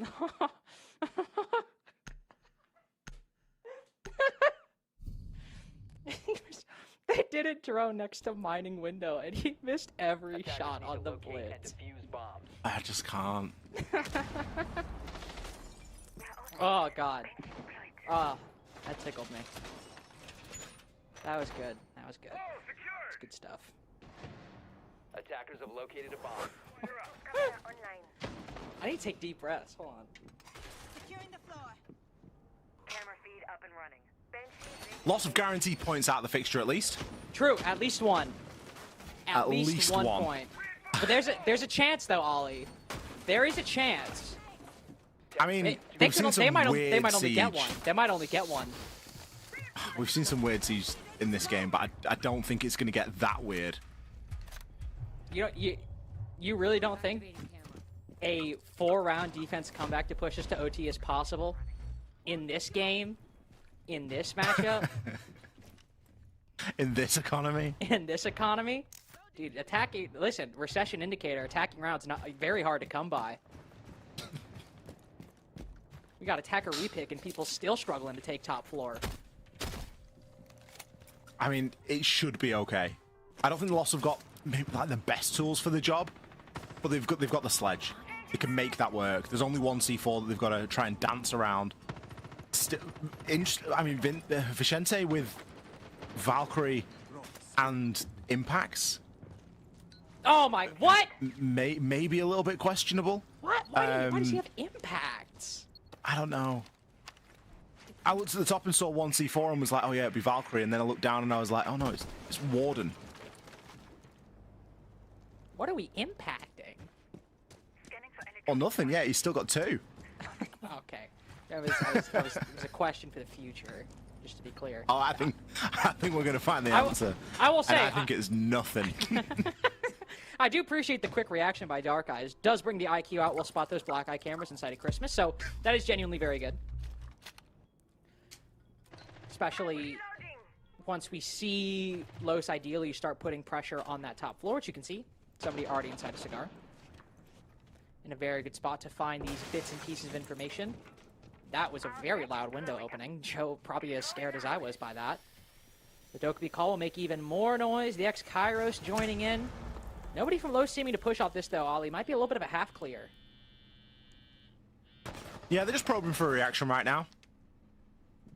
Joe's got a really nice line of sight here. Bit of an off angle. Stood up on the desk with some good line of sight. Lion scan. Oh! We'll find the kill onto Dark Eyes. I said it was an off angle. I said people rarely check it. He gets away with this. It could be brilliant, but no, will be taken out. Willis is there for the trade, though. Does make it work. Arthur now trying to 1v1. Flashbang to make it a little bit better. Would like to see somebody around for the trade. And literally, saved by the bell, Farius gets into position, but only prevents what would be, at this point, a complete demolishing of Los inside of this round. 9Z maintain their 3v2 advantage. Legacy drops down. 9Z have a winner right here. Just put it in the net. Don't look the gift horse in the mouth. Just hold behind your Kiba barricade. Unfortunately, Tuku falls on the soft wall. Nitro will creep up. He loses the fight too. It's just Vicente, and he doesn't even have any impacts to open up a new angle. 2v3. Dokkaebi gets all of them in Los. Shut the book on a very interesting game of Rainbow Six. That would have been the moment to use the impacts. That would have been the moment to use the impacts. Or a C4 would have been fantastic. You could have sent it down the corridor and just strolled on into another round. But as it stands, Lost managed to get the job done. A couple of nice shots coming in that last round as well. Furia's hitting a particularly nice one on the Lion in between the bomb chassis and the Azama Kiba barricade. And, you know, a little bit of gun skill getting displayed on both sides. But ultimately, it wasn't too much of a contest, I don't think, for Lost, and they looked very, very comfortable on Cafe there tonight. We're going to send it over to our wonderful desk. Thank you so much. What a game that was indeed. Like you two were saying, we have seen quite literally everything, but an entertaining game it was for sure. And as you were saying as well, Jesse, it really seemed like this was the battle of the rookies because they were spearheading their teams. Yeah, we did see some real big rounds coming out from both Vicente and Dark, the two rookies, each joining one of these two teams, specifically those first couple of rounds. I mean, it started off with an ace from Dark, and I think that kind of set the tone. We saw it here where he played really well, both in the early game around his team's information, and then late game in the post round, his post plant as well. Vicente kind of bailing his team out back in round number 2 where, you know, it felt like the push was stalling out a bit, but then he's able to push forward into that kitchen bomb site and grab the last couple kills just as the timer is about to hit zeros. So started with some big hero plays, but I think as the game went on, Los were able to lock back in, get a bit more comfortable, and we never really saw that develop from 9Z. Yeah, Nancy, this is a great point in the highlights, you know, to talk about. I don't know, on the attack particularly, Nancy were lost, is the top and bottom of it. You know, they had a round where they were 2v2 with both of the players locked inside a freezer, and they didn't win it. They had another round where they're attacking onto Reading and they didn't have any soft destruction. They didn't have a Buck, they didn't have a Ram, they didn't have soft breaches. They completely relied on the super shorty of Gridlock to do the... it was taking them so long to get map control up on that top floor. They kept banging their head against the wall with the Monte, which Los actually dealt with really well. They were just never intimidated by the shield and dealt with it every time. And I just think, particularly on the attack, I don't think Los had too much of a problem. Nancy just didn't really have any direction. I think the shield play was a big thing that we talked about, the Azami as well. And to your, I guess, disappointment, Jesse, that wasn't really a case at the beginning of the game just yet. Man, I made this whole big point, like, you gotta ban Azami against Farias. He's so good. It's Cafe. They don't ban it, and then they don't play it a single time through the first half. All right. I mean, I think it shows that the Cafe meta is starting to change quite a bit. We saw some really cool stuff coming out in that defensive side where they were relying a bit more on kind of Jaeger, Wamai, some mirror strats, you know, to hold down that piano area in a different way. So cool to see the meta evolve, and they clearly didn't need the Azami, right? A 5-1 defensive half. You'll take that no matter what the bans look like, no matter what operators you have to play to get there. So nice to see that kind of adaptability from Los. They're not the exact same team as yesterday. They can show some new tricks and find other ways to win. And it just seemed like no matter what problems they were putting in front of 9Z, you know, they were still able to make sure that they locked down the win. They definitely did. I mean, it's a rather quick game, I guess, for Los, but it's something we wanted to see, especially after yesterday. And we should have their coach standing by for a few questions as well, just to speak to them and how they feel after this game. We should be joined by Hellraiser. Congratulations on the victory today. How are you feeling about the team's performance today? Oh, I'm feeling great. Like, it's good to see a planned game working like entirely. Yeah, good to see that, Hellraiser. I mean, congrats on the big win. Massive victory here, dominating, and a bounce back from yesterday. You guys used a lot of the Valkyrie plays kind of in that second quarter in that game. You had some really good information. When those types of rounds are going on, when you've got good info from a Valkyrie or from maybe a Mozzie, who's doing the calling in a round like that? What does the information flow look like on your team? Like, we work really good with information, so we know exactly what they do, so we know the gameplay they probably will bring. They do the same against Furia in the other tournament. So we try just to counter this and put Valkyries and some cams, Echo, and things like that to counter them, because we know like they will lost entirely with our info. So the comms come mostly of our IGL, so he stops and take the cams and see like, okay guys, we can do this, we can fight this angle, we can fight this guy, he's solo, you know, things like that. There was a lot of shield play as well coming in against you, Hellraiser. The Monty particularly came every round. Was that something you'd prepared for beforehand, or did you just kind of deal with it at the time? Because you did it really well.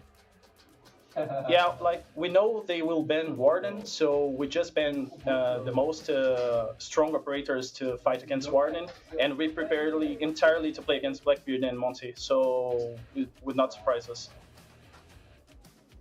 All right, this was a good bounce back that we saw from you guys, especially after yesterday. Now, next Saturday, you have to go up against Liquid, and I think they impressed us a lot yesterday in their game against W7M. How are you feeling about that matchup? I'm feeling like excited because we like to play against Liquid. I think we have some good rivalries, like individually.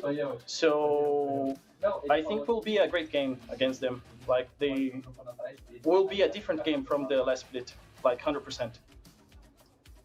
And we come. I think so like, too. Yeah, we're gonna get this victory this time.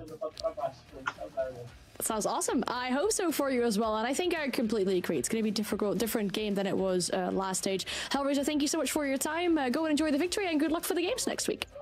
Thank you guys. Thank you. Always good to hear from the team, and also about what is happening behind the scenes, with the communication, with how they're countering the shield play as well. And it was definitely a theme in this game, but we saw Lowe's work around it very well. Furia is obviously the MVP for this team, if we have to think about it. If you can get an 89% cost across the board, that is I think, Ace, that's a pretty good stat for him to be proud of. Yeah, it is. I think the numbers there, the performance that we've seen out of Loss, the interview with Elrez, it just goes to show they've come in here really well prepared. I think they knew exactly which map they were going to play. They were, ready for the operators that was going to be played against them, the strategies, everything else. And 9Z have just done very little to punish them. We can see there they've had a couple of kind of moderate performances, I guess, up at the top of the board, but that's the best that can be said, really. It's been a tough day for them, and it's back to the drawing board, really. Yeah, it's unfortunate not to see a single player on 9Z go positive in this game, because it felt like they had some good opportunities, especially on that defensive side, to really punish Los, but a couple of missed shots, a couple of battles that could have gone their way, but just looked like they were a step below individually and mechanically. Tuku especially, 4 and 9. After the ridiculous performance he had on defense yesterday, I was really hoping to see more out of him. Didn't quite get it today against Los. They didn't really seem to look confident in this game, maybe due to the fact they got 5-1'd on their attack and just didn't have that momentum going into the second side. So tough to see out of 9Z. Hope to see them bounce back in later weeks for sure. And as mentioned, Furia is the MVP, 11 and 5 in KD and flawless on the entry. A very decent EPS for him there as well. Some things we've already mentioned. This is exactly what we needed and wanted to see from Los, especially after that game on the first day. Starting against Furia definitely isn't easy, but they made a quick work of this game today. And now for the next game that we have, our fourth game of the day, you're definitely going to want to stick around because there's some interesting stories between these players having transferred from and to other teams. So we'll talk more about that after the break. You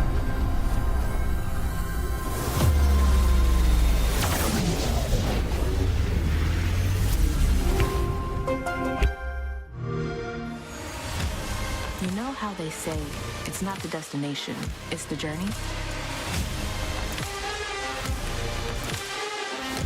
And the journey of 1,000 miles begins with a single step. And you know what? They're right.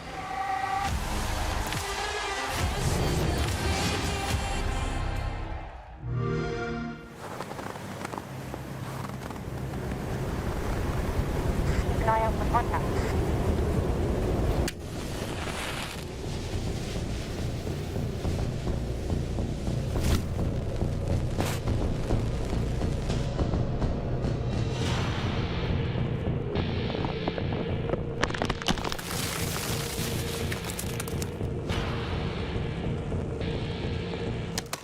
Available now.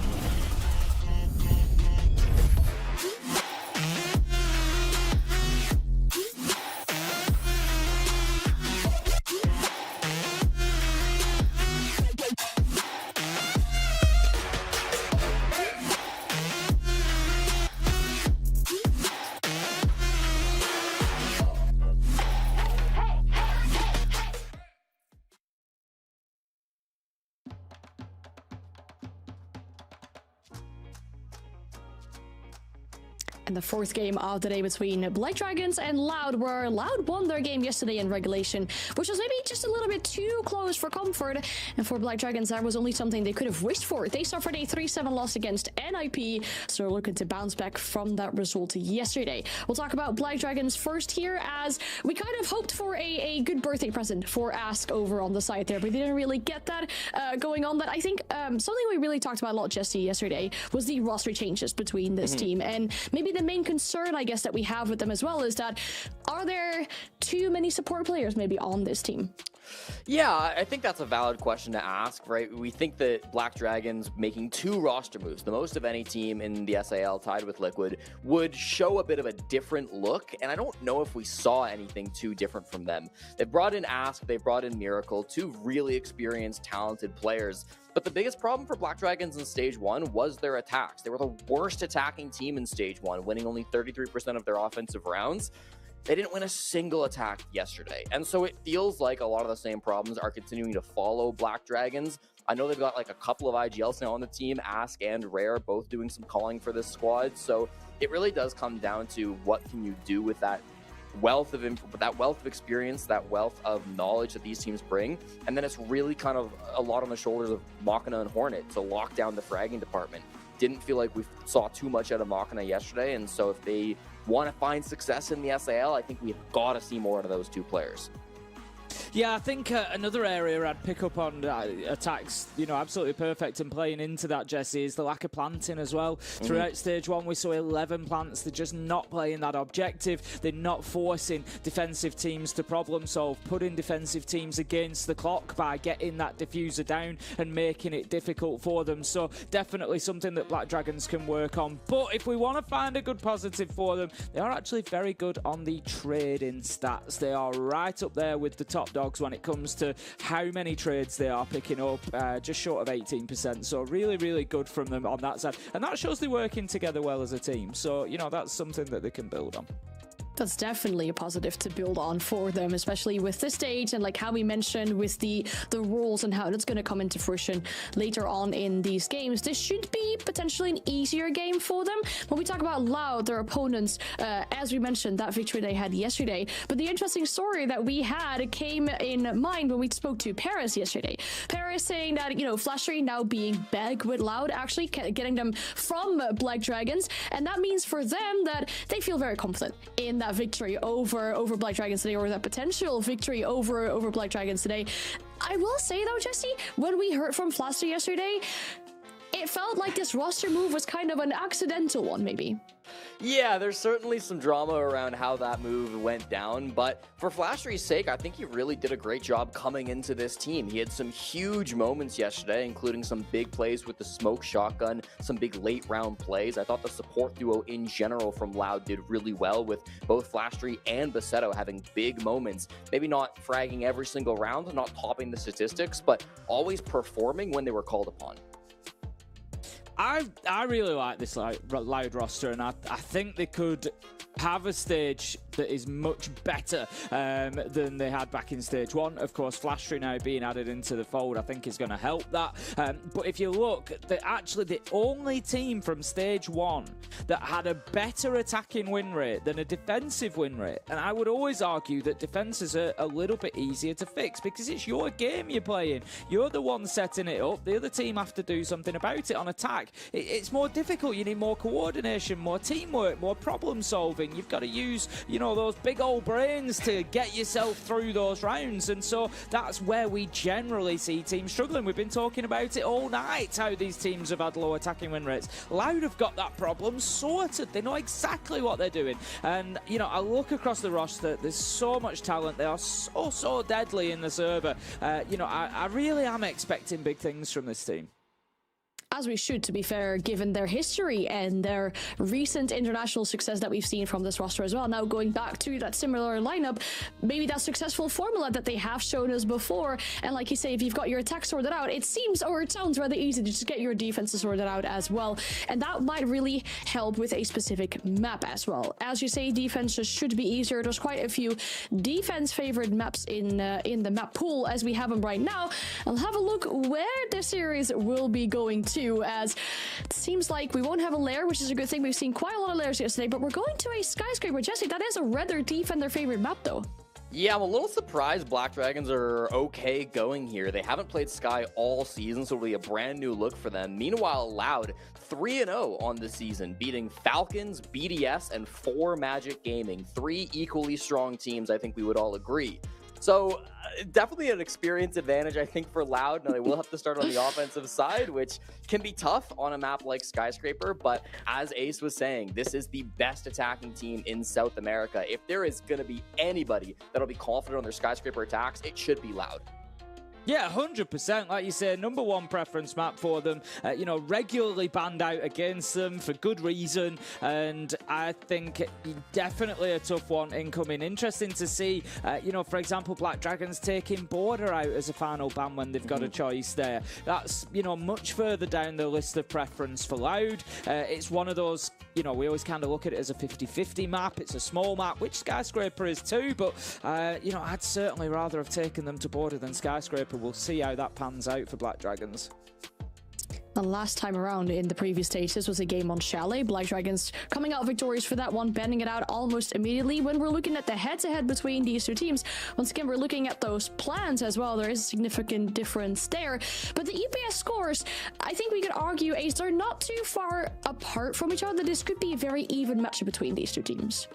I think it could be. I said at the beginning of the day when we were looking through the schedule that I was looking forward to this one. They finished on 13 points each back in stage one. One Black Dragons making it through to the playoffs, Loud missing out, and it was down to, differentials. It wasn't even down to the points. So they're absolutely neck and neck, these two. Very, very close in terms of achievement and in terms of, I think, ability as well. But I'm just expecting any time now Loud to start just accelerating and pulling ahead a little bit.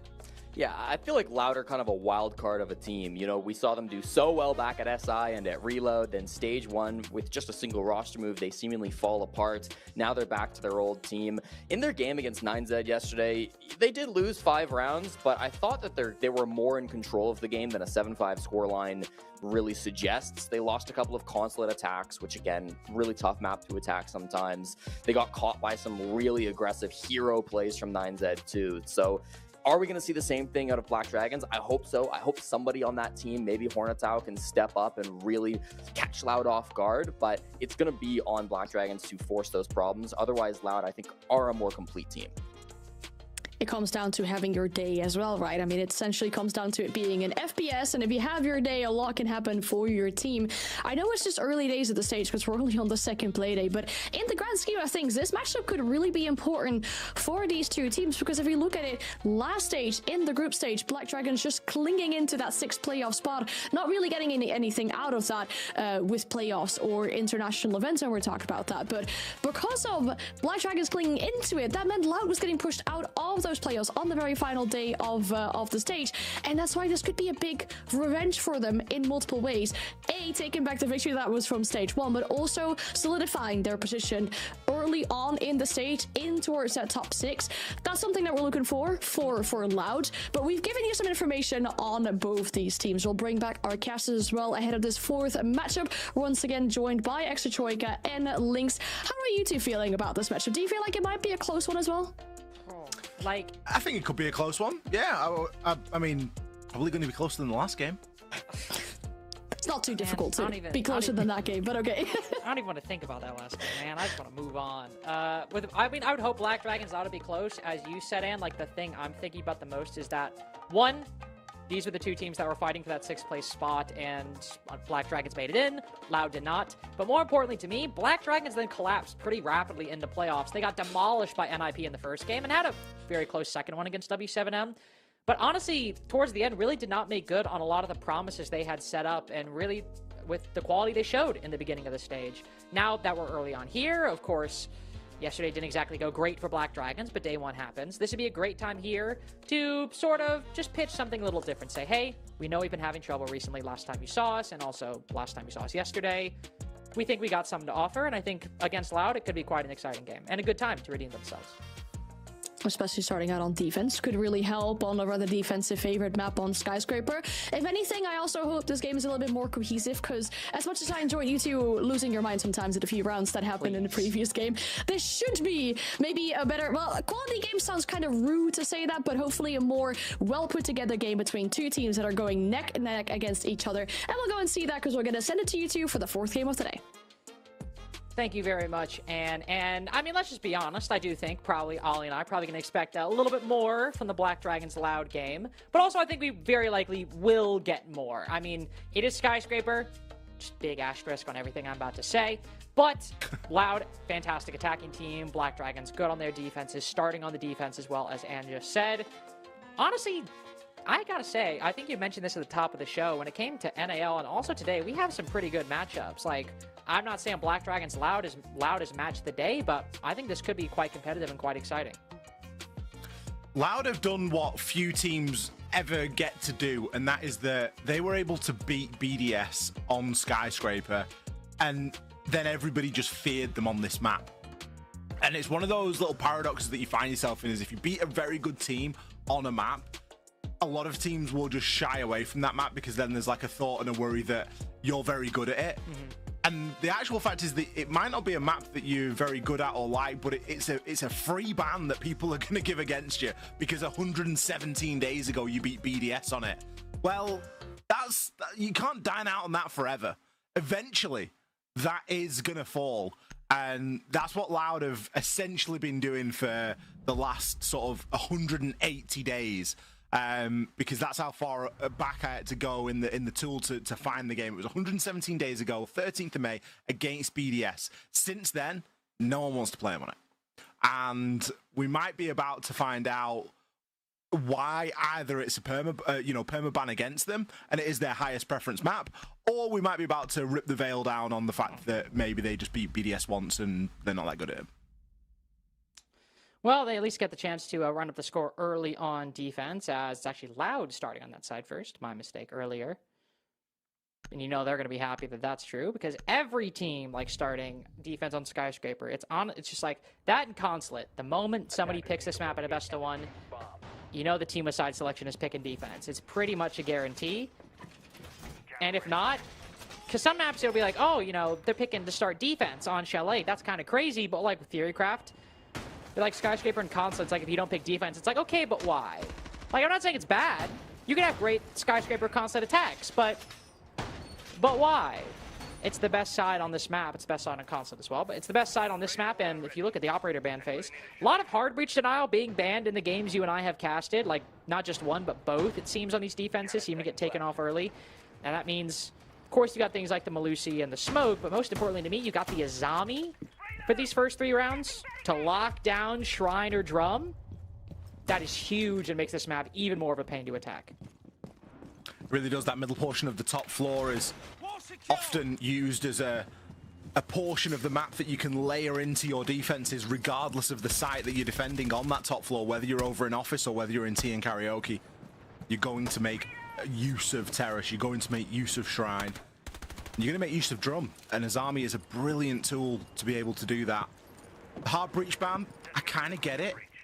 It can be tricky to open walls on Sky, but realistically, it's a speed thing that you're looking for more than anything, and removing the hard breacher just allows anybody with a tin opener, anyone with a a Hibana or whatever it might be, to just get the job done solo and very quickly and mount a push. So it gives that little bit more flexibility onto the attack and a bit more time for if they are looking to try and pinch out a player on the top floor. There's kind of no excuses as to why they can't get there.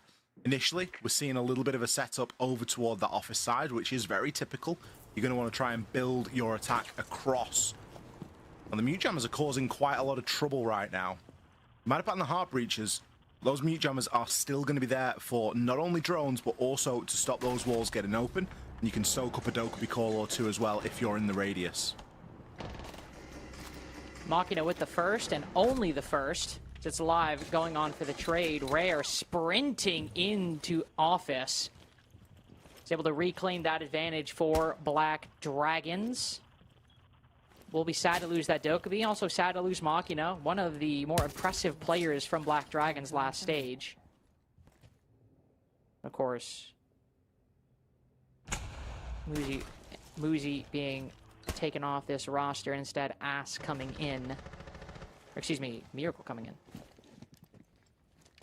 You always have to be a little bit concerned how that firepower is going to shape up, and so far Rare at least doing quite a nice job at making it work this round. Completely dealing with the opposite side, and you have to wonder, why are Loud getting so aggressive over here? It's Team Karaoke. He's still got Flashery inside a Drum. Now he's got 4 attackers surrounding him entirely. And it's just Basetto left inside a B site. Ask will feed himself to the SMG-11 immediately, and there's a bit more information that the Smoke can work with. Nade goes way too far past, so he'll start face-checking over by Geisha, but Black Dragons just put a little pressure over by Geisha, rotate to the opposite side, and steamroll through this Karaoke setup. Very impressive first round attack there from Black Dragons. We talk about Skyscraper as a map where 1 or 2 attacking rounds usually is enough and will separate a winning team from a losing team on any given day. Black Dragons to come out of the gate and pick up their first round on the attack here is a very good sign for them of things to come. Maybe yesterday against NIP was the wake-up call that they needed. And as was mentioned by the analyst desk, these two teams are very likely to be rubbing shoulders with each other when we come down to the end of the stage in terms of the standings, if previous results are anything to go by, and usually they're pretty good. A very important game for both of these two sides at the moment. Loud stunned into sticking to their rotation. I would be surprised. I'm fairly surprised. Typically teams will stick to a rotation if they feel like there was nothing that they could do differently and they just need a bit more time to think about it before they go back there.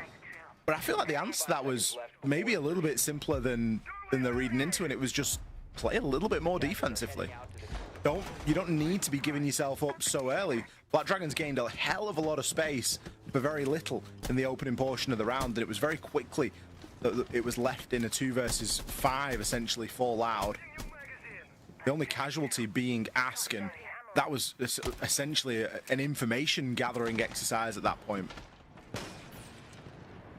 Yeah, I would agree. It really, Skyscape is one of those maps that it often is kind of as simple as it sounds, but I'm also not going to blame a team for just sticking with their site rotation, trying to keep the attacking team on their toes. No one is going to complain about that, at least not me in this case.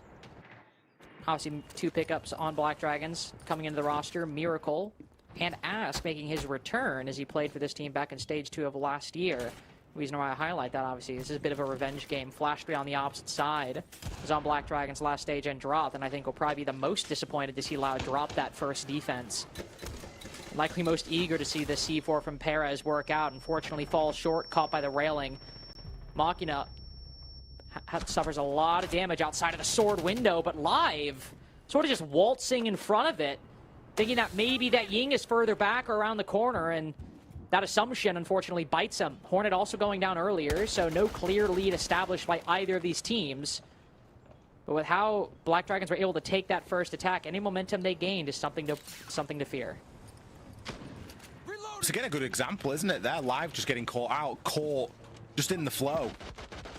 Floundering. No real reason to be peeking Sword's door at that point. You've now lost the Warden.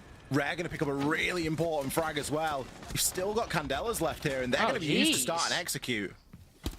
What an angle by Ask, by the way. Really long, shallow angle almost through the floorboards of first and second. SDK looking to make some kind of play and bring that man count back. Just puts all of his mag into the Blackbeard shield, and that's not really going to do much. Instead, fires them into the legs the moment he walks through. Flash 3 clearly channeling some of that anger, some of that resentment, but there's so much damage and so much work to do! What the hell is he doing? Playing T-Hunt inside of Exhibition. Flash 3 snatches victory from the jaws of defeat. Brilliant finish there from Flash 3. Wasn't to be flustered at all there. Held his ground firm. It was a very basic approach from Black Dragons. They were just looking to try and pressure him through the breach. The Book making that transition between Terrace and Shrine. And the Skeleton Key, the only audio cue that was required. Flash 3 has 2 really nice kills to close it out. Brilliant work on dealing with the Blackbeard as well. It was a good little crossfire onto Blackbeard as they walked into office. Loud have done a great job of holding on there because Black Dragon, again, it looked like they held a lot of the cards for a brief time.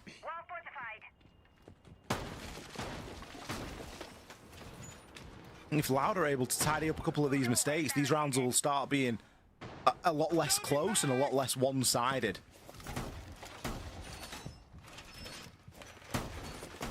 I mean, we see a little bit more before we decide call if it won't be one-sided or not. Flash 3 not only had to pop off, but he had to hit some pretty nasty shots just to make that pop-off work. Hopefully a little bit I would more agree, care. but the attack wasn't groundbreaking, really, was it? No, it wasn't. I think that's fair. It was a Ying and a Blackbeard, and then they just tried to walk through main breach. So if Live doesn't just peek Swords window for no reason, and he's still up at that moment as well, like, I don't know, I just feel like I don't feel like Black Dragons were reinventing the wheel that round. No, I'll give you that. I also think, as you pointed out, with some of the defense, there was some silly moments happening, unfortunately. Like you said, just walking in front of the Swords window.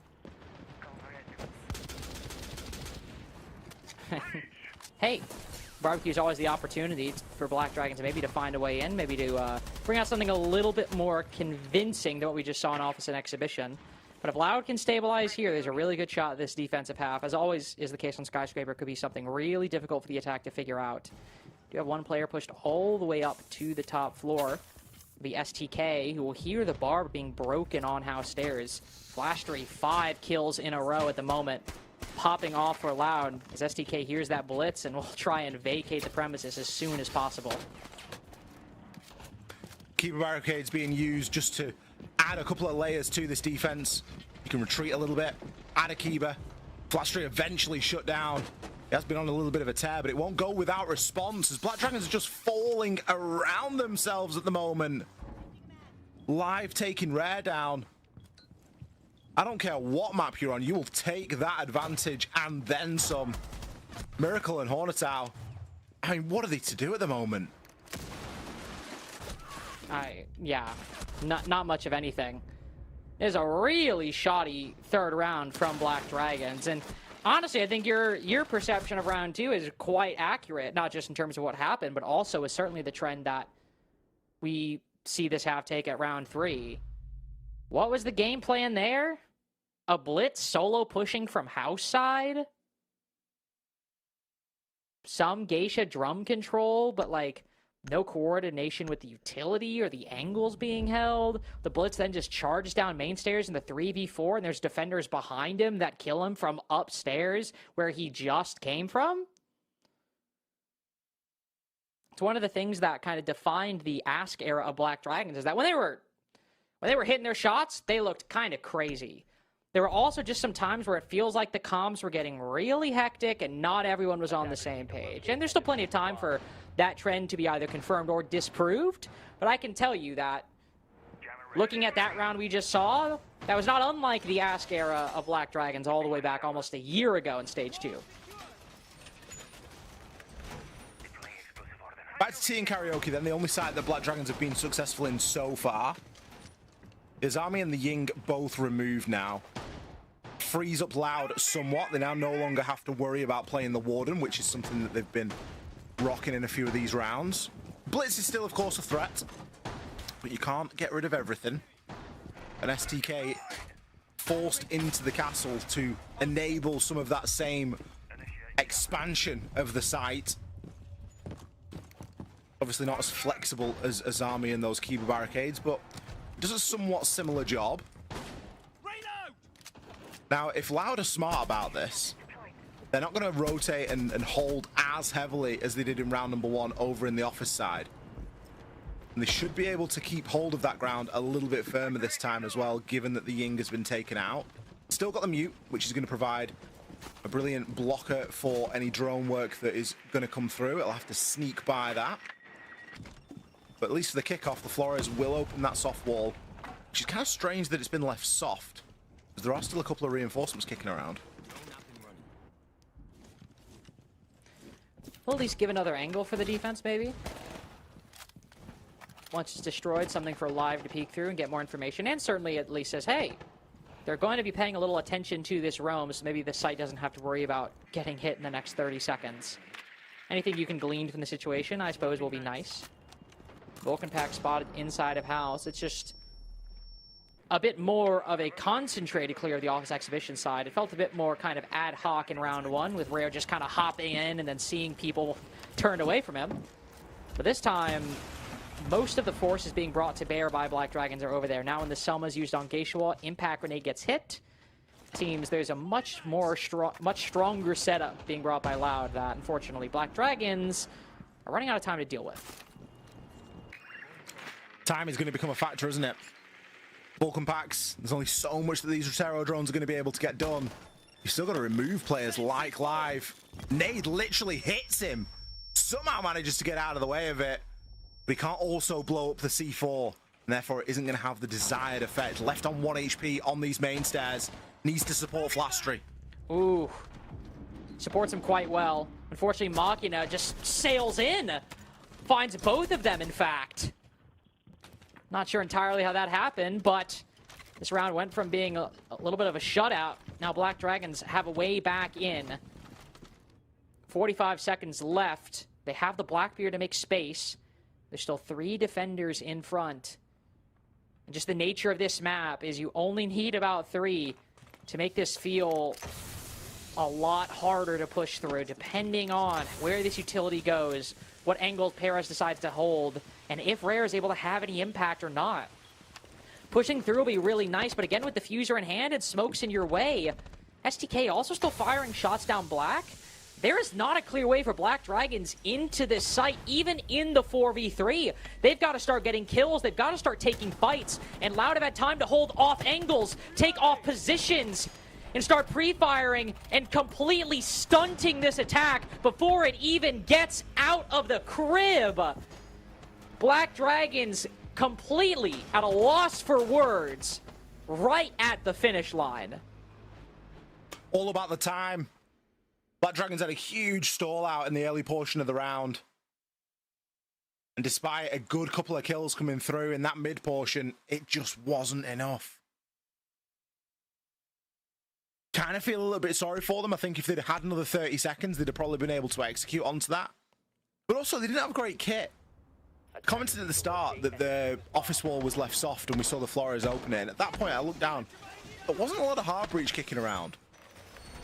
And they weren't able to open up the back of gold and remove the smoke from being able to play in there. Obviously, smoke eventually rotates out because he knows no one's coming through drum side and he's just worried about the players that are going to walk through from Shrine. But I don't know. Maybe a little bit of hard breach there would have gone a long way and would have been able to disrupt that player. Obviously, the vert angle was kiboshed. Live was able to pick up that kill despite the fact that he was on 1 HP. Vert is, of course, a great way of dealing with players inside of gold. In T-Room.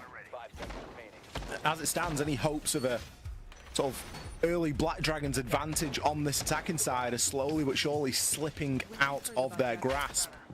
As Loud have chained 3 rounds together and don't really show any signs of slowing down. One thing that isn't going to be slow, Lynx, this round. Look at the state of that lineup. What? No. This is gonna be a chill one, I think. Little 2.5 minute setup. Minute of droning. You're going to see maneuvers on the drone that you've never even thought of. No, this is going to be a quick one, especially with the grenades going on and probably trying to destroy that Banshee, though unfortunately, at least the first one will miss. Oh, the second one's perfect. Right on the money with that one. So if anybody wants to hop in the Sword's window, they'll still have a gun to deal with, but at least they won't be slowed down by the Banshee. It's a bit of an ironic name, given how low frequency that sound is, but I'm not going to get into that. And you can see the plan here. As the blitz goes in, the Amaru are going to send it up this hatch. How has he just lived because of that C4? Reflexes on Rare are crazy. And now all the utility moves into place. Door allows the hop in. Amaru up through the hatch. When is this diffuser going to be put down? They're trying to deal with this position held by Live. And finally, Ask plays it patient, yet so does Flashtree. Just seeing the angle held right around the corner. He is not missing those shots today. But 1v4 was already a lot to ask, and single-handedly snapshotting onto Black Dragon's attackers 2 times on office is a little bit too tall of an order. Could be 3 attacking rounds for Black Dragons, but 2 after a really strong rush is nothing to complain about. I think that's how you've got to attack Skyscraper. You've got to throw one of those rounds into the rotation at some point, and it's just all about when. Brilliant time, round 5. Maybe they're not expecting so much of a rush.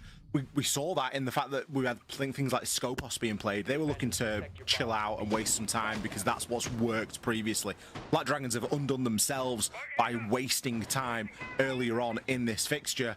All of a sudden, Black Dragons immediately switch up the pace. They come in with some serious aggression and speed in round number 5. And Loud aren't ready for it. They were expecting the slow and steady push once again. And it was demonstrated in the operators that were picked. I think it was a fantastic choice to go for that from Black Dragons. Yeah, they could have got the diffuser down a little bit earlier, and yes, it was a little bit touch and go. Obviously, a 3 versus 1 when one player's down, one player's on 1 HP. That's quite doable inside of Siege. I'm going to be honest with you, especially with some of the skill we've been shown here tonight. But it was a bit of a step too far for Loud. Black Dragons now have the chance of an equal half. And I feel like we're flipping and flopping on them at the moment because when they've looked good, I would argue round 6 and round 1, they've looked very good. Everywhere else, they have looked quite poor. Let's see how they show us in round 6. Well, Black Dragons be getting this round. What do we think? We got, we got 1 shield, but a lot more normal operators. So kind of split down the middle on this one. Could go either way.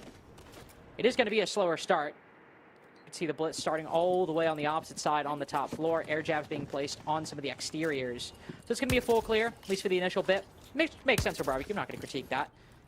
Got to get some angles on Geisha. You want to make sure the opposite side is clear before you go in, especially if it's reinforced. You don't know if anybody's extending. Certainly chill so far, but a Dokkaebi call will go out, and I think the rest of this clear, yeah, will manifest. Down goes STK, another player spotted inside of Exhibition. So they're actually, pardon me, there was one player here, but he was seemingly by himself. And will be pretty easy to deal with just from, what the hell, Ask? He's just with the pistol? What are we doing? I have not seen mechanics quite like that. Liquid drop this guy? Flawless round for Black Dragons. I know where we're getting that attack at least. The duality of this team. They're like the SSG of SAL. Actually, that's actually really funny you say that. I've literally said that before. Give me the best team in the world, or they can just be terrible. I guess it looks like a similar sort of ideology and foundation, doesn't it? Of they make a decision, and whatever the decision is, it's carried out as per the decision. And there's not a lot of deviation. And if it's a good decision, great. If it's a bad decision, so what? We go next. Full commit. It kind of feels a little bit like that at sometimes. Yeah, it's a very, very ride or die sort of situation. I like it though. 3 rounds on a skyscraper. Could have been 4. Do we just give him 3 points now? This could have been a 4-2 if Flashery didn't decide to go beast mode. Which, by the way, like, some of the shots people have been hitting today. It's been a bit crazy, hasn't it? This, I need to, like, I was about to say I need to sit down, but I am actively sitting down. I need to lay down. Some of the shots Flashy been hitting, ridiculous. Ask with that pistol right there. I don't even know what the hell was happening. I think Loud's problem in that defense for me was that I don't think that they adapted very well to the game that Black Dragons were playing. They were very much hoping, like, skyscraper defensive-sided map, we can just set our stall out and they have to play into it. Ollie. And Black Dragons kind of threw that rulebook out. Well, so actually, I'm glad you said that. So, Ollie, since they threw the rulebook out, what game were Black Dragons playing? I'm curious. Really quantify what game Black Dragons were playing in that half. I think they played their own brand of Siege very well because they were able to operate at different levels. They operated slowly and it caught them out, and then as soon as they injected a bit of pace, Loud didn't know what to do with themselves. Okay, that was actually a very serious answer to my question, and it was actually quite a good one. I know. So I'll give you that. I know, because I actually put extra effort in because I know that you were trolling. I appreciate that. I love that from you, actually. And it is a fair point. I mean, Black Dragons certainly showed that they want to play multiple paces, but at least the faster one in round 6 was enough to get the job done. This time, Loud moved the attacking side, and while they have been anything but fast, they are, last stage, I believe they were the slowest attacking team in the league.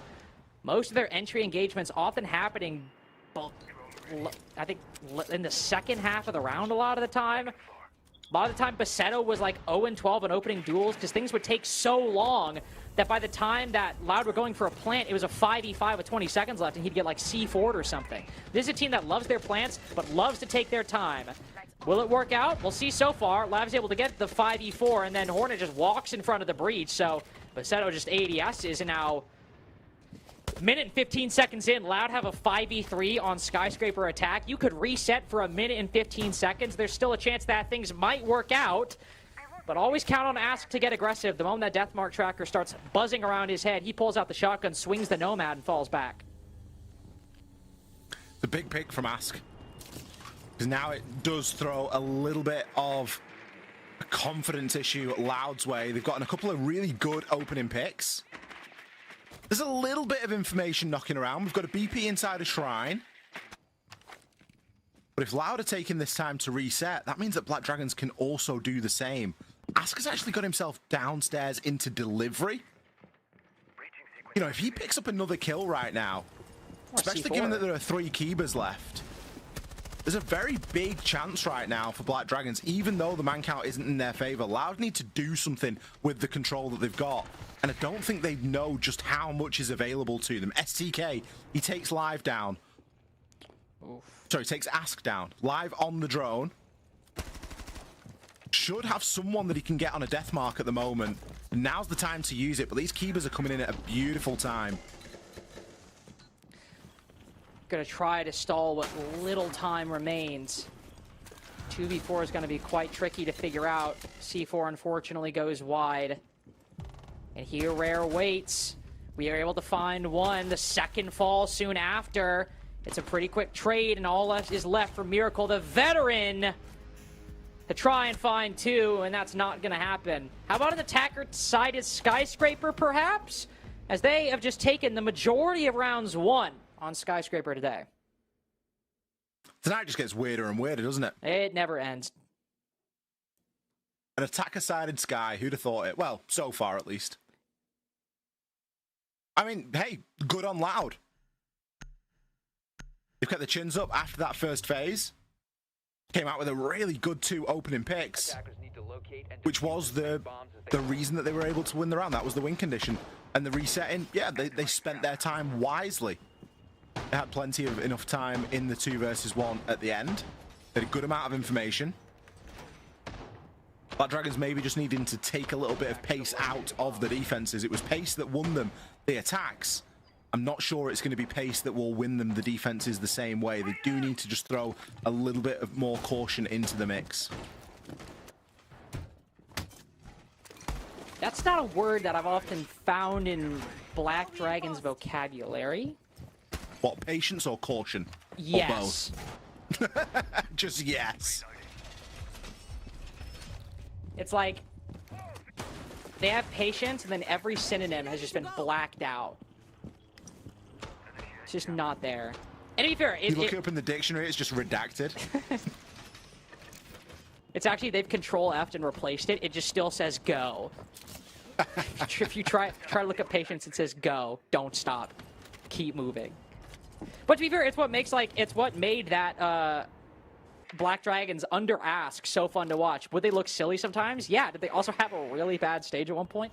Also, yes, they didn't even win a game. However, they can be extremely fun and really difficult to deal with when the momentum is behind them. And it's also this weird thing with Ask. It was also kind of why I was curious why Liquid picked him up. Not because he's a bad player. He's actually very good. But Ask, when he was performing well individually, was like doing a lot of what we saw last round, kind of moving into off spots on the defense, always taking these risks, going quickly on the attack, and then he's playing a bit more slower of a role on Liquid, whereas you can see he's back in this position. He's 8-5. Individually, he's performing very well, and obviously Black Dragon's still in the deficit.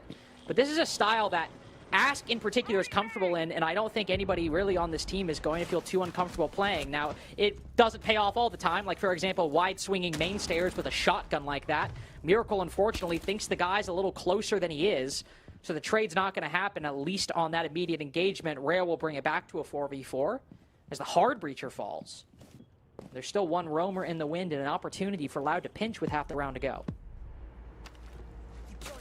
Deathmark's going to start to come out now as well.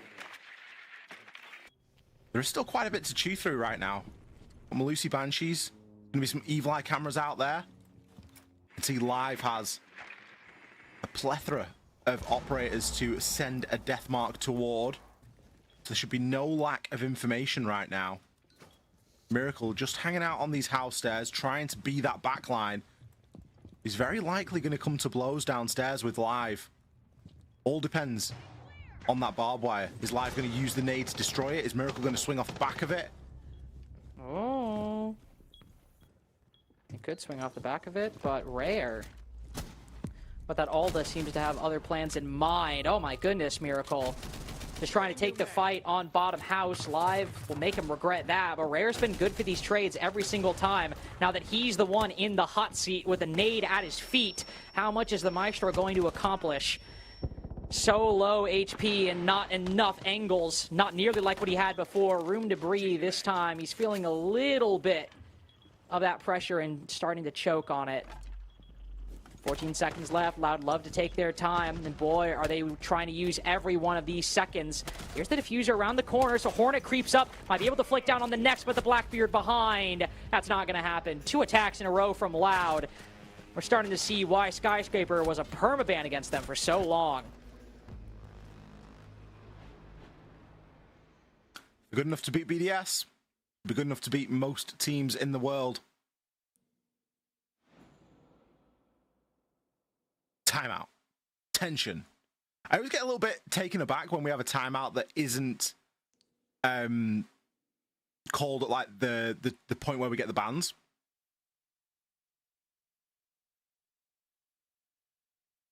I know.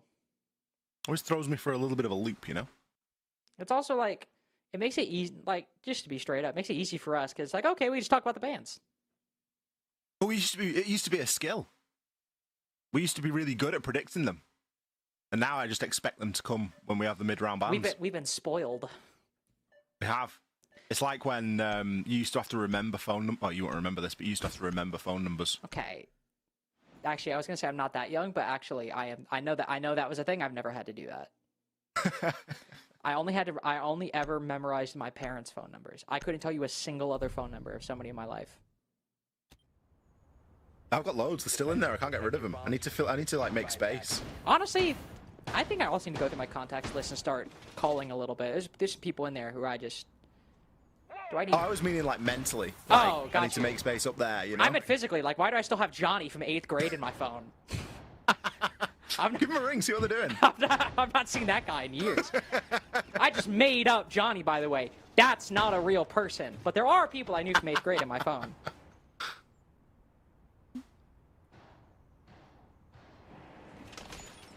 Loud have looked very good so far, and obviously we still have one more round before we get that third ban. We'll be interested to see what, not really what Loud opt to ban, as I'm going to be honest, it's probably going to be a zombie, but what Black Dragons might decide to ban, because that one I don't know as much. Like, do you target the Blackbeard? Basetto has brought it twice. That would make sense. But you still got the Blitz, and for the purposes that Loud have been using, a Blitz is going to fill a very similar niche to Blackbeard.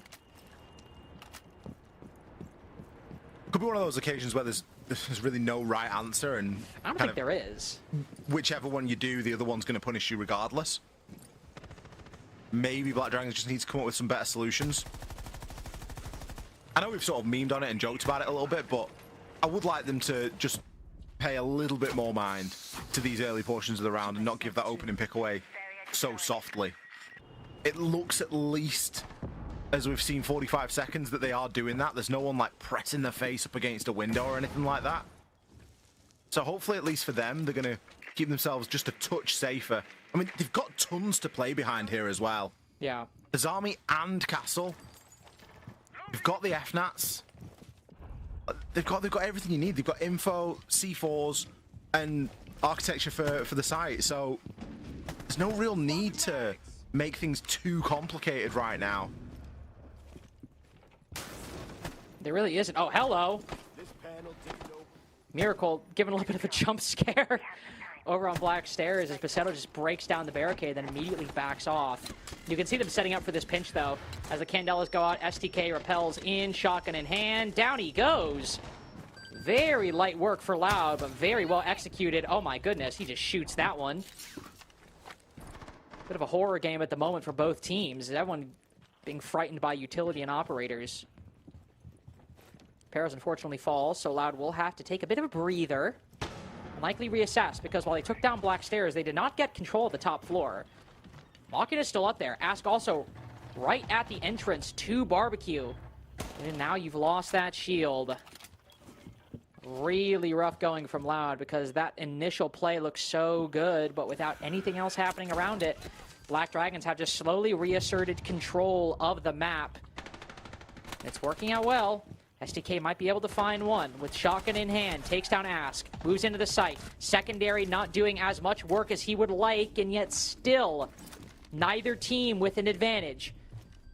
It might favor Loud, as Rare on 1 HP, but only 1 gun up at the moment. Flash 3 watching. Will they be able to counter this defuse? No. Live gets it down in time, and Loud try their best to back off and hold these angles. They find the next one, and it's all left up to Hornet, who with the 9x19 is able to swing around that Kiba.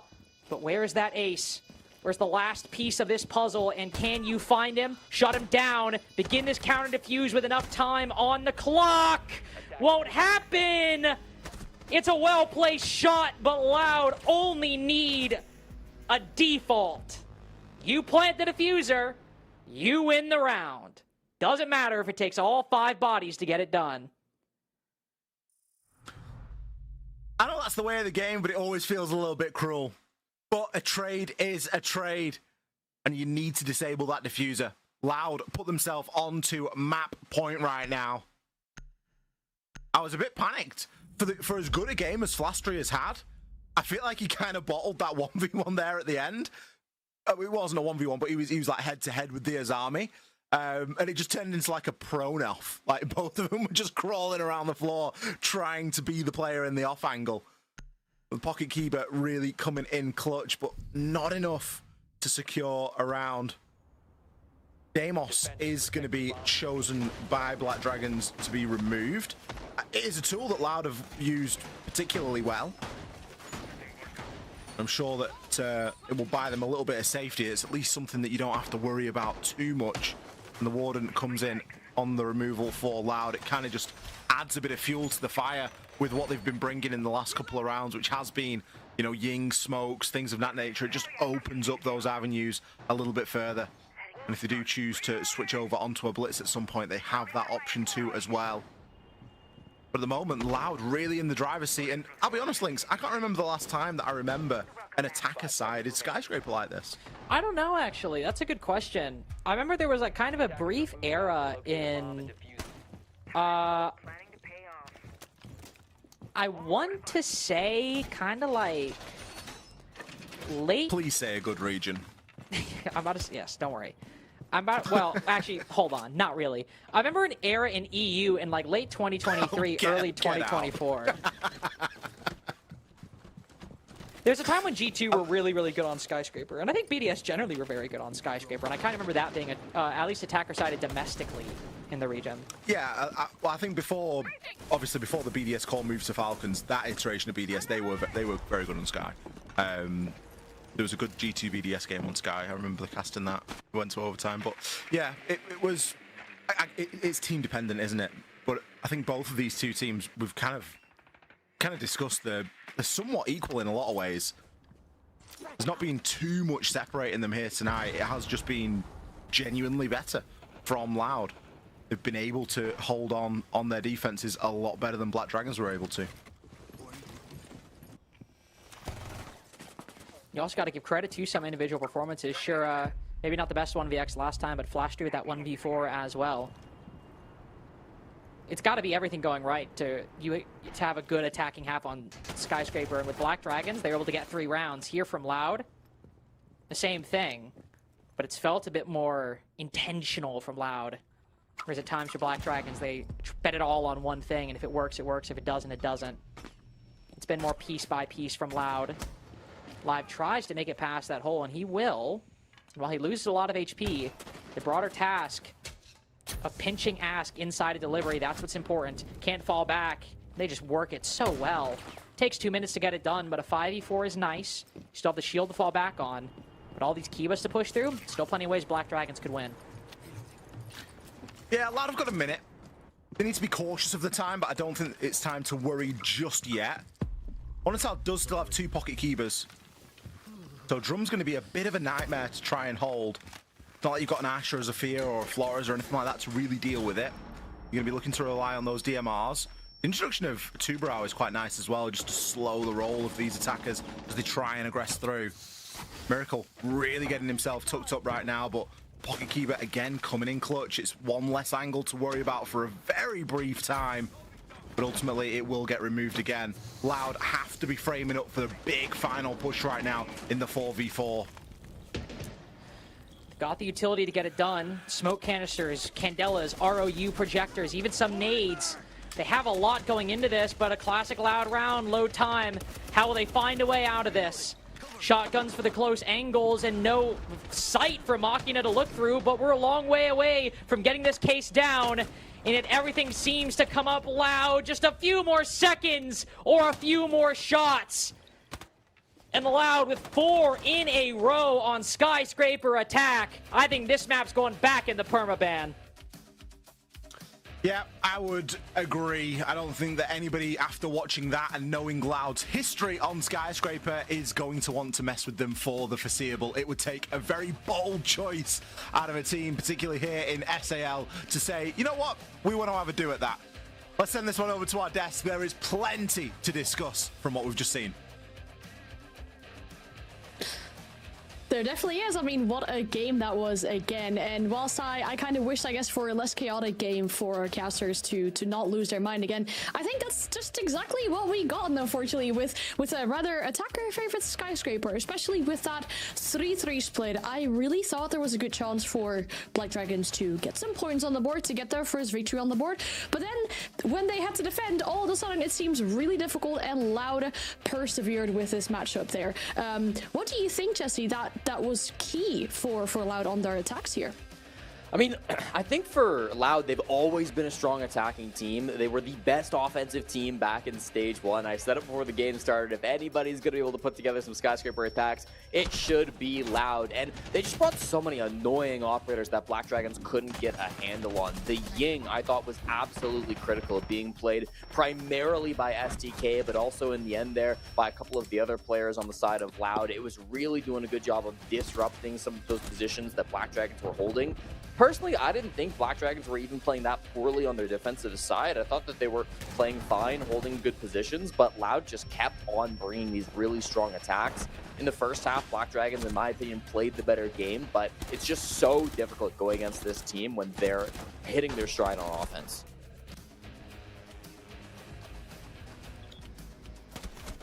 I totally agree, and I'm glad you mentioned the Ying as well. I think the big discussion that we've had with Ying, even last stage, we saw so much more Ying shotgun play, and now with Ying getting that kind of new MK2 Reaper with the improved recoil, makes her even like a better operator. It's actually insane to see that kind of play coming into fruition here. And just to talk about Black Dragons on the start there, Ace, it did seem like it was going well for them, right? I mean, we talk about the aggression and the pace that they're bringing out in, for example, round 5, and then we're looking at round 6.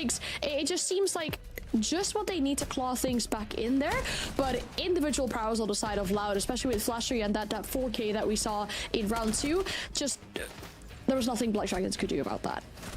Yeah, I think ultimately Loud they knew what they needed to do in that first half, and yes, Black Dragons, they had good attacks, they had good moments, but ultimately it was Loud who really came away with what they needed, and Black Dragons didn't. You know, Loud knew if they went even on the defense, they were confident in their attacks, and with good reason. The numbers backed them up, and they were able to, on their #1 map, go out and get it done. So I think, yes, Black Dragons played pretty well to begin with, but ultimately in both halves, but you know, ultimately, yeah, Loud were just happier with the outcome. It was better for them.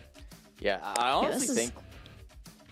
Go ahead, sorry. Sorry, no, I was just gonna say, I think a lot of it comes down to a guy like STK, who struggled so much in that first half, only a single kill on defense, and then completely turned it around on the attack. I mean, that makes a huge difference too, right?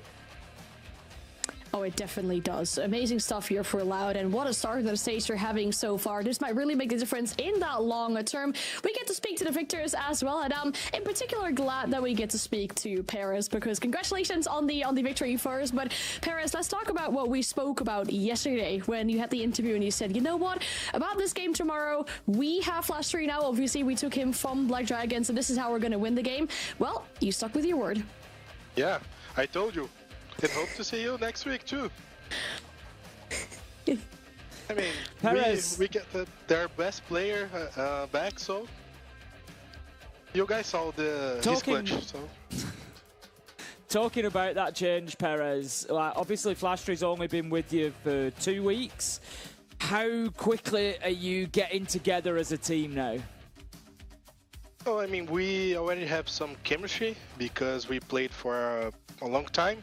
So it was more like just small things, just show him the new strats.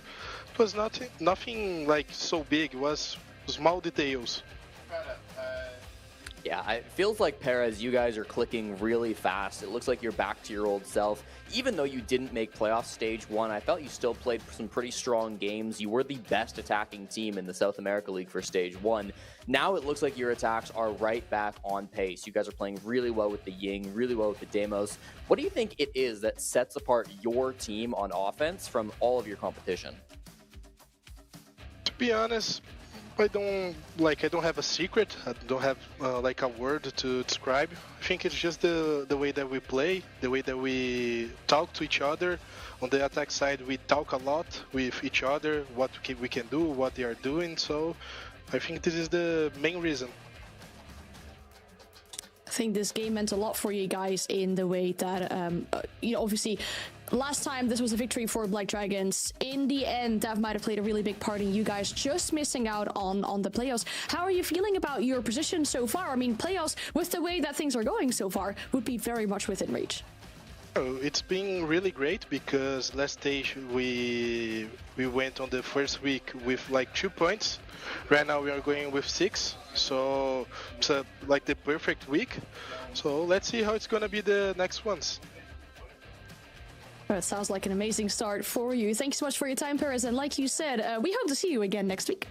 Thank you. Hope to see you and buy the lounge bundle. Awesome. Well, we love a very well media-trained interviewee. Just making sure you represent and promote the bundle as well. Something we see in many regions with many different players just ticking their boxes for the interview. But yeah, like Paris said, I think he gave us a lot of information about the attacks, but also the chemistry that they already had kind of with Flustery bringing him back. And like I mentioned at the beginning of this game, it seems like this is just a successful formula for them. Yeah, it definitely looks that way, doesn't it? I was interested to ask because obviously, metas shift so much and strats change and you've still got to get back up to speed. They've only had a couple of weeks, but it really hasn't taken long at all. 11 and 8, we saw some big moments, including that early 4K that I know everybody will remember from Flashtree. Live going big as well to back him up. So great stuff from Loud. Honestly, really solid performance. I said coming into it, I've got high hopes for this roster. I think they've got a lot more to bring us and a lot more to deliver. And, what a good example of that they've put down today. For sure. And I think there was a lot of talk when Daffodil was removed from this team when he went over to Liquid. And people kind of didn't like it because Daffodil had played well. But, this is the Loud that we saw get top 6 in the world in Boston. This is the Loud that have the chemistry together. And I think it's clear at this point that, this probably should have been the roster the whole time. Difference between week 1 in stage 1 and week 1 in stage 2. 2 points versus 6 points. Perez said it himself. Loud are looking way better in this new iteration, and I have no doubt that they're going to be in that playoff spot come into the stage. They're going to be fighting to get to Munich, and I'm really excited to see what they show us through the rest of this second stage. And is it to anyone's surprise that Flustery is the MVP of this game with that amazing 4K, like we said. Just that last kill as well, the reflexes, the flick to the player in Dragon, absolutely insane. I think I saw people in the Twitch chat saying that this could already very well be the clip of the stage with that impressive performance from him there. And as we said, it really sets Loud up very well. Their objective is to make playoffs this time around, and with 6 points from this very first week, they're setting themselves up for a very good trajectory towards that. Now, only one game remains for this day of the SAL, and some may call this game the El Clasico. Some will have their doubts about that, but we'll talk about that later, and we'll give you all the information that you need to know ahead of this match between Liquid and FaZe after this.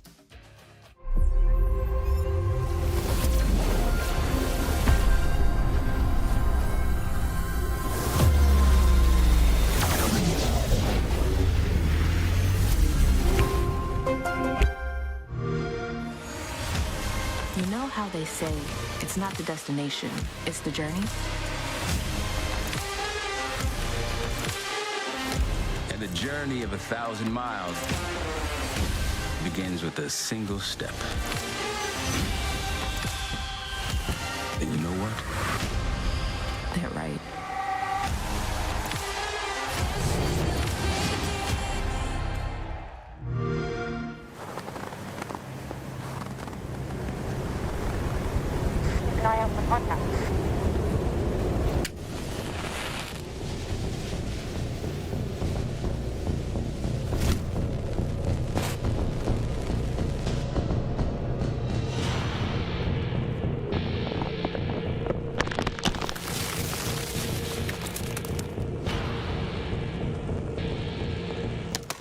Available now.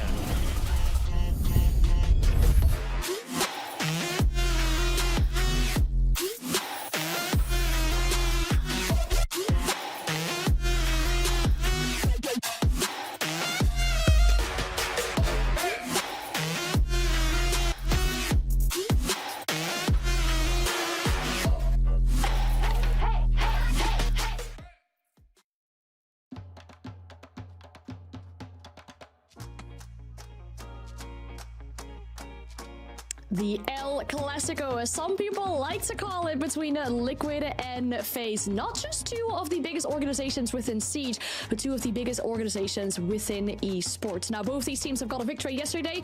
We expect nothing less from FaZe, but for Liquid, maybe a little bit more surprising what we saw yesterday. It is a legendary clash between these two teams. We have been here so many times before. I think it was back at the Copenhagen Major that we did a segment about these two teams having faced off against each other 55 times in the history, and that is 2.5 years ago. So we have definitely been here before, and when we talk about Liquid as a team, people all over the world, they have to just be so happy with the result that they saw from Liquid. I mean, Liquid fans must be thriving with that. And the main thing we talked about as well is kind of the question marks, I guess, we had about the pickups that we saw from Liquid over the summer break, because they aren't your usual star players that they were picking up, and they were making changes behind the scenes as well. We spoke to Cesar, who is now more of their assistant manager, and that means that Reduct is making the step up to the main coach, and he has some words to say about that as well. Positiva na minha carreira me tornar coach. É uma coisa que eu vim me preparando já mentalmente. Todo mundo que trabalhava comigo já sabia dessa minha vontade. E quando surgiu a oportunidade, eu nem pensei 2 vezes, eu já aceitei. Estou extremamente feliz nessa nova etapa. Acho que é muito meu perfil. Estou muito pronto para esse desafio. Os treinos estão sendo bem positivos. Estou conseguindo agregar muito mais como coach do que como jogador. E por mais que eu vinha de uma fase boa jogando, sempre tive vontade de ser coach também. Então, trabalhar com o jogo é o que eu gosto, trabalhar na parte tática é o que eu sempre quis fazer, então estou só realizando mais um desejo aí meu como profissional. Responsabilidade é uma coisa que a gente sempre tem que ter, ainda mais uma equipe grande como a Team Liquid. Eu não tenho problema nenhum, isso aí realmente não me afeta, eu sei que eu estou entrando num projeto que não estava bem, eu tenho total condições de fazer minha parte e fazer acontecer aqui, assim como os 2 meninos que entraram. Então eu sinto que essa pressão toda que algumas pessoas comentam não faz parte do nosso dia a dia, não faz parte da gente, porque a gente sabe do nosso potencial e tudo que a gente tem que fazer é colocar a Liquid no topo, que é um lugar que eles já estavam e nunca deveriam ter saído. Definitely understandable that there's pressure coming with this new role in the team, but I think him and Tasees as that support staff of Liquid can be super happy with how yesterday went, super happy with the pickups as well. And Ace, I think we saw Maya quite literally flexing all over, W7M yesterday, and the main thing that really stood out to me was their attacks. It seemed like a well-oiled machine there. Yeah, Maya and Diaz have become, absolute leading lights for this team in sort of the last year or so, in recent times. Nesk and his importance, and, everybody used to look towards Nesk and Palu. They're able to, obviously Palu having left, Nesk's able to take a bit more of sort of a flex role and allow Maya and Diaz that space to go out, and do that work for Liquid. So they're going to be looking for big performances from them again. Of course, Dafo coming in is going to be a bit of a change too. This important matchup is a huge result for them one way or another. 7 out of the last 8 meetings have gone to FaZe. So whilst the overall results, if we look at like the all-time results between these two, it's really, really close. In terms of series won, maps won, rounds won, it's super close on all the numbers. But in recent history, very recent history, FaZe are running away with things a little bit. And it's no surprise. We've seen how good FaZe have been over the last couple of years. But Liquid, with the changes that they've had, with Reduct, with Dafo coming in, maybe that's what they've needed to freshen things up. They had a great result yesterday. They are going to be looking to double down today. Yeah, I mean, Liquid, it's all about breaking trends right now, both in terms of how Stage 1 went for them and also in the series against FaZe Clan where they haven't had very much success. Liquid have made a massive change. They've swapped out IGLs, they've swapped out coaches. The brain of Team Liquid has drastically shifted multiple times over the last 6 months. I think putting a lot of trust in players that aren't that hyped up, a coach like Reduct, an IGL like Lenda, takes a lot of bravery, frankly, from Team Liquid to be able to put your trust in players like this, to step up and have that impact for your team. I think that on the first playday up against W7M, Lenda, specifically as an IGL, really proved that he can lead a team like Liquid and they can have big impacts.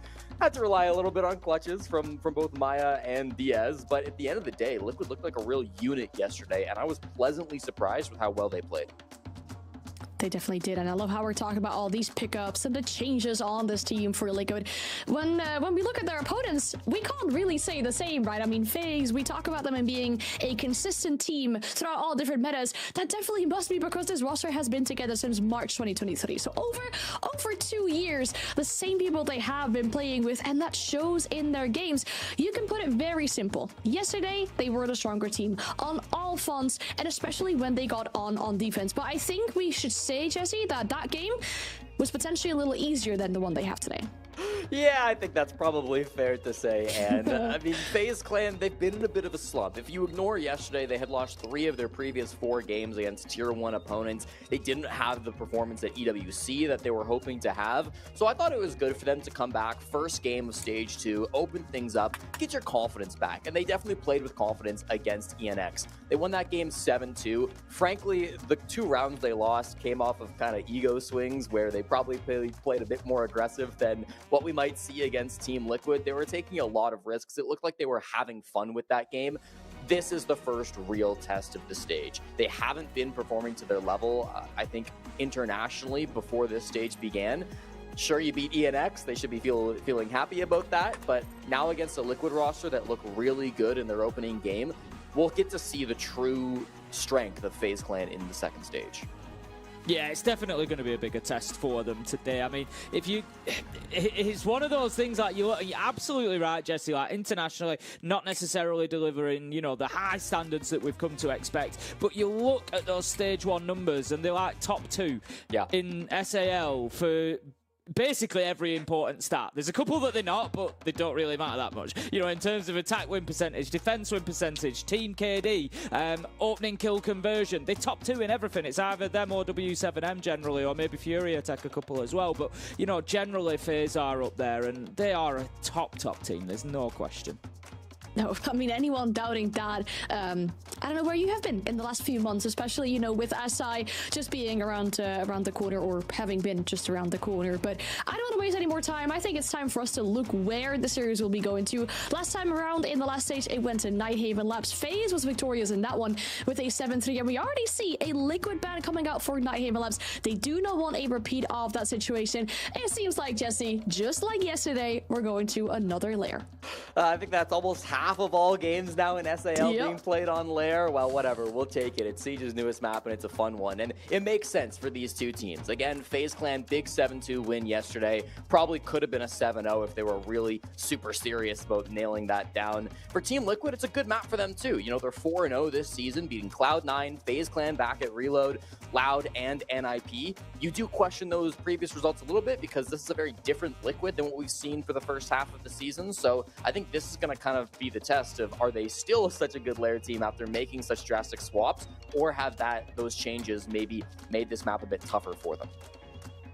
Yeah, it was an interesting banning phase because I was excited because I knew we were going to get a map that both teams liked because they've both got really similar map pools. If you look at their map pools, basically Lair, Nighthaven and Consulate are 3 of their top 4 in varying orders, but for both teams it's the same. So I just thought there's no way that we're not going to end up on one of them. And as it is, we've landed on Lair. Jesse's gone over the numbers. Both of these teams love it. We see them play it plenty, and it couldn't be a better battleground for these two to face. So there's no excuses for the map, basically. Just turn up now and play your game.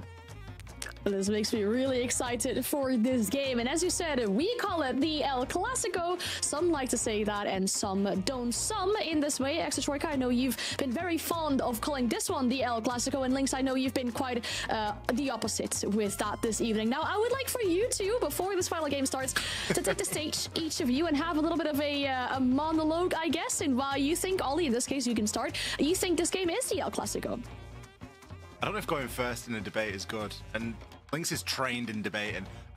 We settled this beef. We settled this beef during the cast. We realised it's an age thing. You trying to it's because I'm a little bit older. I believe this to be the El Clasico. But no, I mean, it absolutely is. You only have to look at the numbers to realize that it is the El Clasico. 20 wins for Liquid, 1 draw, and 23 wins for FaZe. As Tim mentioned, in recent history, FaZe have definitely dominated that, and obviously with Liquid's recent changes, it kind of shifts the balance. But I mean, it's Man United versus Man City. It's the biggest derby in its era. I challenge you. Go back to every single desk segment in the past 2.5 years. Tell me what game everyone looks forward to. Tell me which one. Like, literally, go back, pull up FaZe Liquid G2. and FaZe Furia. Oh, we're not talking about that Mickey Mouse region, and let's get out of here with that. What, Mickey Mouse? Yeah. Let's Let's you final the last event, by the way. I understand that, but that's recent popularity. That's like, you go back to the dawn of day. Oh, yeah, and sorry, let's go back to the dawn of day. Let's see what Biggity Boobop had to do with, like, how they factor into this equation. Like, you talk about back in the day, name me one Liquid player that's still in this roster that doesn't start with an N. Nesk is here. Who else is here? Palu's gone. That's just rude. Ask is gone.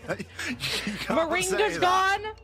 Like, I thought what are we talking about? Don't forget the SK. Today. You said it during the cast. I don't think Ollie that's said really that. the case. I've never met a hill I wouldn't die on. I was being polite. Before this escalates any further, because we really want to see the gameplay, of course, as well, to something that I guess the majority of the people maybe will agree on, that the El Clasico is upon us. It is Liquid and FaZe, and the game is about to start. I can tell you this, even if I disagree vehemently that this is the El Clasico, I can tell you it's going to be a pretty good damn game of Rainbow Six. This is just one of those situations where title versus substance, okay? That's the important thing. That's the tension here. Because you go back, and especially in recent history, well, the moment FaZe Furia happens, in my opinion, the moment that SI24 final happens, that's it. That's the matchup that everyone looks forward to. And you go look, 2023 Stage 1, Stage 2, 2024 Stage 1, 2024 Stage... I'm just doing the debate again. I'm just going to keep going here. 2024 Stage 2, everyone is like, FaZe Furia, FaZe Furia, FaZe Furia. In that time, Furia was always a little bit of a contender, except when we get to Stage 2. Half of those stages, Liquid aren't even a factor. The other half, really good. Their record has been too inconsistent for this to be an El Clasico. And I'm not going back. It doesn't matter about how. No. But I'm not going back to 2019 when Cameraman was on the roster to tell me that FaZe and Liquid are the El Clasico. It doesn't matter because it is the El Clasico because of how many times it's been played. Like, it's one of the oldest fixtures that we have in Siege. But why are we giving this, like, why are we prioritizing seniority so hard? We're not saying that it's going to be the best game. Yeah, so Tim just said El Clasico is about history. It's about story. Yeah, what better story than the greatest match in Rainbow Six history, dog? What are we talking about here? What? Tell me a top 5 match Liquid's been in right now. SI Grand Finals against an IP. Top 5? Top 5 match. What do you mean by top 5? Like top 5, like best match ever. Yeah, that one. It was a great match. That was a good match. I don't know top 5, but it was a great match. I think it slips in there. Maybe at number 5, but I know what number 1 is. I know what number 1 is. That's all I'm saying. Anyway, we've talked enough about that. Number 1 is Empire versus G2.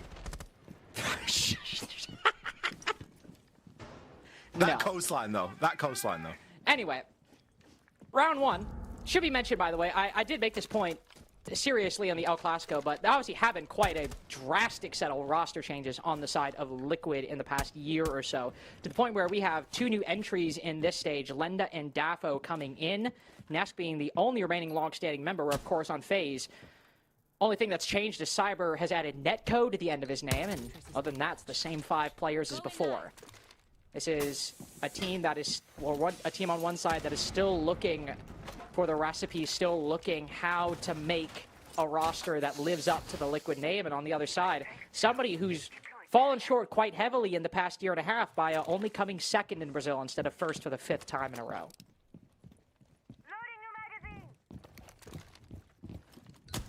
Liquid starting off on the defense. We've got a couple of shields removed here and a lot of heart breach gone from that defensive side. FaZe are a team that can move with quite a lot of pace, and that's what we're going to be seeing out of Handy right now.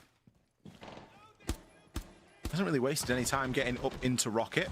Maya has got the very difficult task of playing in display room.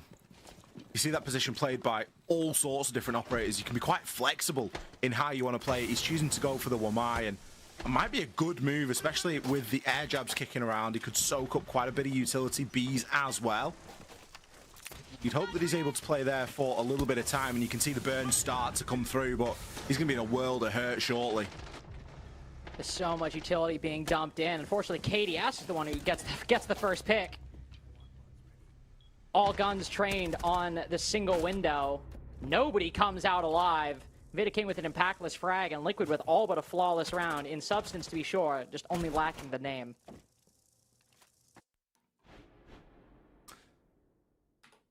Well, Liquid win a round. That was a classic, let me tell you. Don't even start.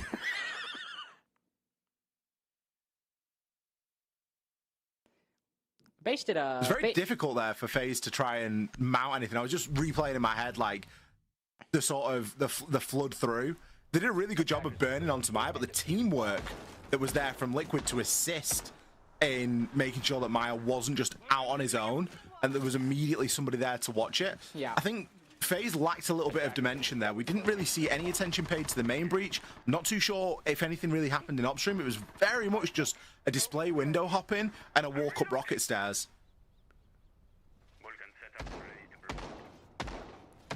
That's what I was thinking. It was very good setup from FaZe, but I mean Liquid, they were well aware of any potential gap that could be found in the setup they were putting forth, and you got two players hopping through a window, two guns trained on it, people watching Rocket as well.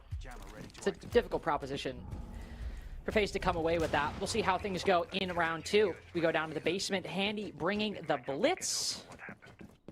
It's kind of the funny thing about, just gonna quickly take a step around the El Clasico argument. Two of the best teams in Brazil in the past couple years, FaZe and Furia, is that neither really had a big shield player. Vidiking, well, that's technically not accurate. Vidiking obviously did play the Monty a lot, but I'm talking about a lot more kind of the rush way. We see a lot of teams have picked up the shield since about Manchester of last year. But some teams feel like they've had to, some teams have tried, and Handy certainly had a lot of classic moments on the Blitz, to be sure. See what kind of space he's able to create in this round as FaZe taking time to set up again. Clear some utility on the extremities early on. But if they want to go for a full clear, they'll have their work cut out for them. 1, 2, 3, 4 defenders all around the middle floor at the moment. Only leaves one on the site. But if they decide to face this extension, it is going to be quite a problem. Bit of a decision to make here from FaZe, isn't there? Especially when they've already spent a minute. They've either got to very quickly deal with this roam game, and they've got the tools to do that, or they maybe want to try something a little bit more direct. Andy just prowling outside of the site at the moment, looking to make some sort of headway in. Liquid aren't being given any reason to move. Ness can create himself a nice little fortress here. There's a gunfight coming his way, almost certainly. They can just pop a Goyo canister. Liquid are playing very passively here. Just waiting for the push, and you can't really argue with the strategy. This is the second time now that FaZe have just tried to base the bulk of their attacking strategy on one singular entrance, and Liquid have called their bluff. Just waited for them to push. They have the angles. Nesk even peeks behind the Blitz because he knows somebody's going to come in with a gun up behind him. It's not only good setup, it's just good target prioritization from Team Liquid. They know how to take these gunfights. They know when they're in these positions how best to work these angles and these moments to advantage them. Now you've completely dealt with the opposite side, and Cyber's in a position where he can get a kill like that, but he has to get kills like that for FaZe to claw back this round. Him and KDS might be able to make it work, slicing it quite nicely, though Maya gets the trade. Can start looking around. Oh, the timing. Cyber un-ADS'd. Such an unfortunate moment. Gives Maya a freebie, but Vidiking has that diffuser in 25 seconds. They'll likely have to bait a little bit, but Maya, Daffodil both wait. They force him off. He's got to reload. And Liquid are going to play passive. He might be able to isolate that 1v1, and indeed he does. But Maya was on a heater yesterday and hasn't looked like he's lost any steam going into day number 2 First two defenses go the way of Team Liquid without much recourse from FaZe. There's zero recourse, has there? This isn't the FaZe clan that we know and love. Where's the vert? Where are the multiple dimensions? They're trying to do a heck of a lot off the back of just a blitz at the moment.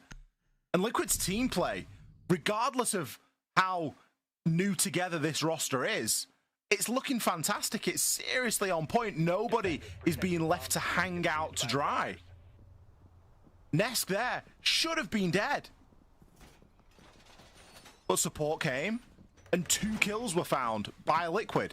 Yeah, he gets taken out eventually, but damage has already been done at that point. I don't want to say that Liquid are breezing through this, but FaZe need to seriously up the tempo. The result yesterday is very different to the team that they're playing up against today. They played ENX yesterday. It was 7-2. W7M played ENX today, and it was 7-2. That's not the mark of what we expect here inside of SAL. Not the baseline. We can't judge all the teams based on how well they beat ENX. You've got to be judged against your equals. And at the moment, Liquid are face-to-face with FaZe.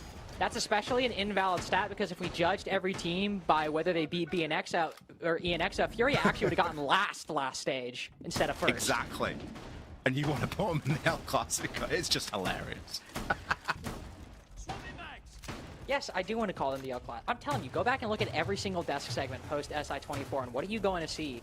Match the stage, match the stage, match the stage, match the stage. It's like I'm not even making the argument. The desk. No, but I agree. I agree that's match of the stage.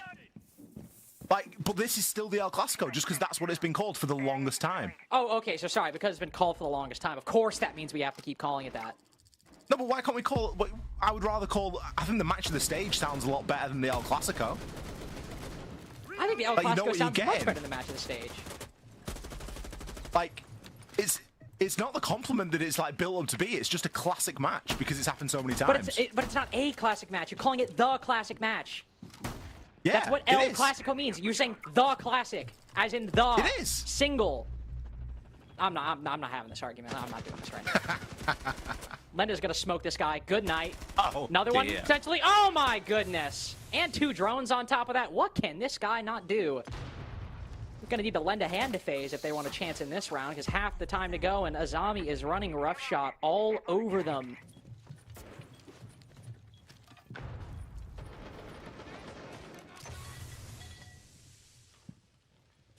What do FaZe do from here? They've lost the Heart Breach, they've lost the Deimos. 2 kills grabbed back very quickly. This is a little bit more like it. They've been able to punish a little bit of aggression there, which, let's be honest, we haven't seen that up until this point from FaZe. They've been a little bit lackadaisical, a little bit one-dimensional. It's an equal 3 versus 3 right now. And there's still plenty of tools available at FaZe's disposal. Bit of a flank drone for Viking to flick. I'm not sure how valuable that is. Maya somehow stays alive. With the way that Maya's been playing today, you can't be letting that opportunity of taking him out slip through your fingers. You know he's good for a kill given half a chance. I'm not a fan of the way this looks. Hear the diffuser going down. Cyber falls off. Again, you hear those glasses. The warden's up. How are FaZe finding these kills? 3v5 to 3v2. Cyber's going to try to tuck in underneath the bunk and start moving us to the post. The threat of these vertical angles is still very real, but I think finally they depleted Liquid of all of these resources. Ness gets them both. So what Soul's going to do, drops down, hops over green. Info relayed, but there's no chance for Maya to work off this. And on the reduced HP, this is so good for Souls. Maybe the C4 can cause some concern, maybe buy Maya a little time. He's got a little bit. This little lip around the corner will give him a couple more seconds, so Souls pushes in deep. Forces off the Warden. There goes the utility, but Souls is so far back. But as the Warden wraps around, he's going to get that angle. Oh my god, he reacts in time! Maya's got the right play, but Souls is thinking a few steps ahead. FaZe pull back the 3v5. Highest survival rate of any player inside of SAL in Stage 1. Souls is the player you want in a clutch. 5 1vx's. One of the best support players in the world. Proving it yet again there, giving FaZe their first round here tonight against Liquid. Real down to the wire stuff, though. First time Maya's actually died, by the way, in the series up to this point. FaZe, they know that it isn't good enough, though. One round out of the first 3 is not going to be something that they are too happy with, especially with the way that the first 2 rounds went down. They're going to use this time to take their time out and see if they can figure things out a little bit ahead of going through that rotation another time.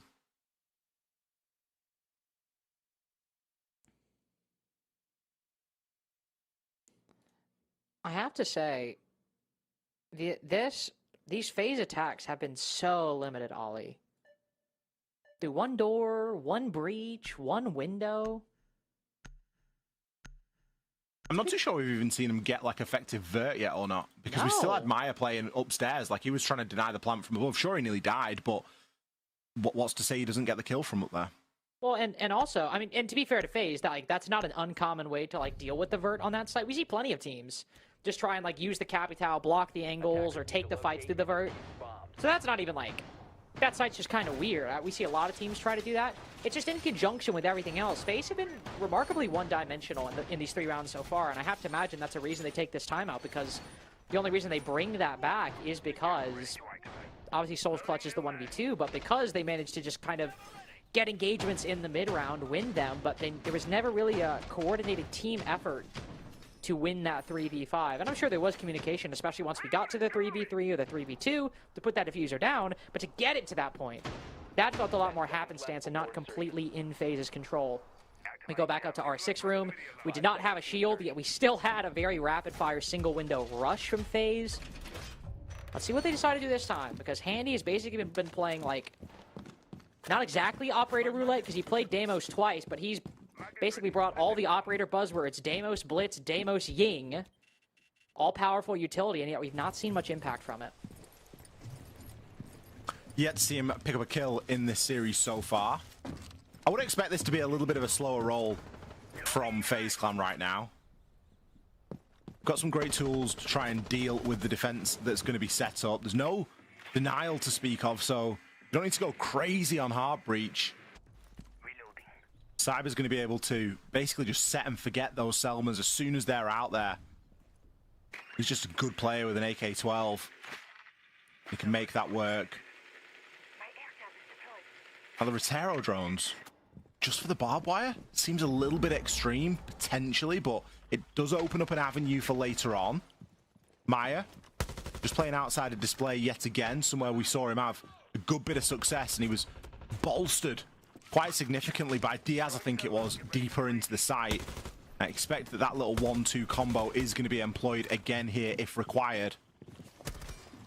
Cyber has made his way into Ops Room at the moment and can start to open up some of these walls. Top of Rocket is going to be clear for them. Lender in the hot seat. You'll often see an Azami play here, but Azami was just banned out. So the Tachanka will have to do. He can still launch those Shumikas and buy a little bit of time. It's a really good choke point on that door straight into Master. He's even got a shield to just dig a little bit deeper into. With the fact that no one's pushing through Skybridge, pocket reinforcements can be used as well. Everything again looking quite good for Liquid right now, and there's a mute jammer that's really slowing FaZe down. These defenses have been very well put together. That's the highlight, or one of the 2 highlights for me throughout these first 4 rounds. It's just very clear intention behind every utility placement. Everyone knows their positions and is not overplaying their hand. You can see how much trouble it's causing FaZe. The introduction to that Ying is almost necessary. It's probably one of the only operators that could break a team with this much discipline, and yet they still know they have the resources to send Nesk down below and go for a flank with Cyber. Thankful that he decides to flip around Rocket and watch that flank at that exact moment. He thinks he's found a nice pathing. As Maya pushes up, it's a trade, but all they need to do is just hold tight. Vidaking's in with the diffuser. Cyber on for 2. No clear advantage, but pistol in hand. On for the ace if Maya decides to feed himself to one of the best players in Brazil's history. I don't think technically an ace as one of them was down, but that, I believe, is all 5 for Cyber. Cyber did exactly as I predicted. He set those Selmas down, and then he was just a good player with an AK-12 and the pistol. It's worth adding that little addendum onto the end there. Much better from FaZe. Liquid kind of getting caught a little bit flat-footed there. I thought, to be honest, with the way that FaZe were moving, they moved through the round and they moved through the map in the early portion very well. There was nothing that they had to sort of problem solve, or there was nothing really there to slow them down. Did a very good job of moving a lot quicker this time, and instead of just sort of full committing to a display hop in and a walk up rocket stairs, it just felt a little bit more thought through. That pushing through ops, the getting the breach open, removing the player from behind master desk, they're all ticks in boxes, and it needs to be done often for a reason. Sure, you can get away with a little hopping every now and then, but Liquid look very well drilled, and they're going to be. There's going to be that honeymoon period when new players have joined the roster and everyone's really keen to scrim and practice and really grind it all out. It's all new, it's all fresh, it's exciting. So I expect them to be very good and very hot on these defensive rounds and where that utility is placed. And so far, that's what we've seen, right, Lynx? I would agree. I think it's important to point out that round 3 was a 3v5, and that round was. The entry only came at 40 seconds, and all of it was Cyber kind of finding a path through the site and getting every single kill in that round. It's just the reality of things. But it's 2 rounds on the attack, and maybe that'll be enough. 3 was not enough for Black Dragons on Skyscraper, so who knows what we might see on Lair. At least here. We don't have any necessarily standout ops. I'd say Grim is maybe the biggest contender, but no shields, no Ying. FaZe trying to return a bit more just to letting the positioning do the talking. Lenda has a few words exchanged with the 556, or 552, excuse me, and unfortunately that argument doesn't go his way. There's a lot of vertical presence by Team Liquid last time. I think 4 players on that second floor. I have a couple here. I imagine they're going to be feeling a little more worried about how long they stay up top. Indeed, maybe they should have worried a little bit more. Handy takes down Maya, and so only Daffodil and Nesk are 2 survivors of this 4-man roam. You're in that tricky spot where you want to fall back. You don't want to be the player that makes this a 2v5, but you don't have any good options. If you just go and play the site with 1:33 left, FaZe will set up, and you're just not winning that. So you need to try to get aggressive, try to make some kind of play when the second call goes out. That's the exact kind of initiative that utility is meant to stop. Bit of a nightmare position. Daffo will find one onto Souls. But again, with the man count advantage, that's intel. The Okubi calls have just been used as well. FNAT's starting to pop up as well for Daffo. He's likely going to have to stay there right now. He finds another onto Cyber. Oh, this has flipped it on its head. FaZe unable to deal with a couple of roamers. They really needed to push him together. Because now there's 50 seconds and the rest of FaZe are stuck between a rock and a hard place. What do? Do they continue to throw bodies at these roamers, or do they force the point on the site? And if you force the point on the site, Daffodil's in the wind. The moment you go to commit, he could walk down any of these staircases, and then you're completely disrupted. Daffodil's got to be careful not to push this too early, but at the same time, he can't wait too long. It's a difficult game to play on either side. But Nesk is able to take down KDS the moment FaZe set their foot inside a basement. The pressure might not even be on Daffodil. It might be entirely on FaZe Clan, who have struggled with so many of these attacks. Even at 2-2, it's had to be individual efforts that put rounds 3 and 4 over the line for FaZe. With 5 seconds left, I don't even think they've got enough time to take these fights, let alone win them. Handy goes down. Same with Vidiking. It's all Liquid all day, even in the 3v5. Worrying signs from FaZe, really, isn't it? Because some rounds, they're fantastic on attack, and every move they make looks really calculated, really well put together, and they come through as a team and get the win with a man count advantage to spare. And then other times, where they have tools to deal with roamers, we see people going one at a time. Like, this isn't the FaZe Clan that we know and love. They're not a team that just throw single bodies at problems one by one until eventually either they win or they lose. They'll pinch that person together and play as a team. Really disjointed at the moment. Surprising to not see them commit to either one or the other.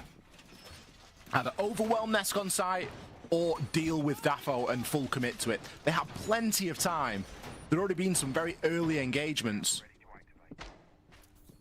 As such, Liquid poised to take a 4-2 half. They've just got to solve this top floor. The 1-on-1 up here at the moment. We've seen a little bit of success, and they're opting to go here as opposed to that mid floor. Mid floor, of course, coming down to a 1 versus 1, Maya versus Souls in round 3. And feeling like they've got a bit of a better chance up here. Now, they've dropped out the Tachanka.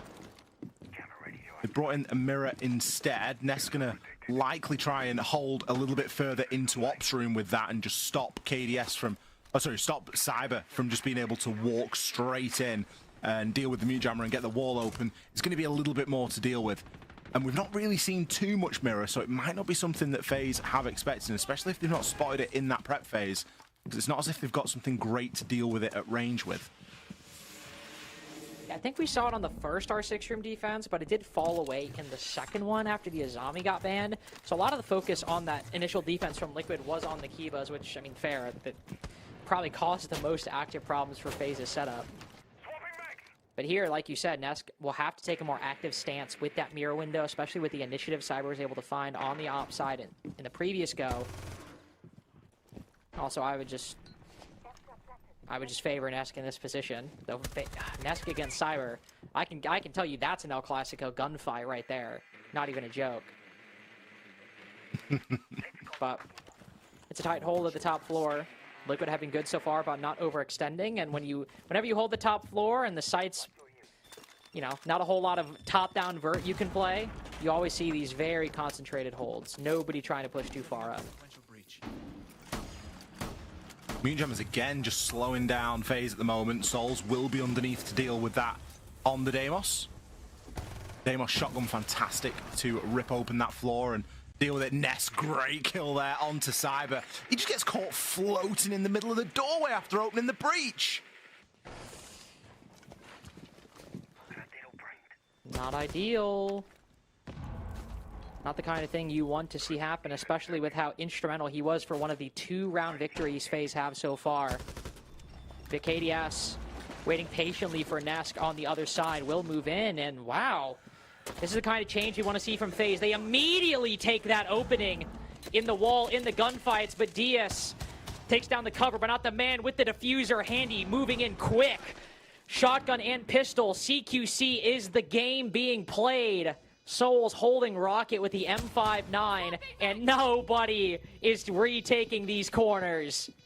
FaZe can just swing around and melt the opposition.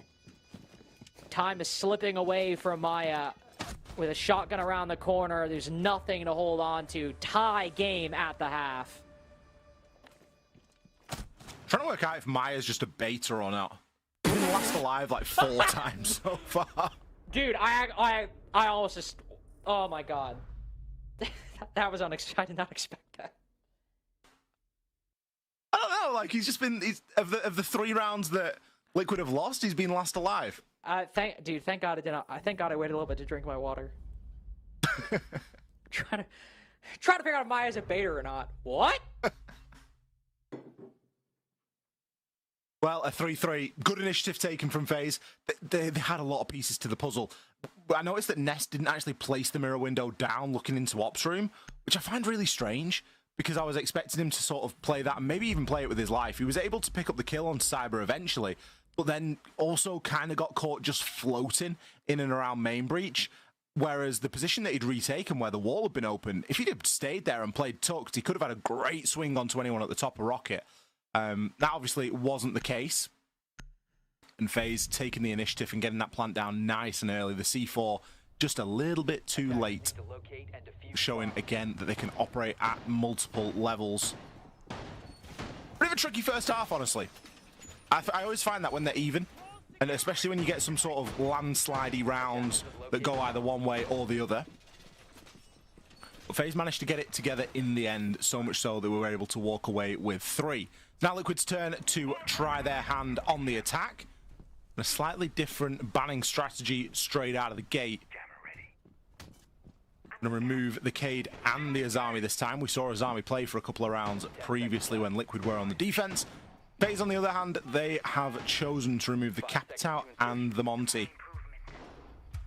I'm not entirely sure how the Monty is going to, or the Monty ban, should say, would affect, because, as you mentioned, shield's often a bit of a double-edged sword. Sometimes when the banned, it's maybe a little bit better because you end up with a gun in your hand, but time will certainly tell. At least we've got the Roarer in round 7. Don't always get to see loads of Roarer, but I know that it's something that we've seen, particularly SR use quite a lot inside of the NAL, and for attacking this bomb site as well. Oh, true, yeah, attacking this site. I actually remember some now. Good call. See where Maya decides to place them. The more common thing that I always feel I see when we watch Liquid is somebody picking Deimos and going below. Nesk will do that in this case.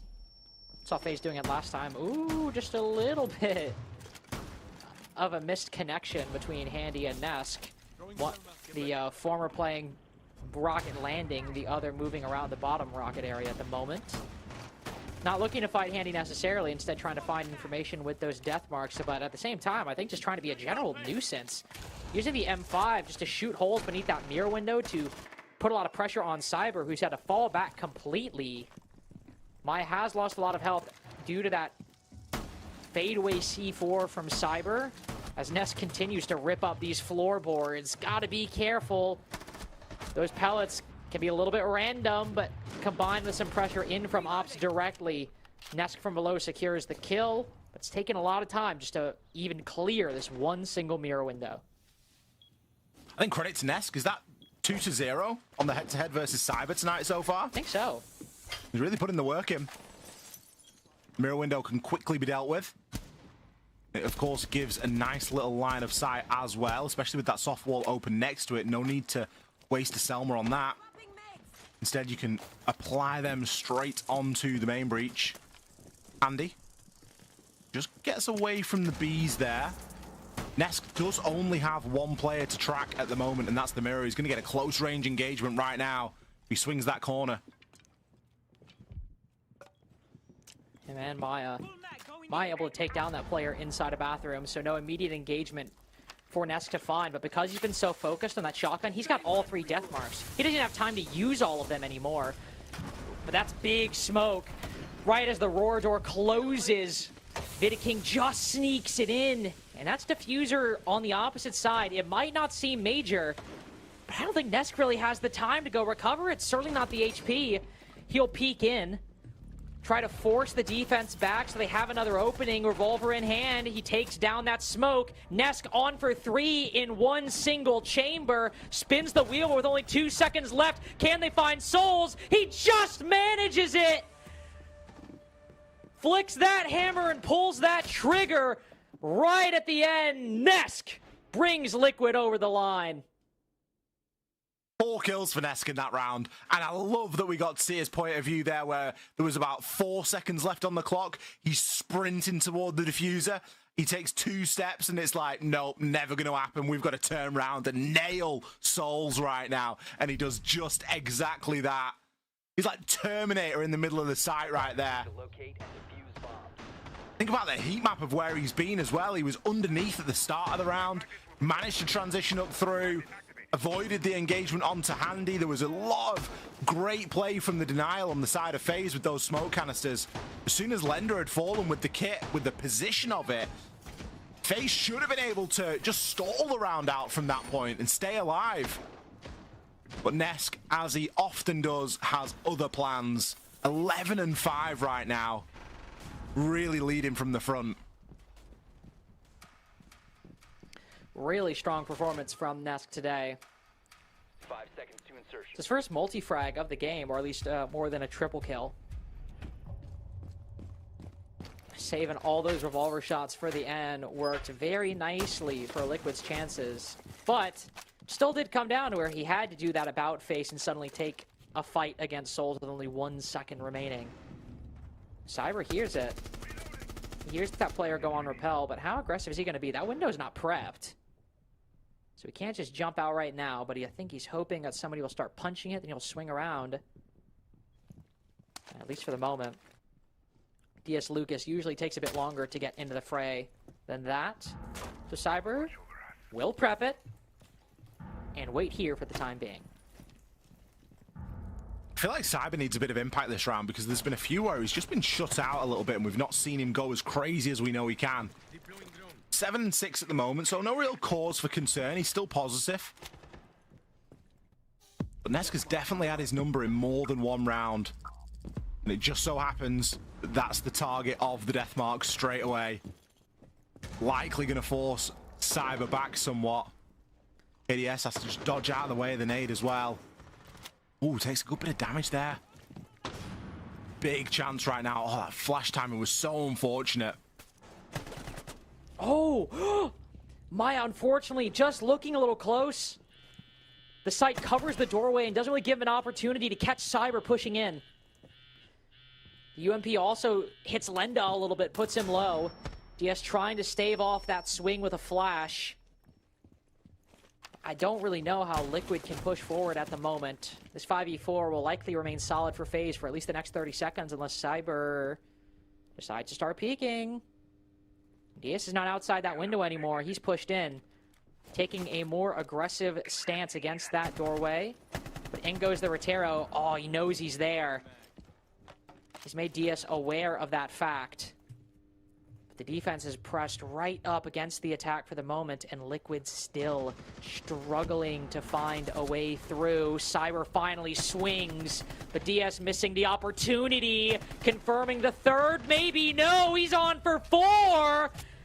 Just has to knife that one. He's spotted number 5. Is he going to do it again? He's already got 4 to his name. Just a few rounds ago for the one tap. No, and he steals it away.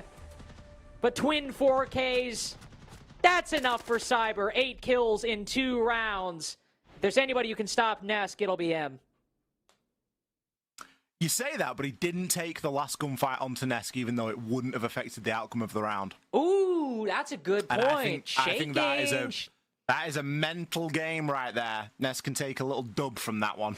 I love how I called Cyber out for, like, I'd like him to have a bit of impact this round. I see him floating around a window at the start, and I'm just thinking, just don't do it. Like, please, just, like, we know what you get. And all of a sudden, out of nowhere, he pulls out 4 kills. And to be honest, barely moves his feet doing so as well. Barely moves his gun. It was just engagement after engagement after engagement. Dangerous player to let get online. And Liquid are going to take their time out ahead of round number 9 as we once again level things up 4 rounds apiece here. We've seen them have success attacking upstairs. We are yet to see them have success attacking elsewhere, and maybe that's going to be the content of the discussion at the moment, because let's be honest, it was a very fine margin that they won by. Basically no time remaining. Had to get the kill in the very second that Nesk was able to get it. And yeah, they get it over the line, but you don't want to be winning the game in that sort of a fashion. It needs to be a little bit more convincing than that. Back to the top floor we go.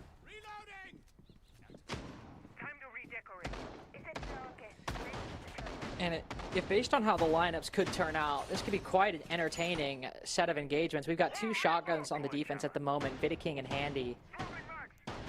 I've really enjoyed Nesk sticking that Deimos, and oh man, I did the thing. Who's put Deimos? Who's put Nesk on gridlock from Deimos, by the way? Okay, to be fair, like, he literally single-handedly won this round last time with the Vendetta. Whoa. Simmer down there, Sparky. Let's chill out. Put those track stingers down at the beginning. Give him the F90 for the rest of the round. That's not a bad deal. He would have lost that last round if he was a 3 armor. He would have been too slow. Ooh. You actually got me on that one. I don't know if it's true or not. I just made it up. I don't know, but it was a second left. I mean, I don't know if you're right, but I can't say if you're wrong. But it's still the F90. Still a great gun. And like you talked about earlier with giving Cyber the AK-12, which honestly has been a common strategy for fraggers the past like 3-4 years now. Is like whenever Ace came out, it's like you throw your summons at the beginning and you have the AK-12 for the rest of the game. Similar thing here. He's already placed down 2. He'll probably places down the next 2 in the next 45 seconds or so. Maybe saves 1 for the late round, and then he's just got, yeah, look, literally, all of them down within the first minute. And as Lenda pushes up this hallway with the Blackbeard, he is going to start tangling with some of the players I highlighted earlier, particularly Vidiking. Not as close with the shotgun, he's instead farther with the SMG-11, but it's positions like that you got to worry about. already deploying a couple of toxic babe canisters as well.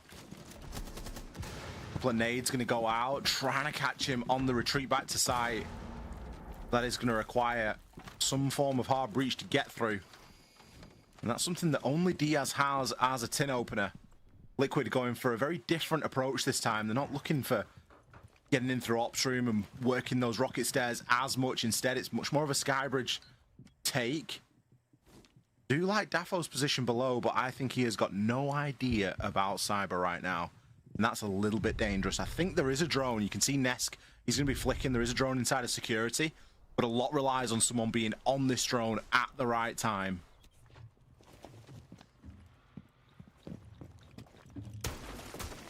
ROU starting to go out as the floorboard is ripped open from underneath FaZe.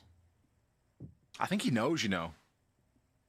Who? I think Dafo knows that Cyber's down there, and he was kind of trying to bait him out with the skeleton key a little bit because he keeps looking over to that position. It's also just one of those things where, like, if Cyber's alive, you know this is the kind of thing he might try to do. You don't even know if he's going to do it. But if Cyber's up, this is the exact kind of thing he'd think about. And while you theorize that maybe he knows, I think Daffodil's starting to get a little secure. Nesk certainly isn't. He's gone down. And so Daffodil being so isolated and Cyber waiting so long, he's going at this from an alternative angle, yet Daffodil still checks and falls all the same. It's been a much slower fall for Liquid, unfortunately. Lenda got in early with that shield, but as the C4 flies out, his support gets detonated, sent sky high. A few shots from behind the desk, and that's all she wrote in round 9. FaZe with a very strong offensive, never feeling pressured.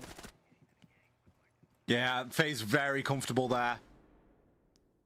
Everything about that setup lent itself to being switched around to deal with somebody coming through from that skybridge side. I think Cyber's played it from below fantastically.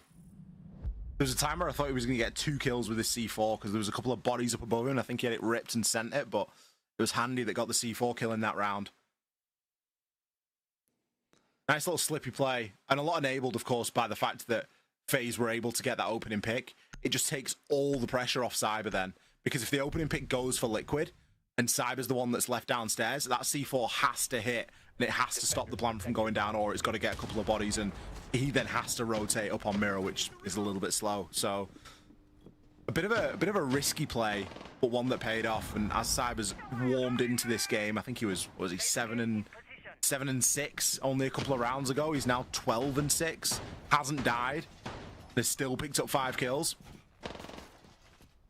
Big contribution. That's the thing with best of ones. I think we actually said this. I don't remember what game it was in NA, but it's like the thing about best of ones is like you could have like only a 50% cost, but if you get a 4K in half the rounds, like you probably just bought your team the win. Yeah. So it's like Cyber has 12 kills. 8 of them came in 2 rounds. Sure, that's not ideal, but he bought his team 2 rounds in a game where they're only ahead by 1. That kind of thing matters a lot. Oh yeah. So, Vito's having consistent impact, just like a kill here, a kill there. Yeah, that could be a big problem. But there's unfortunately going to be a bigger problem, Ollie, because we have a first floor site, and that means we're going to have a vert hole, and that means we're going to have to see an attack try to deal with a vert hole on layer. I've still not seen I've still not seen a team find a good solution for this across any region so far. No, it's. There are things you can do, but there's no one-size-fits-all solution, is there? A lot of it depends. Typically, a Capital can be good. Obviously, Capital's banned. Sense is okay for sort of blocking horizontal lines of sight, but when you look down on it, you're just looking down on a wall. You can see either side of it, so it doesn't really do the same job. Oh, that's tough. No good. That's a consequence of why am I just not being played for so long. Now seeing a real increase in pick rate, you forget that things like Selmas and all that sort of stuff get trapped in those magnets.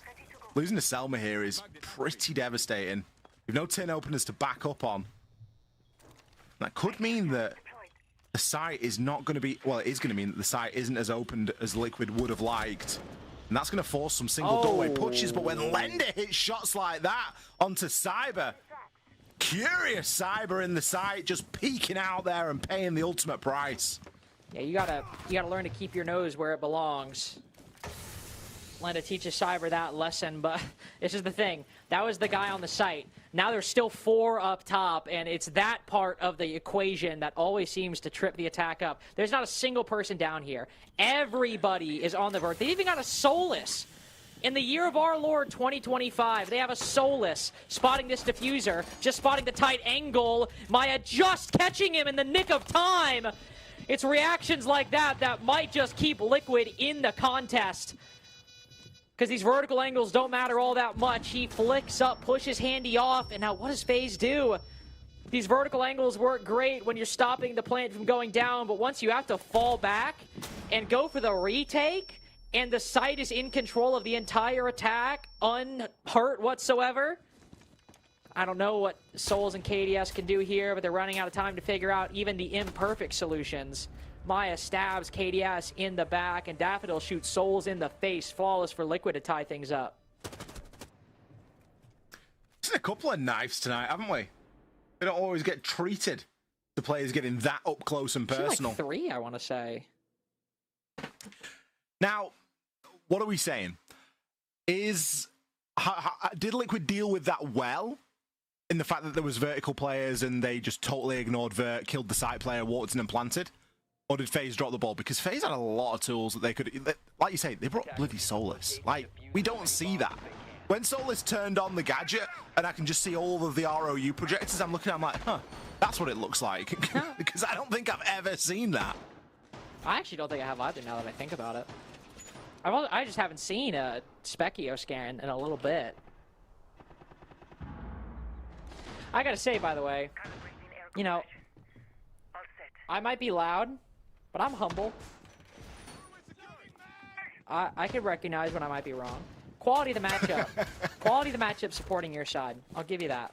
It's been a good match so far. It really has, though.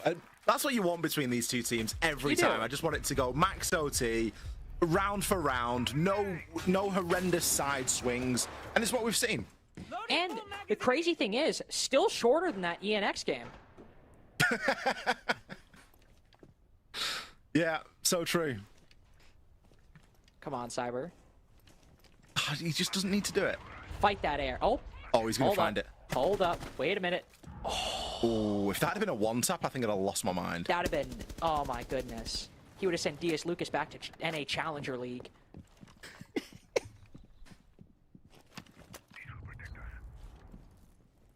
Shout out. I love how you always drop the Lucas on it as well. That's what I knew him as. DS Lucas. He had that name on Liquid, I'm sure, for a time. No, he's actually been he's actually been DS.Liquid for both stages. Oh, is he? Mm-hmm. He's been DS.Liquid. He was DS Lucas on I think every team before that. Maybe that's what I'm thinking of it. Either way, DS Lucas.Liquid I think would probably breach the character limit, so.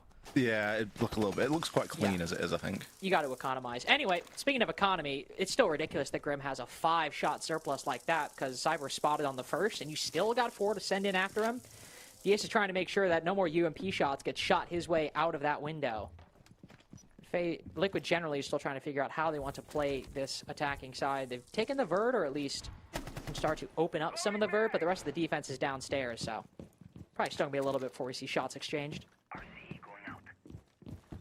Yeah, we're getting towards the sharp end of the fixture now, aren't we? So we're going to start seeing teams just take a little bit more care over dotting the I's and crossing the T's. And so far, that's what we're getting, particularly in round 11. I'm not sure we've got to a minute with all 10 players alive yet, but it looks like it's going to be a possibility here. Some of the floor getting ripped open and a little bit of an angle potentially for Daffo to work with, but nothing significant. FaZe have built themselves a fortress right now. Castle barricades, mirror windows, they've got the works. And the more important thing for them right now is that they are still playing behind them with 45 seconds left. Brilliant Toxic Babe canister. No one's going to walk down those stairs anymore. You can forget about Bunk. It's not going to be a factor in this round. And Liquid know it. Forced into a really late rotation. It's kind of crazy, too, because Maya still has both Ash charges. Prime utility right there. That whatever got caught by the magnet was not one of those. But because you have to wait that time, because Souls just expended that one bit of utility, it's a full rotation. Yet the angles seem to be working. Nesk and Lenda 5v3, they're running out of time. If they start rotating into these off spots, Liquid could still get tripped up, but they've at least made it down to the site. I thought Cyber got that kill, and I was about to lose my damn mind. But it's still Liquid, unfortunately, losing the momentum because with so little work done, there is a mountain to overcome, and FaZe just have to remain calm. 6-5, match point on Lair. FaZe guaranteeing themselves points out of the fixture. It will be a very nice start to stage 2 if they get 6 points in the first week. Liquid, they've used their tactical timeout. They've got nowhere to look but inward toward themselves. Real strange utility usage. FaZe knew what the win condition there was, and it was just starve them out. You got a smoke playing behind a mirror window with a castle barricade to back him up, like, and that isn't dealt with at 40 seconds. Forget about it. You are not walking down bunk. There was a glimmer of hope when Liquid went for the rotate and picked up 2, but the time just not being enough. That kit needed to start going down, and it needed to stay going down to extend that timer, and Dafo just did not have the space to do that. FaZe back up to this top floor for what could be the final round of the evening. 10 seconds to go. Could be. As FaZe have had a much more consistent momentum. They've also won this site previously. Only one that Liquid have won uncontested is Bunks and Briefing, and even that looked a little shaky. With Maya needing to win a fight on the vert angle just to stop FaZe from fully keeping a lid on the diffuser. Cyber again, the bulk of his kills coming in only 2 rounds, but with how close this game has been, 6-5, if Cyber doesn't get 2 4Ks, this game might be a 7-4 for Liquid. And in the best of 1 especially, that's the difference just one single player can make. To contrast that, I think Nesk has cooled off a little bit since round 7. Maya's not having the day he was yesterday, though I think he had 12 kills, 14 kills against W7M. It's FaZe instead holding on. The utility clear from Liquid is the defining feature to start, just trying to give them more options. Clear Rocket, clear the halls. That way, once you get to that minute 30 mark, you can start making decisions. Nesk as well is going to be a little bit quiet over the last couple of rounds. And this one too. Ooh, that could be the defining engagement. Nesk might be up on the map as a whole, but that could be a very important kill. Not really for the utility, like, yeah, the Bs are nice to have, but to take Nesk out of the equation when arguably Liquid need him the most could be massive. Maya, is patience going to pay off right now?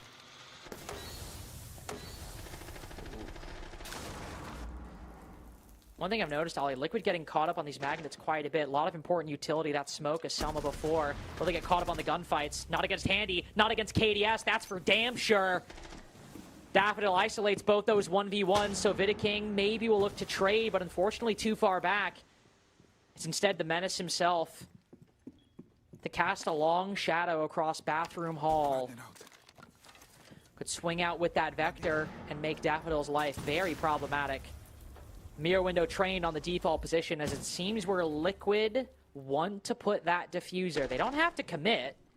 They've got 50 seconds. They've got the advantage. They are not locked into an option, but they will move in. The smoke goes out, but is it a little late? No, right on time. Forces Lenda off. Souls has worked his way up. Use that cover. DS downed in the process. I was about to say, seems like a peek from Newbridge, and nobody in a position to pick him up. So both the diffuser and the bulk of the cover all on op side at the moment. Save for one player rotating over to Bathroom.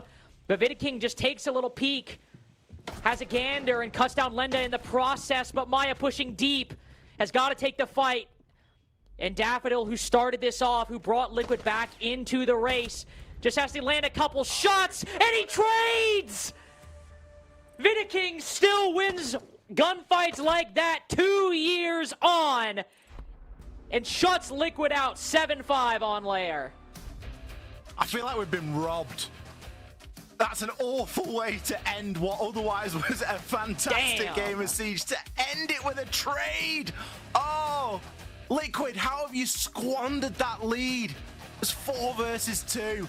And the diffuser got dropped in the same position. Lender died in exactly the same spot, just outside of Ops Room. They had so much time. I really thought that we were going to go to an overtime there. But once again, FaZe come out the victor in what is, without doubt, an El Clasico inside of SAL. For the last time, we're going to send it over to our wonderful desk. Thank you so much, Ollie and Lynx. And you two have been through it today in the way that these games have created some chaos and how we hyped up this final game, the one we call the El Clasico between two big organizations, and how it delivered as an exciting game with top 5 rounds. If anything so far in these 2 days of SAL Stage 2 is telling me, whenever there's an overtime possibility, just think twice, because it's not going to happen. Like, it seems as if the team is going to win 4v2 on the side of Liquid, and they seem to throw that away.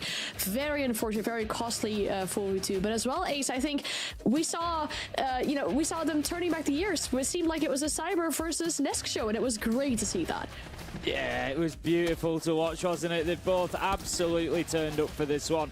And, you know, we've talked about it, we've debated it. Is it El Clasico, is it not? And I think there's no denying after watching this means a lot to these players. They want to come out and win. It's not just about the points that go on the board, it's about the whole thing. And they've both turned up with great performances, both solid on attack, defense. Nothing has come for free. You know, we've seen so many rounds that needed to be clutched. We saw the big play from Nesk on Deimos, we saw Cyber's 4K, we saw Souls' clutch. Like, we've seen so many moments where teams have had to go out and win rounds. Nothing has been given for free, and it was a brilliant watch.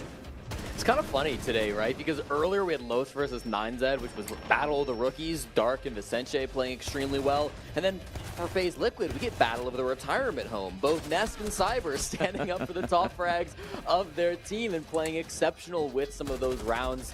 Towards the end, those last 2, it did feel like both of them went a little silent. They both stalled out at 13 kills. Maybe Nesk a little bit before Cyber did. But then at the very end, those last 2 rounds, for me, it was all Vidiking. Round 12 in particular, his smoke play just blew me away. Using the Toxic Bait to stall out Mask, while also rotating over through Skybridge to kill the players outside the breach. There was some really cool stuff happening from Vidiking at the end of the game there too, so I definitely want to give him his flowers, but for the majority of that match, it definitely was the 2 old men, the long-time legacy players for each of these organizations, having the biggest moments.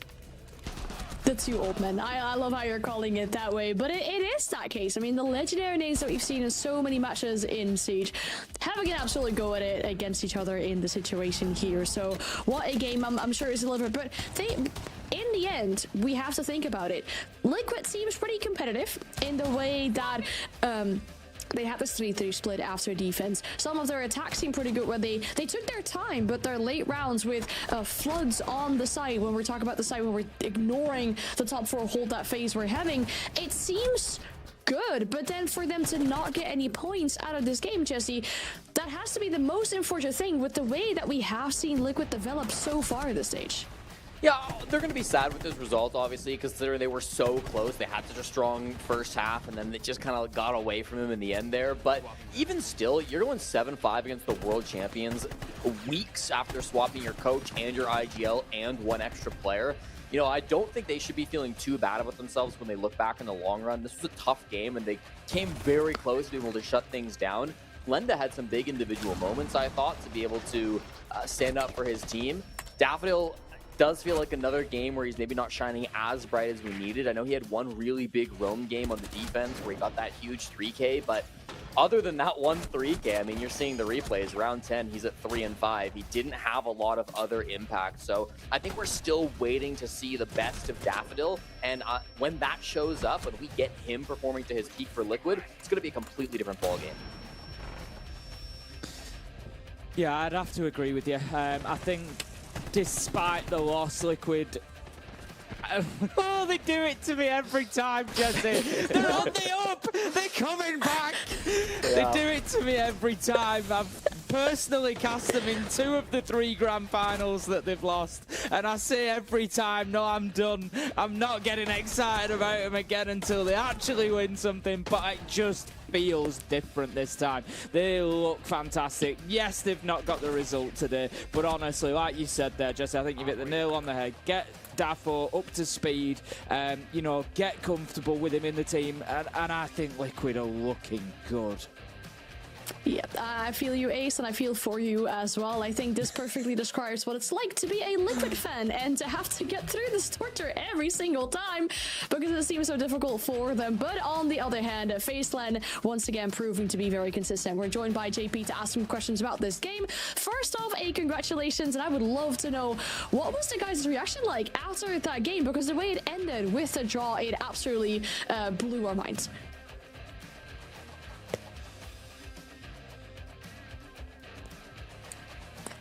We can't actually hear you. There you go. Now we hear you.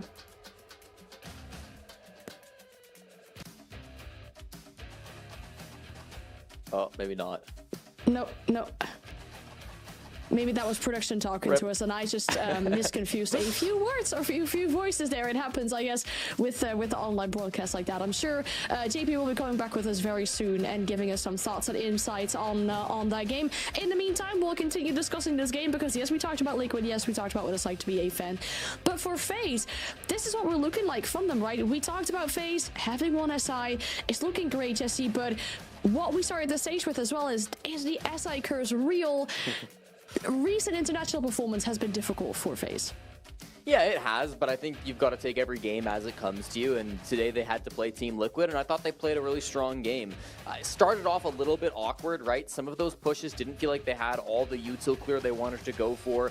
Even when, you know, Nesk was popping off, sometimes that was throwing a wrench in their plans. But I thought towards the end of the first half, their adaptations were getting better. And then in the second half, once they were able to maybe better control the engagements by choosing where they wanted to roam, choosing when they wanted to get aggressive, I thought once they got that control, it really did make things look a lot stronger for FaZe. So we've seen over the first two playdays that they are a very comfortable team on layer. That's not a huge surprise given their history. The quest going forward will be how do you expand that? Because I think teams are going to start banning this map against FaZe Clan soon. Yeah, I think if they don't, then I've got to say that they're trolling a little bit at that point. I think, you know, just get it gone. Look, if anybody was going to challenge them on it, I think it was going to be Liquid. We'd said coming into it, it's a map that they both favour, that they're both fantastic on, and I'm really glad that the game went there. I am really, really glad because I think it has been the perfect stage for what was another chapter in the El Clasico. Don't tell Lynx, but definitely another chapter in the El Clasico between these two. It used to be Clubhouse. I used to pray that they'd end up on Clubhouse, but now I think, you know, was a fantastic new location. And just look at the performances that have come out. 25 kills between Cyber and Bitter King, 24 kills between Nesk and Maya. Just an absolutely phenomenal duel between these two. You know, we've seen the siege has been a little bit up and down through the games tonight, but we certainly finished on and up. So yes, as we did, and we love to see that as well. And can it be anyone other than Cyber to be the MVP for this game? Dropping 2 quad kills on Liquid is very impressive, and one of those after a tactical timeout as well, very early on in that game. You'd imagine what they were talking about, and in that case, the round after, Cyber just going absolutely nuclear for his team. Absolutely amazing stuff. But as I heard, we should be having JP back on the line with us to ask him a few questions, and hopefully we can hear you this time. I'll just repeat my question just to be sure. We were talking about the final round, and I would love to hear what type of reaction the guys gave after the way that round ended with a draw and gunfight. I mean, everyone was like cheering us. Was a clutch. I mean, yeah, every time you play a clutch, you win a clutch. I mean, it's emotional, you know. The game shouldn't be emotional, honestly. Like, we played really bad some attacks, but I mean, we win. It's something to watch later and discuss, not now. Well, for now, JP, you guys can certainly be celebrating, be emotional, feel good about this. 2 big wins on Lair today, and I know back last season, Lair was a big map for your team as well. What do you think it is about this map that makes it such a strong one for FaZe Clan? I mean, it's a map that I think that we what makes it strong for us is like we can bring a lot of variations. Like since the start, the team start playing the map since I with them, like we brought like a lot of variations, a lot of defenses, a lot of different attacks. So I think it's what makes the map so strong for us. It's the amount of variations of plays that we bring to the game. JP, firstly, an absolute pleasure to talk to you again. It's Ace, back in the INTZ days was the last time we spoke, a long time ago. But it's an absolute pleasure to see you find your spot on FaZe now. The matchup against Liquid, look, even all the way back to those days, 2019 and before, it's always been a huge game. How does that add to it for the players and for you guys on the staff? Is there that bit of extra pressure, those extra nerves, or is it just business as usual in another match? I mean, it's a classic in Brazil, but we, at the staff, at least we try to not put it on the game so the players can feel it, but it's like unconscious. So sometimes you like feel the stuff, you know? I totally get that. I mean, we were framing it as an El Clasico on the disc as well, with the way or the amount of times you two have faced off against each other. Now, you talked about how it was an emotional game, but it should have been. You were not too happy with the attacks, but surely there has to be something that you're super proud of from the team today. Yeah, I mean, last season we were a team that we were like, when we start losing, we couldn't bring the game back. So be able to be mental strong and win this kind of games, it's a win for us right now this season, because was something that last season we were struggling. So being able to win mental games and emotional games is something that we should be proud of the team. You definitely should. It sounds amazing. I'm glad to hear this improvement over on the side of FaZe. An already very strong team, but even progressing and improving over the summer break. So thank you so much for your time, JP, and good luck next week. See ya, guys. I love to hear those insights, especially from the staff of a team, that talk about like what they've been working on, what they think they can improve on, and have improved on so far. Because in all honesty, Ace, it'll always remain this way. But when we don't speak to team members, we can all we can do is really guessing about what we think has happened and what has been going on. So to hear from the players as well and from the coaching staff really gives us an insight on what's been happening.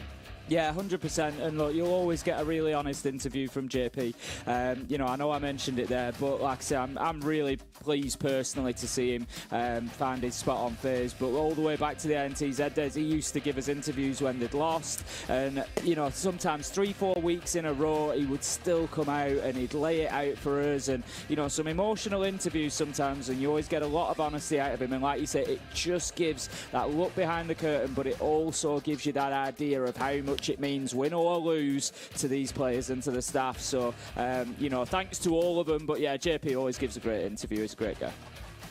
Yeah, it's good to see FaZe with that perma analyst spot too, because I know a lot of teams in today's game, right, they just roll with the solo coach, and then maybe for bigger events they'll pull on like a part-time analyst to bring forward. But you look at some of the best teams, especially in South America, FaZe Clan now with JP, Furia as well, famous for having a dedicated analyst spot. These are the teams that are finding the most success in the region, and they've got these long-term analysts that they're working with. So maybe something some of the other top teams can try to learn from and maybe improve with.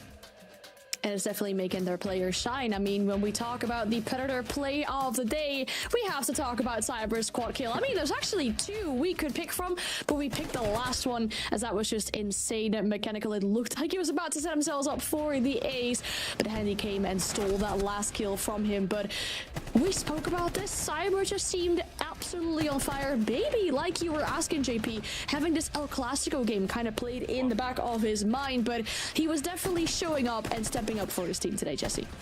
Yeah, Cyber in this position, just so good. Could have gotten the ace, didn't quite get the angle on Taneska, unfortunately, but just so bold to play from barrels. I mean, this is such a weird spot to have a player stick and never leave the whole time. They knew he was there from start to finish, but it doesn't matter. You can have all the knowledge you want. You can even make sure that he's got the UMP in his hands. Cyber does not care. He's a beast with any weapon and played fantastically today against Liquid. It is an absolute key factor that makes the difference between a good player and a great player, and that is being able to step up in these high-pressure matches. You know, it's Liquid, it's FaZe, it's huge, it means a lot to the players. They want to get the bragging rights, they want to get the points, and somebody like Cyber is going to step up, he's going to rise, he's going to meet that challenge, and he did today. Absolutely brilliant stuff. And Ness did on the other side as well. Let's not take it away from the side of Liquid either. Nobody shied away from this occasion, and it truly is, like I say, one of the marks of great versus good. And, you know, I think Cyber, maybe there's another bracket just above great that Cyber falls into.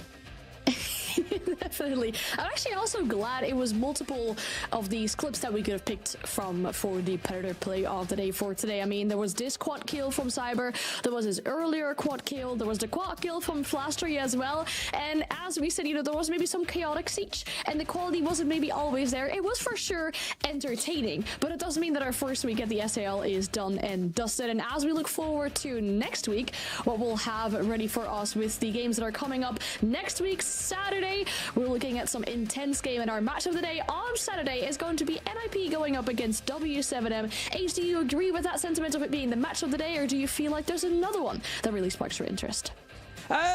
Yeah, I think that probably is match of the day. Having a look across the matchups there, we've got maybe it's a little bit more of a one-sided, but you know, you look through that and you kind of think, yeah, FaZe, Loud, Liquid probably pick up the wins there. I think Furia Black Dragons could be closer than you might think. We've seen with Ask returning to Black Dragons a little bit more of that chaotic play style returning, so who knows what happens. But yeah, I think NIP W7M will be an absolute belter. Especially with them being one of the only 3 teams that don't have a win yet. You look at 9Z, Black Dragons, and ENX. Black Dragons, for me, definitely look like the best of those teams. So they'll be not only excited to play against Furia, but hungry to get their first win of the season, too. Yeah, and if anything, even points as well for these teams, right? We haven't even had a single overtime yet in the SAL. So what I'm hoping for next week is some close games, some good contentions, and points for our teams to really solidify their top 6 positions. But as we said, it closes out our first week, at the SAL. I want to thank you both because, you know, you're normally not on the analytics desk, especially you, Ace, having already had a shift earlier this morning with the APL. But the two of you for jumping in today. So thank you so much for assisting us here and helping us talk through all the storylines and everything for these teams. A thank you to the casters as well and the production.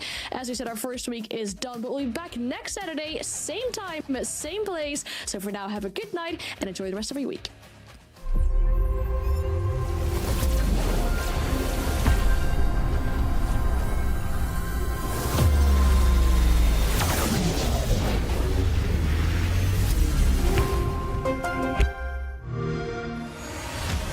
You know how they say, it's not the destination, it's the journey?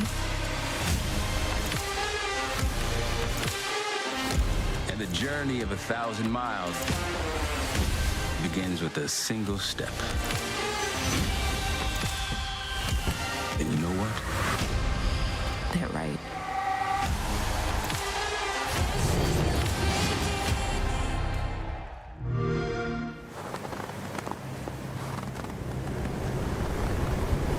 An eye out for contact.